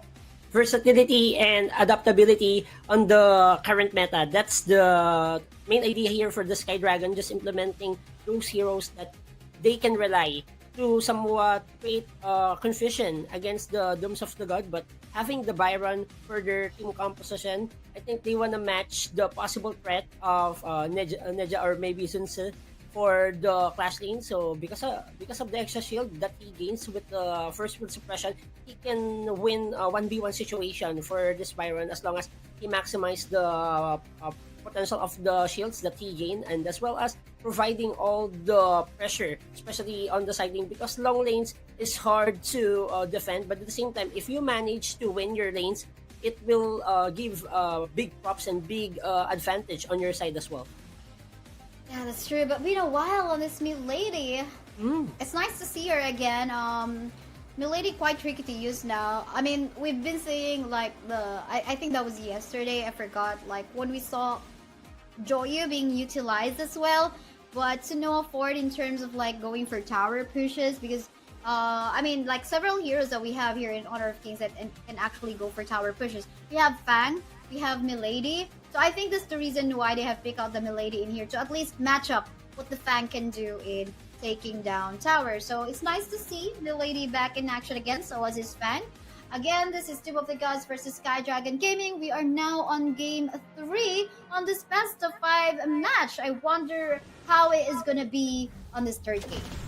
And discussing the team composition for the both teams. For the SDG, they will select Neja for the jungle. So we will expect that this will be a brutal Skyfall that he needs to connect against the OTG. And meanwhile, for the team of the OTG, they will settle for the pay for fast advancement and also trying to get some small camps, small objectives, especially on jungle objective for the team of our DOTG and SDG, receiving a lot of damage and Atrium being pressured as of the moment. Yeah, they're trying to take down the life of Atrium in there, but the Byron will actually fall down and even a double kill. In Tagalog we actually call it maasim. It's very maasim, like they're very overconfident on actually trying to take down the life of Atrium in there, and now they got punished, and they even gave that lead onto the hands of Atrium this time. I think they should have not done that. And I mean, if we're talking about the composition of SDG as well, they have even more ways to actually go for backup. But for the meantime, let's take a look at what's happening into the Reaper's side. Ming will fall down, but that's okay. That's just one way for the OTG to actually try to catch up. But yeah, no Frayed on the Nuja as well as Atrium on the Sansa. We can see that, you know, in terms of providing backup, they have the fast response, right? In comparison to what DOTG can do. So I think DOTG needs to be very careful on choosing the fights that they want. And also, the OTG needs to have that surprise attack, most probably not to show their positioning during the fights. Because if the SDG will locate them, the set sail will be a problem for the SDG. Meanwhile, Atrium will be scratched by Play for our DOTG. Meanwhile, onto the bottom lane, we will be seeing some pressure moments. So 1v1 trade for our both Clash laners for the DOTG and SDG. And this is a close fight for the both teams as we will take on another series of matches here for our season number 2. For the Clash on Air Cup, but for the both teams, it's more on controlling the tempo, and you will see the deadly both just looking forward to sync and also to punish the members of the opponents, which is the DOTG. So true. I think there was like some overconfidence coming from Atrium a while ago on the top side. But for the meantime, in here we can see Nuja making use of the Skyfall already, trying to target the rest of the members of the OTG. But that's a 2-for-2 trade, if in case, and they are under tower, so might as well just back off a little bit. Could have been better if they have maybe someone else together with a set sail of Sansa, but no one was there. You know, a pretty 3v1 could have happened, but I think it was like quite untimely, and I think maybe PHY could have joined the lady just to add some sources of damage, but that did not happen. Yup, exactly, and they need those additional sustained damage from the mid-AD's ultimate, because if you connect that sustained damage, it can help to somehow crush or maybe punish the members of the OTG in this game. And for our gold difference, it's close to 400 gold lead in the hands of SDG, so we will be seeing some little advantage from the SDG in the early stages of the game. And for our 2 seconds remaining, the Tyrant and also Overlord has spawned, who will be taking those objectives for the both teams. See, because the rest of the members' pay is actually incoming. I'm not sure if he's gonna make it, but someone's actually waiting in the bush, which is PHY. Gonna be going for that Chaos Field already. He will fall down. Those are really nice bush play. And the rest of the members of Team SDG is actually trying to go for more kills. Mighty Danui will fall down. Will there be a turnaround? Because we can see, actually, Ming will fall down too. I thought he will actually fall down onto the damage coming from the Fang, but no Fort. Nuja will go for the double kill. Zhangfei is all alone. And the members of DOTG are super close to wipe out. This is looking tough right now for the team of DOTG, even though they get multiple heads against SDG, but SDG won that battle because they are able to take away some heads as well for the DOTG, and selecting those targets, you give headache against the Fang. This will be a big problem for you to endure if you are the DOTG. You need to emphasize the protection and also the powerful reaching of power spikes coming from this Fang. You need more items, you need more security, and you need to stay alive most of the game for you to deal damage against the SDG members. That's true, that's true. I mean, once he gets more itemization, definitely even the target sighted will dish out a lot of damage once you are marked by this Fang. But for the meantime, let's see what we can even further expect, because as a Ming as well, you know, his buff and debuff in here is very useful and actually further empowering the damage of his teammates. And just lessening the damage of the opponent. But we have a trade in terms of the objective in here. We can see a super low HP Pei. He will take down the objective, but he will fall down instead. Anyway, we can see a preheating. Lady Soon onto the back line, even gonna go for that last hit. And as we can see, the rest of the members of SDG are already just trying for the tower push into the middle lane. Really nice space being created by No Frayed in no time. You can see the Unbridled Outburst has been used just to shove away the members of SDG into the middle lane. Will that be successful? Yes, it will. But then again, they lost a tower in the process. Tower by tower takedowns being provided by the team of our SDG, 2-to-none exchange. It will enlarge their chances to invade the jungle objectives from the team of our DOTG in this game. And for the DOTG, I think they need to focus more on the macro objective and just sustaining their lanes, because if they manage to sustain their lanes, especially the outer turret onto the top and bottom, it will give them some sigh of relief. But exposing your middle turret, this is a big problem once more for the DOTG, because the team of SDG is eager to invade and most probably take away the Azure Golem and Crimson Golem against the hands of this Faith. So for the SDG, it's more on forcing the team fights. They have initiation prowess with the Skyfall coming from No Frayed. You have the enhanced damage output provided by your teammate Coriander. You have the set sail for surprise crowd control coming from the deadly bolts of the Sunse. And you have also the AoE damage and sustained damage coming from PHY. That's true. Oh, look at that, super low on HP. Oh, okay, he'll be able to back up. Fortunately, the rest of the members, Maishida Nui, is able to protect him. But then again, a free tower take coming from SDG. Gotta love the space being created by the rest of the members of Team SDG here. Just so the Lady Soon will be able to free hit. But now, I mean, no towers down as of yet. Coming from SDG, it seemed like they got the momentum from game 2 a while ago, and they want to end this game as fast as possible. But I think it's also on the draft, because again, we were talking a while ago, Nuja as well as Sunse, they're very fast in terms of going for the backup play and even going for a setup play. Let's say, imagine you thought you're only fighting against the Ming and Lady Soon, but you'll be surprised suddenly. Sunse or Yoja is just suddenly out there, so you're ended up with like 4v2 situation. So I think it's also the draft on going in favor of the side of SDG. But for the meantime here, I think that is a bad spot for the Pei to be actually roaming around as a tiger. So it's now a 4v5 just so in case.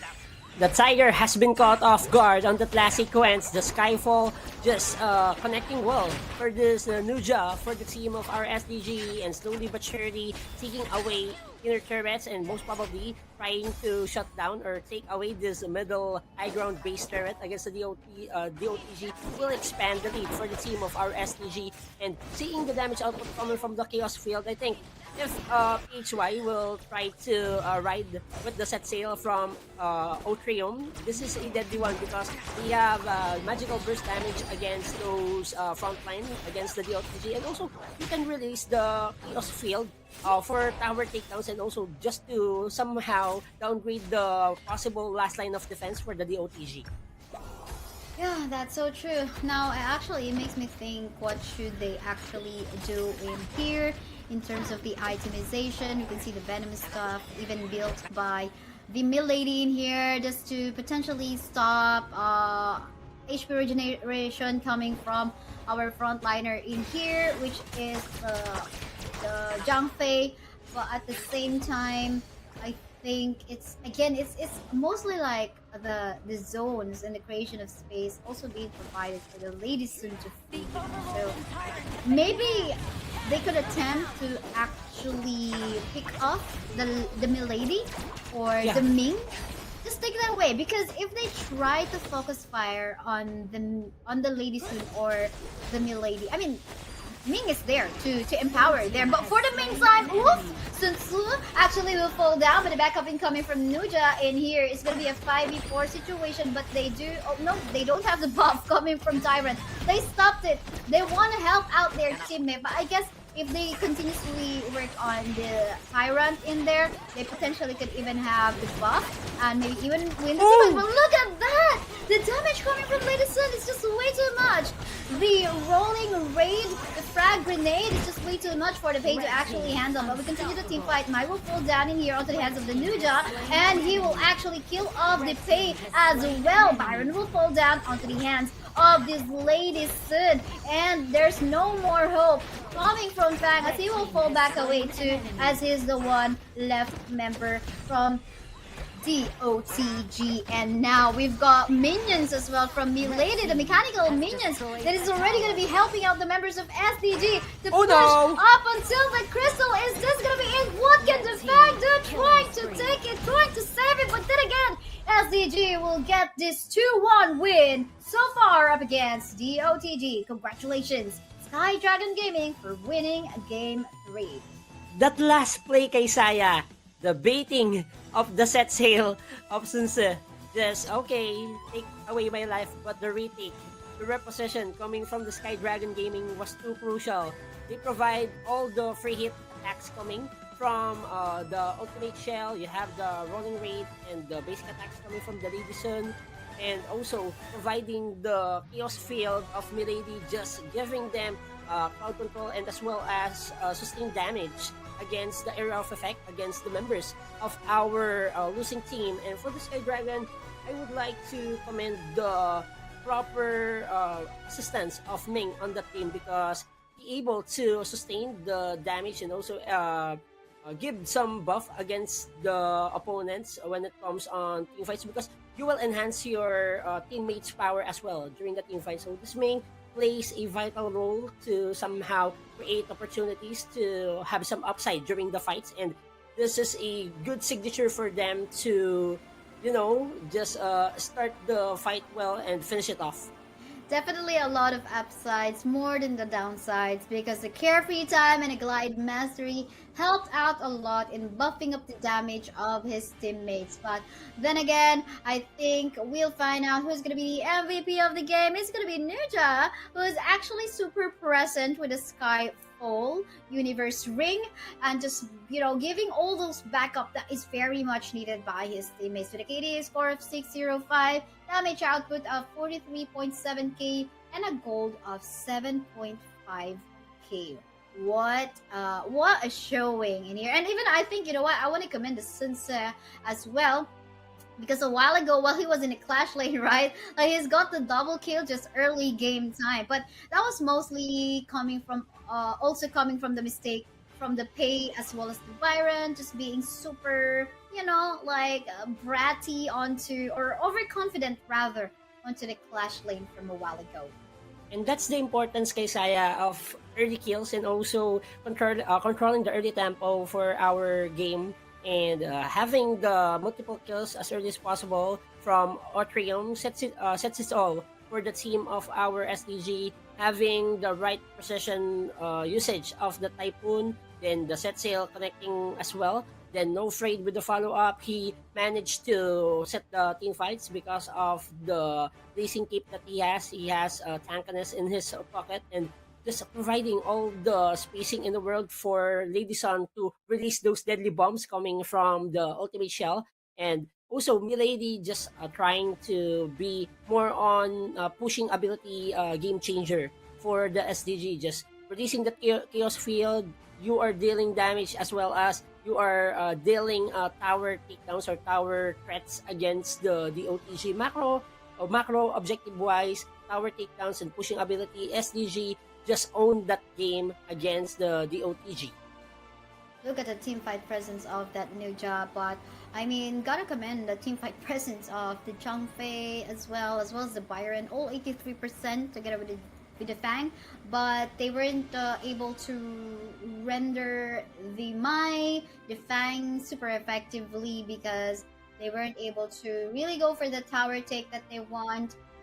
The tower pushing capability of the Milady won better this game, and now it is a match point actually for SDG Gaming. I wonder if our stream director Clay Chef here will actually win the prediction from a while ago. We'll have to find out.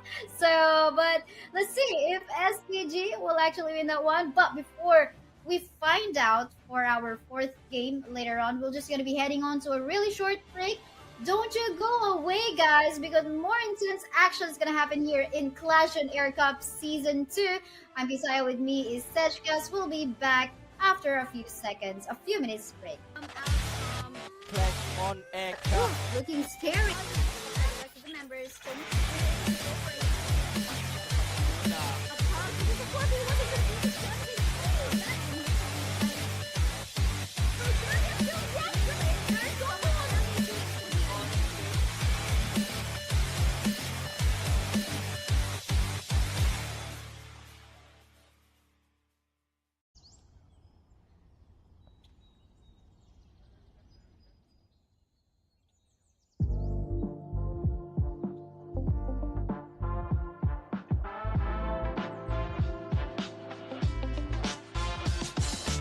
In recent years, virtual events have gained immense significance in the world of business. With the ability to connect companies with their customers and stakeholders, regardless of geographic locations, virtual events have become a vital tool for modern businesses to expand their reach and influence.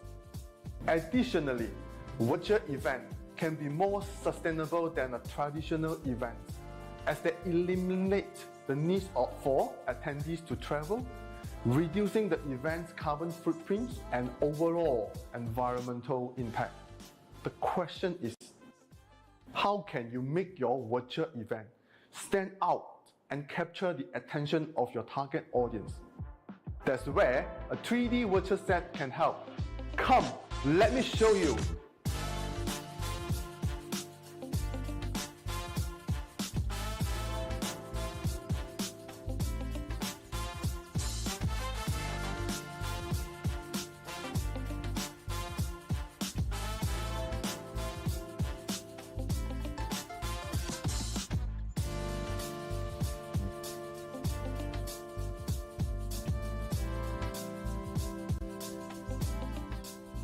A 3D virtual set can help you create stunning environment that will capture your audience attention and leave a lasting impression. After all, the key to successful event is ensuring that your audience engage with your message and achieve the desired objective. 3D virtual set can reduce costs while still creating an immersive and engaging experience for your audience.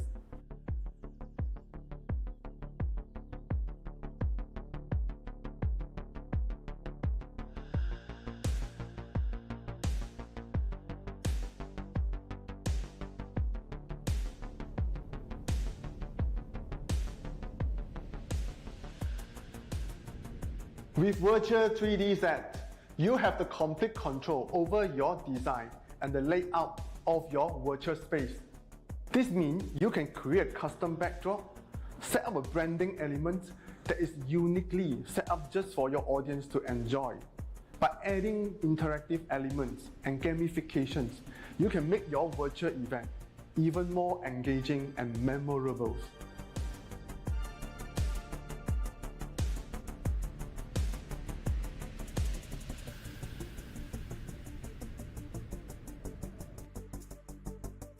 A 3D virtual set also provides multiple angles to capture attendees' attention span. You can easily switch between different angles to highlight the speakers, products, or interactive elements. A 3D virtual set can create a dynamic and engaging experience for your audience. This can help to keep audience engaged and motivated throughout the event, leading to better outcomes and results.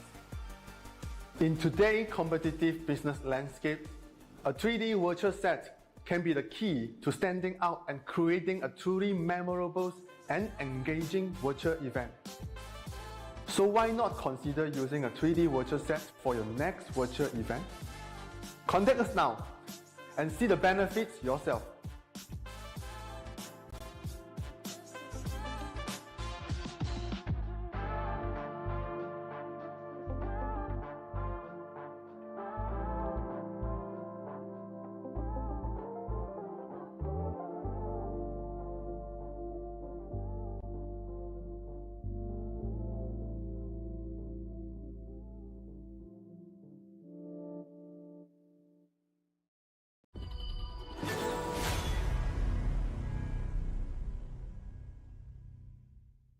Hi everyone, I'm Jan, lead for global esports products at IAG Global, and I'm here today to share what we have in store for our fans and players around the world. It's going to be an exciting year for Honor of Kings and esports. The game will be launching in phases throughout the year around the globe. Building on our successful launch in Brazil, we'll be expanding and opening game pre-registrations in selected regions, including Clash on air cup. Looking scary. Members.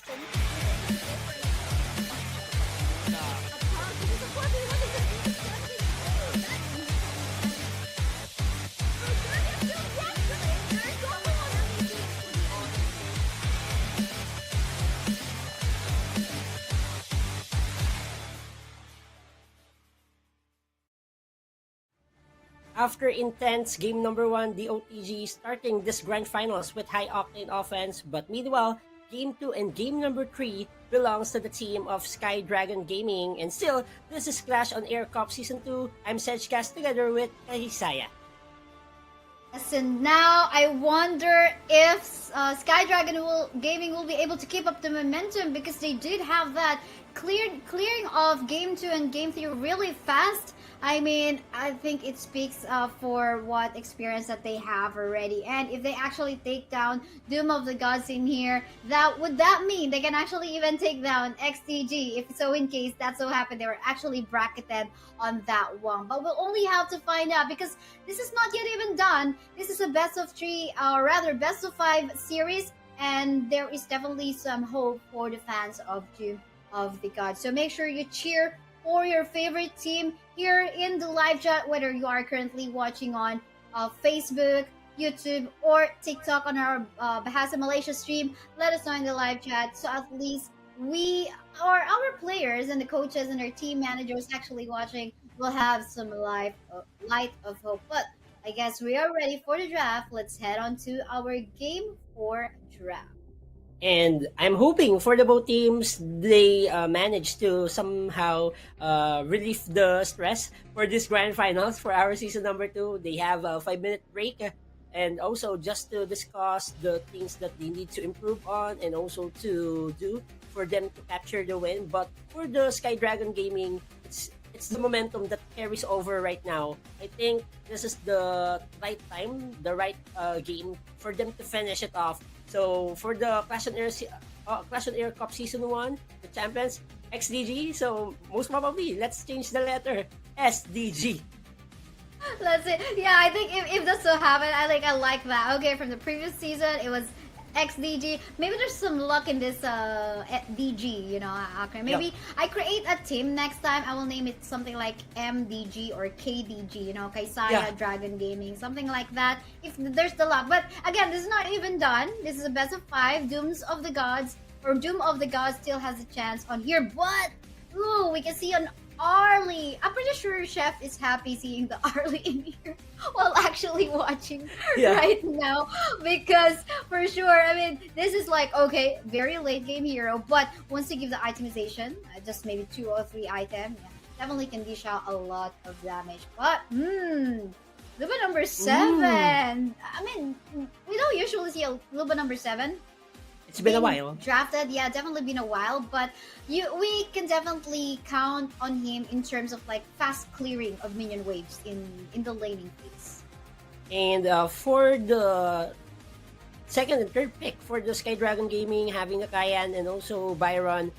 For the Sky Dragon Gaming, it's more on just providing the mobility. You have the shields, you have the heal, and having the space for this RD is a crucial one for the Sky Dragon Gaming, because if this RD will be well fed, this is a bad situation if you are the Dooms of the Gods. But Dooms of the Gods just releasing the pocket picks, I think they practice the zeros. The number 7 is one of those farm laners that can easily crush or deal AoE damage, can clear the minion waves fastly. You have this done, the Unruly Blade, just to somehow cancel out the possible Maple Dance or possible Autumn Storm coming from the RD. So you have the knock-up, you have the stuns coming from the Dun, and as well as you have the backline reach option if you are the Dun. And this Dun can position as your main clash lane or most probably your jungler.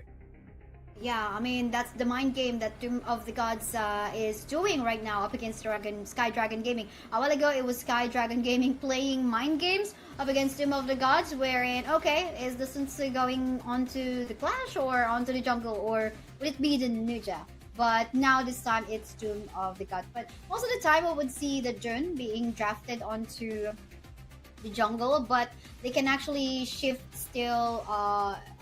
Shift their pick still onto a different role onto the Clash lane should they want to, depending on if they want to counter out the Byron or someone else, which could be the next pick from Sky Dragon Gaming for the jungle and the mid. So we'll just have to find out. I wonder what we still have in here.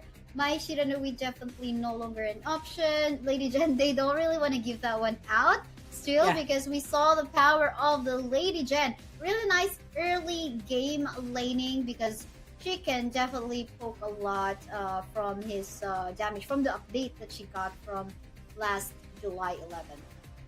And for the fourth pick, Doom of the God selecting the Luna, so you have that option to kind of put some pressure against this RD. So if RD is being squishy, so let's select squishy hero as well. You have the New Moon and also Crescent Slash, just to Crescent Moon to somehow deal some damage against this RD and to put some hard time for the main carry of the Sky Dragon. But having the Byron, I think this is a tough one for the Dooms of the God, because they have that zoning potential coming from this Byron. You have the extra shield from the first field suppression. You have the initiating prowess that adds on your arsenal. But for the team of Doom of the Gods, I want to see how they will play this team composition, because by revealing the Luna, it goes to show that I think this Dun will be at your Clash lane.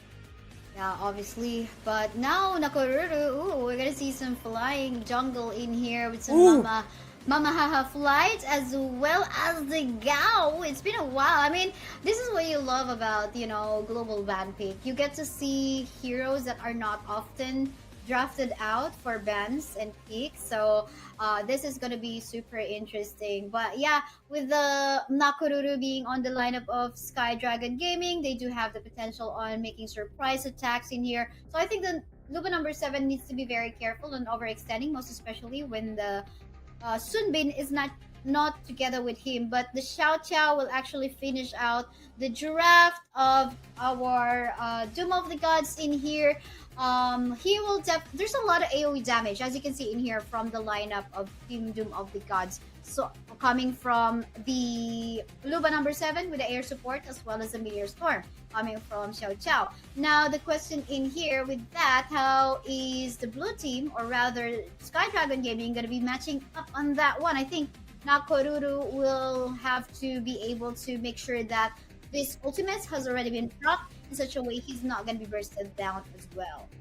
And having this kind of team composition for the both teams, it's all on executing their play styles and also reaching their full potential for their team compositions. And discussing the SDG team composition, it's more on having the burst damage and waiting for the timers of this RD.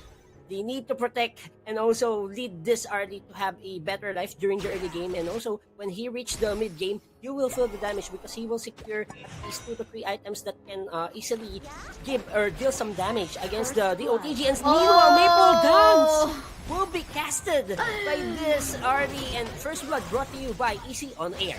That is so true. I mean, as an Arlie, I do like playing Arlie too. So like what they do here as a technique when in the laning phase, especially if it's just a 1v1, you put out the hang on, but take a look at how Byron will actually pull down that one. So far a 1-for-1 trade, but we're not even done. As you can see, there's a chase and poke coming from the Xiao Qiao. But yeah, going back into the Arlie, you go for the S2, which is the Maple Dance, and then you go for the Frenzy. So at least you get a lot of additional damage, and then you just poke out your opponent and then go back to the carousel. So that is actually a nice way to bully out your opponent.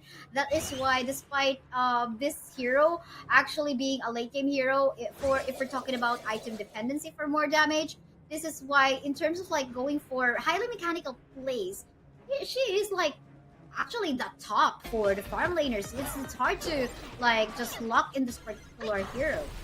Yep, and also for the both teams, it's more on protecting their early game because if you have a better start, you can consistently do the things that you need to do. And specifically for the STG, they wanna assassinate the members of the OTG and just provide the early safe zone from this RD. As long as he remains alive and going for the last set of minion wave, he can easily gather his initial primary item for this RD. And for the DOTG, I want to see how this Thanatos will react even though he has a slow start in this game. But we know the potential of this Luba number 7. Luba number 7 is one of those heroes that can easily come back when he gains 4 kills in the preceding rounds. Yes, that's true.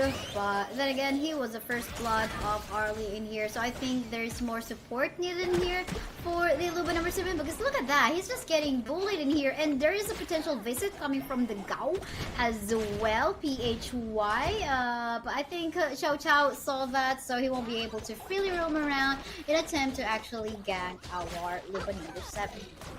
And for the SDG, they want to try to find some opening, some space to pressure this Luba number 7 of Thanatos, because if this Luba number 7 being pressured as early as possible, you will be having some advantages during the team fights, and the Nakaruro will go for the fight against the members of our DOTG. Where are you going? And looking forward to this engage. He receives a lot of damage, but too tanky. He remains alive on the class sequence. Unyielding might coming from this tune. He's just like, I mean, gotta take advantage of that HP regeneration that he has innately in his kit. So might as well. Definitely you don't want to make a similar mistake that the OTG did a while ago onto our game 3. But yeah, fortunately our Nakaruru as well as Byron respected that. They fell back, they backed away, made sure that they're not going to commit the same mistake that the OTG did from game 3. But now our Tyrant as well as the Overlord are all alive. I wonder what's going to be the priority between these two teams right now. It's a 4-1 set up for both of the teams right now. Both the Byron and the Zone is actually going to be having this clash. For the meantime, onto the top side, but they don't want to fall down as well, because if one of them goes down, you know, they cannot be able to go for an assist as to when or what objective they want to take. But it seems like it's this is a guessing game right now for both of the teams. But you can see a tower push already being down by the Arlie. Pokes here and there as well, the Parasol. At the same time, even our Sunbis was forced to use the time lapse just to shove the member of SDG, that particular Arlie, in the game. And we can see Luna wasn't able to take the Overlord as well because of the Byron. And just like that, Kaysaya, SDG having the lead because of the siding pressure that this RD producing against the DOTG. And once more, Gao just trying to deal some damage and also focus against the members of the OTG. But overextending, Nakaruru, no afraid. That's the deadly bombs coming from the Sunbin. Oh, really gonna hate the time bomb here and there. More bombs in here with the time lapse as well. And now there's the free taking coming from the side of the OTG right now. There will be definitely no steal for that one. As you can see, no Frayed was actually absent. He actually fell down, so no smite from that. It's gonna be dangerous for Arlie to actually try to go for an attempt onto the kill. So I think it's a good way that he just let that Tyrant go onto the hands of the OTG. But for the meantime, we can see a potential 1v1, or rather 2v1 onto the bot lane, but fortunately there goes the heals coming from the Kayan. But for the meantime, we can see that the Arlie will take one more kill, killing off the Xiao Chao onto the mid lane. Just doing his job right now for the RD. Getting some heads, getting some kills, it will allows him to reach his power spikes this mid stages of the game.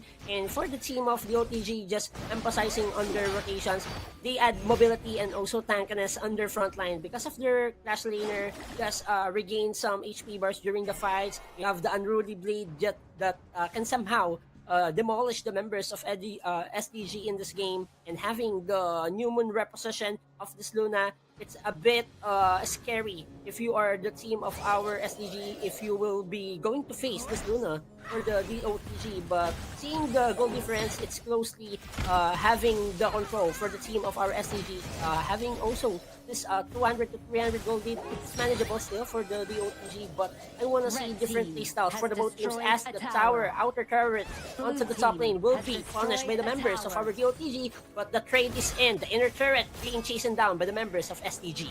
Definitely, and June is actually ready to back up onto the middle lane, but it seems like will there be a clash? Yes, look at a bush play coming to the side of SDG. Real nice play coming from our Gal, as well as Autrium onto the Byron, but let's see who's gonna deal more damage in here. Luna will take off the life of the Gal onto the back line, however, we can see the Arlie is in here all alive. He will try to catch up and dishing more damage.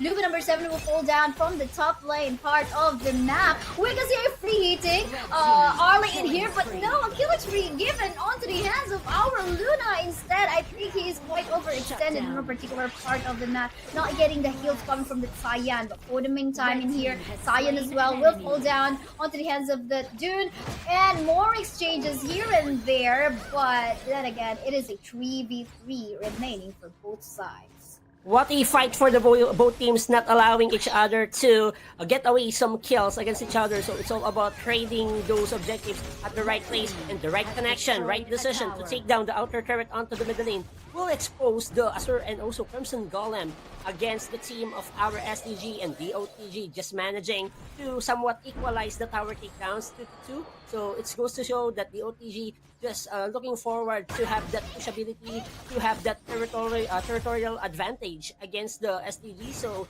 it's the eye-opener for them to somehow get some neutral objectives, just invade the jungle resources that SDG has. Also, one thing that you'll notice in here, DOTG, they're having a tough time taking down the life of this Dune. So might as well, they have to start building items like that of the Blazing Cape, Mortal Punisher, as well as the Venomous stuff. I mean, it's like, I think twice when we saw we're in the Dune, or like, they're not able to take down the life of the Dune because of the HP regen. But yeah, for the meantime, in here, look at the damage being dealt by the air support coming from our monster. Luba number 7, rather, a double kill going onto the Dune. Our Arlie is still, he is already down onto the hands of the OTG as well. And now again, back to 3 members left onto the side of SDG. I guess they need to stop. I mean, they have to be very careful in here when checking on the bushes. They have to check it. I think they're having a hard time because they don't have that much ability to actually poke out. They might only be able to rely on Cyan's earworm. Who else can actually poke out the bush? Not much, because for Arlie, she's actually short range. So if he is able to, he's gonna be using the maple dance to check the bushes. He's still near the bush, you know what I mean? They don't have a means to actually poke out bushes. But mainly the earworm of Cyan is just like the S3, the stuns here and there. But I think that's why they're having a tough time. So I guess a vision item might be useful in here for the roaming item for Cyan, because they're having a hard time in checking where the opponents are actually positioned.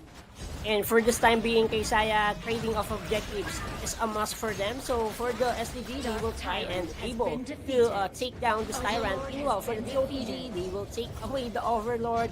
And for the both teams, it's more on just focusing on their objectives and focusing on protecting each other and having a good set of plays coming from both sides. So for the SDG, it's more on defensive mode, and counter retaliation needs to be done against the team of the OTG, because when it comes on the upper hand on the damage output, the OTG has the tools to make some problems against the members of SDG. Because of the air support, you can deal AoE damage. You have the Unruly Bleed coming from the Dune. It can be a great impact for them to initiate fights. And when it comes on mobility, when it on reaching the backline, you have the New Moon and also Crescent Moon for the team of our DOTG. And another fight being casted by the both teams, as you will see another crucial crowd control coming from this Coriander, the best, I'm the best, and where are you going? There's no way out. Shutdown coming from the RD, and Dune already done in this clash. And for this Luna, he will try to take away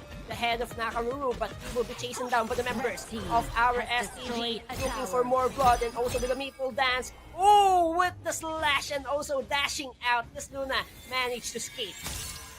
That's so true. Present slides as well as the searing stab. Definitely be safe on that one. But regardless, that was actually a nice attempt coming from the OTG. We did see how they actually were able to swiftly take down the inner tower onto the top lane part of the map, with the damage output coming from Thanatos, but they were all in together, and thus they were able to keep all of the damage being done by Gao as well as the Byron. And in that way, they were able to regain the position onto the map, taking down towers up top, as well as getting the tower onto the mid. Now the tables have turned around once more, and I suppose the OTG needs to commit the same mistake from a while ago. But again, one thing we've noticed, I mean, it took a while for them to take down the Dun. I wonder what itemization SDG has right now. Did they completed all the anti-high regen items that they very much needed up against this Dun? Because again, he's quite annoying in terms of the HP regen that he has. Exactly, and for the SDG addressing the problem, just having that anti-heal items for the SDG will help them to somehow create advancement and problems against the heroes of our DOTG. And meanwhile, for the DOTG, I would like to see how they can respond in this kinds of situation, because at the early stages of the game, they have the lead, and right now the tables have turned. The team of SDG gathering almost 1,300 gold lead in their pockets, so this is a total economy swing for the SDG, and seeing the damage output coming from this RD is a crucial one, so you can't afford to receive those deadly umbrellas coming from the Autumn Storm. You have the quick mobility responses with the Maple Dance, and Coriander being the commander right now for the team of SDG, just providing all the crucial cloud control that they needed for them to capture one by one the heads of the OTG. So true. The heals as well, that is annoying from the side of the OTG coming from the Science. True. Tune of Tranquility. But yeah, gotta love the pressure that No Fade is actually doing up top. For the meantime, seems like they have to be very careful here onto the mid. Byron's quite low. They don't have the Arlie beside them to actually dish out some damage. But again, the pressure up top as well as in the bottom lane part of the map is really superb. Away from the side of SDG to just actually, force the members of the OTG to defend their high ground towers. And again, in terms of position onto the Overlord, there is a Primal Bond from the side of SDG, so pretty sure they're not going to be attempting on that one because they just took down the Tyrant. So might as well for the OTG, they just wait for, again, a missed position coming from the side of SDG. Crucial moments is on the hands of our SDG and the OTG. Single error can cost you the game if you are the team of the OTG. And for the SDG, they climb back in this game and trying to close it out, trying to be the next champion here for the Clash on Air Cup Season number 2. But the team of the OTG don't want that to happen. They need to force the game number 5 and they need to capture the game number 4. And seeing the damage output for the both teams, I think it's a equal balance. It all boils down to the setups and also the cloud control that they need to provide against each other. But seeing the CC immunity, okay, I have the Tune of Tranquility just to somehow create some separation and HP back for this Kayan. Despite unfortunately, he was forced to use his Purify from that potential death. But for the meantime, you can see the OTG starting off the Overlord right now. Shadow Overlord, Byron is actually going for the backline. Look at that! The Nautilus will actually fall down. In here, no more Master. Luba number 7, rather, in here from the side of the OTG. But in here, Gao will fall down as well. Will there be an exchange of kills? But not yet, because Xiao Chao instead will actually fall down. 3 members left on the side of the OTG right now. There's the chase coming from our Cyan, actually him wanting his earworm to actually connect the annoying stuns coming from this particular hero. And then again, there was the members of SDG actually going for the fish onto the middle lane. We can see Arlie also going for the chase. Look at the damage coming from his Parasol as well. In here, really nice Maple Dance. But then again, we can see Byron just continuously pushing. And then again, the pokes here and there coming from our Arlie. The protection coming from Cyan as well with a heals here and there. Stuns coming from the Cyan with an earworm too. The T will fall down. However, I wonder if so as the... Oh, look at that. Almost though. Byron, to the cost of his life, almost took down the Crystal of the OTG. That's a close Crystal Crush coming from this trio. Well, the clash is happening onto the middle lane. The team of SCG just finding ways to skip and also take away the game against the DOTG, but nice defense still for the team of our DOTG. And meanwhile, seeing the goal differential, it's mounting close to 3,200 in the hands of our SDG, so we will expect that you have the upper advantage here, but you will see the unlimited slashes coming from this Luna. He's too squishy he can be handled by the members of our SDG. He has the initiating powers and disengagement factor. From this Luna, you have the damage output with the New Moon, you have the Crescent Slice and Searing Stab just to deal some massive blows against the members of our SDG. And I think this is the most important place right now for the both teams. They need to create such a good team fight initiation and also just reaching out the backline. But you see the damage output coming from No Afraid. I'm not afraid and I will crush you. Yeah, that's so true. The combination of Amube Yatoro as well as Anu Mutsube with the after the Mama Haha flight, just he can just like burst down. But seems like that's not enough because we did see how he's not actually able to take down the life of that Luna. But for the meantime, a position of taking down the Shadow Tyrant for the side of SDG. This with the Chain Lightning buff definitely gonna be giving some boost of damage from the rock out of Gao, as well as of course the magic damage coming out from Arliss Maple Dance as well. But we'll see how this one will go because again, we did see, I mean, Luna is quite scary as well for as long as he's alive, as well as the Dune is maintained alive. I think SDJ in here needs to try to pick off Thanatos first. And for the team of our SDG, I think they need to connect the timely execution of their minion waves. Look at the minion waves. And also for the waves onto the top lane, super minions being crashing the crystals against the members of our DOTG, but they managed to successfully defend and also clear the minions heading on their bases. And this is a tough situation right now, Kaysaya. I'm feeling the nerves as of the moment because the team of SDG looking forward to settle these things. Okay, Season 1 XDG, maybe this time we will be the champions, SDG. That is so true, and we are even close to the Tempest Dragon in here, just within 1 minute or 2 minutes game time. But for the meantime, seems like SDG, they're gonna try to go for a siege onto the middle lane. Just to take note, there goes the heal coming from the Science Rune of Tranquility in here. There's tried an attempt to go for a free hit coming from the Arlie. Gao will fall down too with the damage coming out from the Luba number 7. But then again, really crucial crowd control being put out by the rest of the members. There's no more minions left because again, Thanatos was left all alive, able to free hit from a while ago. Now that you have to wait, it is a 3v2 situation right now. If so, in case, gonna be tricky because you gotta decide: are we gonna take the Overlord this time? But of course, in terms of numbers, there's an advantage on the side of DOTG. But for the team of DOTG, they need to manage to push away the minion waves from each side of the map for them to somehow lessen the pressure on defending their crystals. And SDG has the idea to go for the split push, go for the base rush, because they have super minions on their side. So might as well go for that misdirection play, go for that split push, or most probably just select a good team fight to start up this Tempest Dragon. And this is a crucial one for the both teams because if the team DOTG will get this Tempest Dragon, I think this is a force game number 5. This is a crucial one, crucial objective, the strongest manpower that can help your allies to win. That's true. This is definitely gonna give your team some shields as well as some buff in terms of damage. You don't want to deal with the Blessing of Lightning as well as the Storm Awakening through damage buff. So it will render all your armors useless if they get this. And we can see SDG actually already starting it off. I wonder if there is gonna be an attempt or a chance for DOTG. This is a smite battle incoming right now. Master Luban actually onto the field, and there goes the steal coming from the side of DOTG.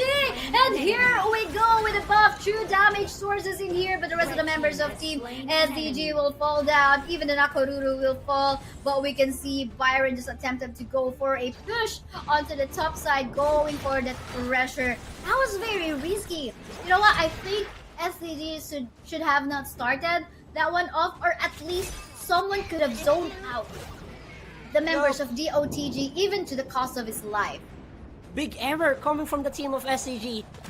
The smite was too vital on that last sequence, but Thanatos just creating that opportunity to free hit and last hit the Tempest Dragon, and it will allows them to have some push through, trying to force the game number 5. But this Atrium receiving a lot of damage with the first blue suppression. Kayan will take away the head of this Luba number 7. Where are you going? This is the fight back. This is the counterplay of the SDG. But the Unruly Blade was there just to hurt the members of our SDG, and this Byron looking forward to disengage one by one, punishing in, jumping in, slicing out, and also with the Gao. Where are you going? The guitars just polishing the members of DOTG. Where are you going? 3-man down for the DOTG. So true, but we're not even done with the clash because we can see that Doom still trying to save this game for his teammates, still utilizing the buff coming from the Tempest right now. It is a 4v1 situation. Oh, look at this Doom just regenerating his HP all back to life. He's able to manhandle everything, and he's gonna be resurrected, but this time he will fall down. But that really took a while. It's like almost 1 minute, man. So it makes me wonder what itemization SDG has in here currently. But then again, 2 members left onto the side of DOTG right now. They've got the super minions in here. We can see in here Sunbin trying to poke out the members of SDG, but will that be enough for it? The rest of the members are actually back alive, but it seems like SDG will want to go for the focus fire onto the crystal, and this is gonna be it, our new champion, SDG! Sky Dragon Gaming is your Clash on Air Cup Season 2 champions. Congratulations! Congratulations to the Sky Dragon Gaming for winning 3 straight games kay Saya. Just to think of it, losing the game number 1, okay, that's a hit check. Then game number 2, game number 3, and finishing and sealing the deal, game number 4. That is a high-octane game that we witnessed. Crucial Tempest Dragon steal for the team of the losing team, but it wasn't enough for them to force the game number 5, and Sky Dragon Gaming securing the Clash on Air Cup Season 2 Championship. For the Season 1, we have the XDG. This time, another DG, the Sky Dragon Gaming, the Sky Kings, reign as your champions for the Season 2. Maybe they are affiliates, I don't know. But a while ago, the crucial team fight that it was very risky, wherein the Tempest Dragon buff was onto the hands of Doom of the Gods, right? But we did see the play that the Byron, as well as the Tyan, as well as the Arlie did a while ago, wherein there was already an attempted push by the Luba number 7 as well as the Sunbin into the middle lane. They were trying to take down the mid lane tower, the inner mid lane tower, but the flank play coming from the Byron was so on point. Okay, I'm gonna go for that electrifying charge as well as the storm strike and force field suppression. But Cyan, I tell you, you have to back me up with the heals because they have the Tempest Dragon buff in here. So you really have to heal me in such a way that the Arlie will be able to free hit. So I think that was a really good, risky but decisive play that Sky Dragon Gaming fully committed on. And heading for our post-game MVP for the championship game, no other than Luo Chenju Chi Wu Zhuang with a KDA of 6,410, just that assist having 194,000.9k, and having the 17,291. This RD is too deadly on the latter stages of the game.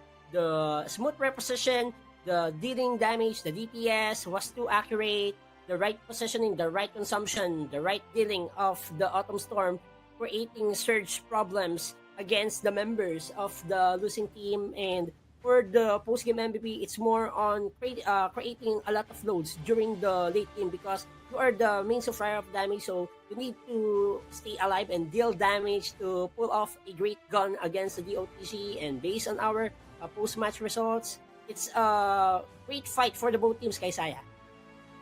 Now finally we see the itemization. So that's the reason why SDG was having a tough time in killing of the Dun because of the HP regen. They don't have much itemization to actually counter out the Dun's HP regen.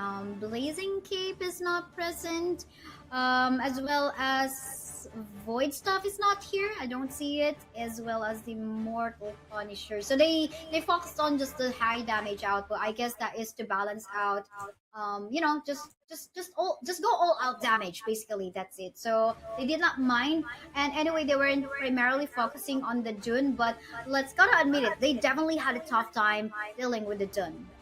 Yup, exactly. Because of the HP recovery that he gains during the fights, and he is too tanky.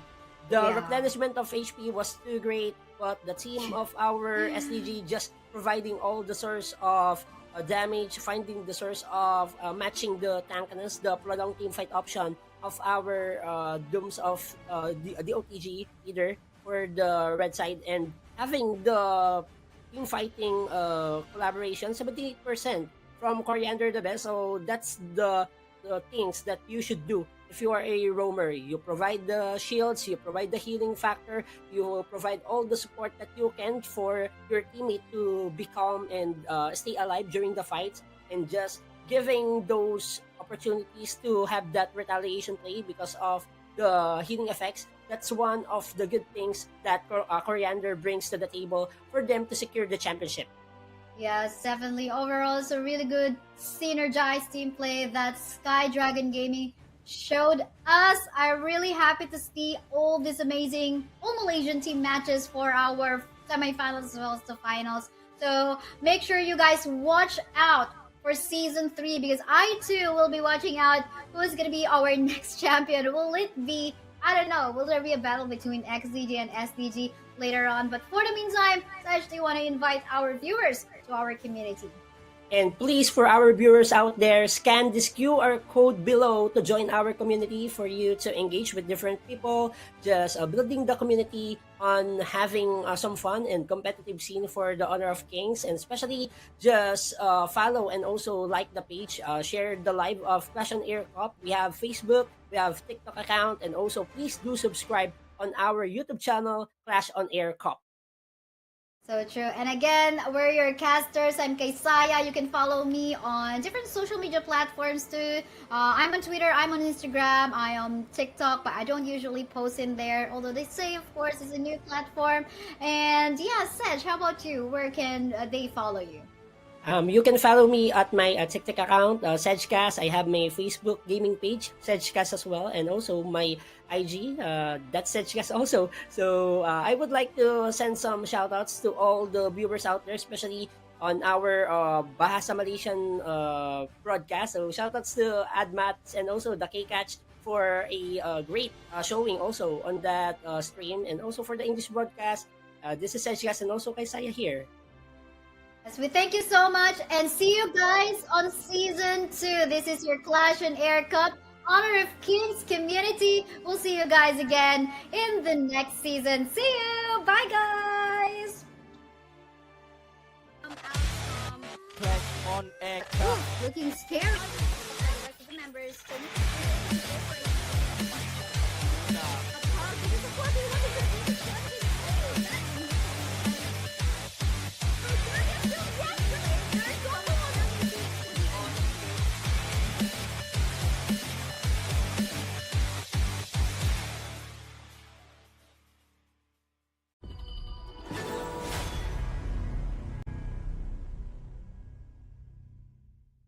Hi everyone, I'm Jan, lead for global esports products at IAG Global, and I'm here today to share what we have in store for our fans and players around the world.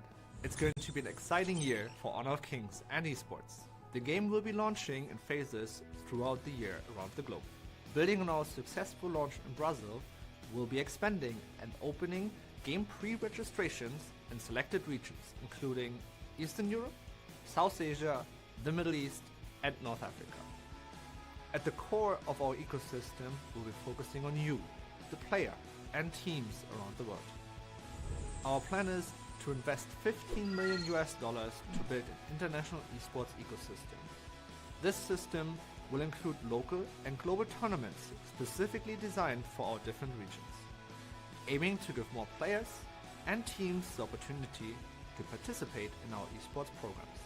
We have established our Pro League in Brazil last year, and we will be looking into building more in the other regions following the game's launch plans.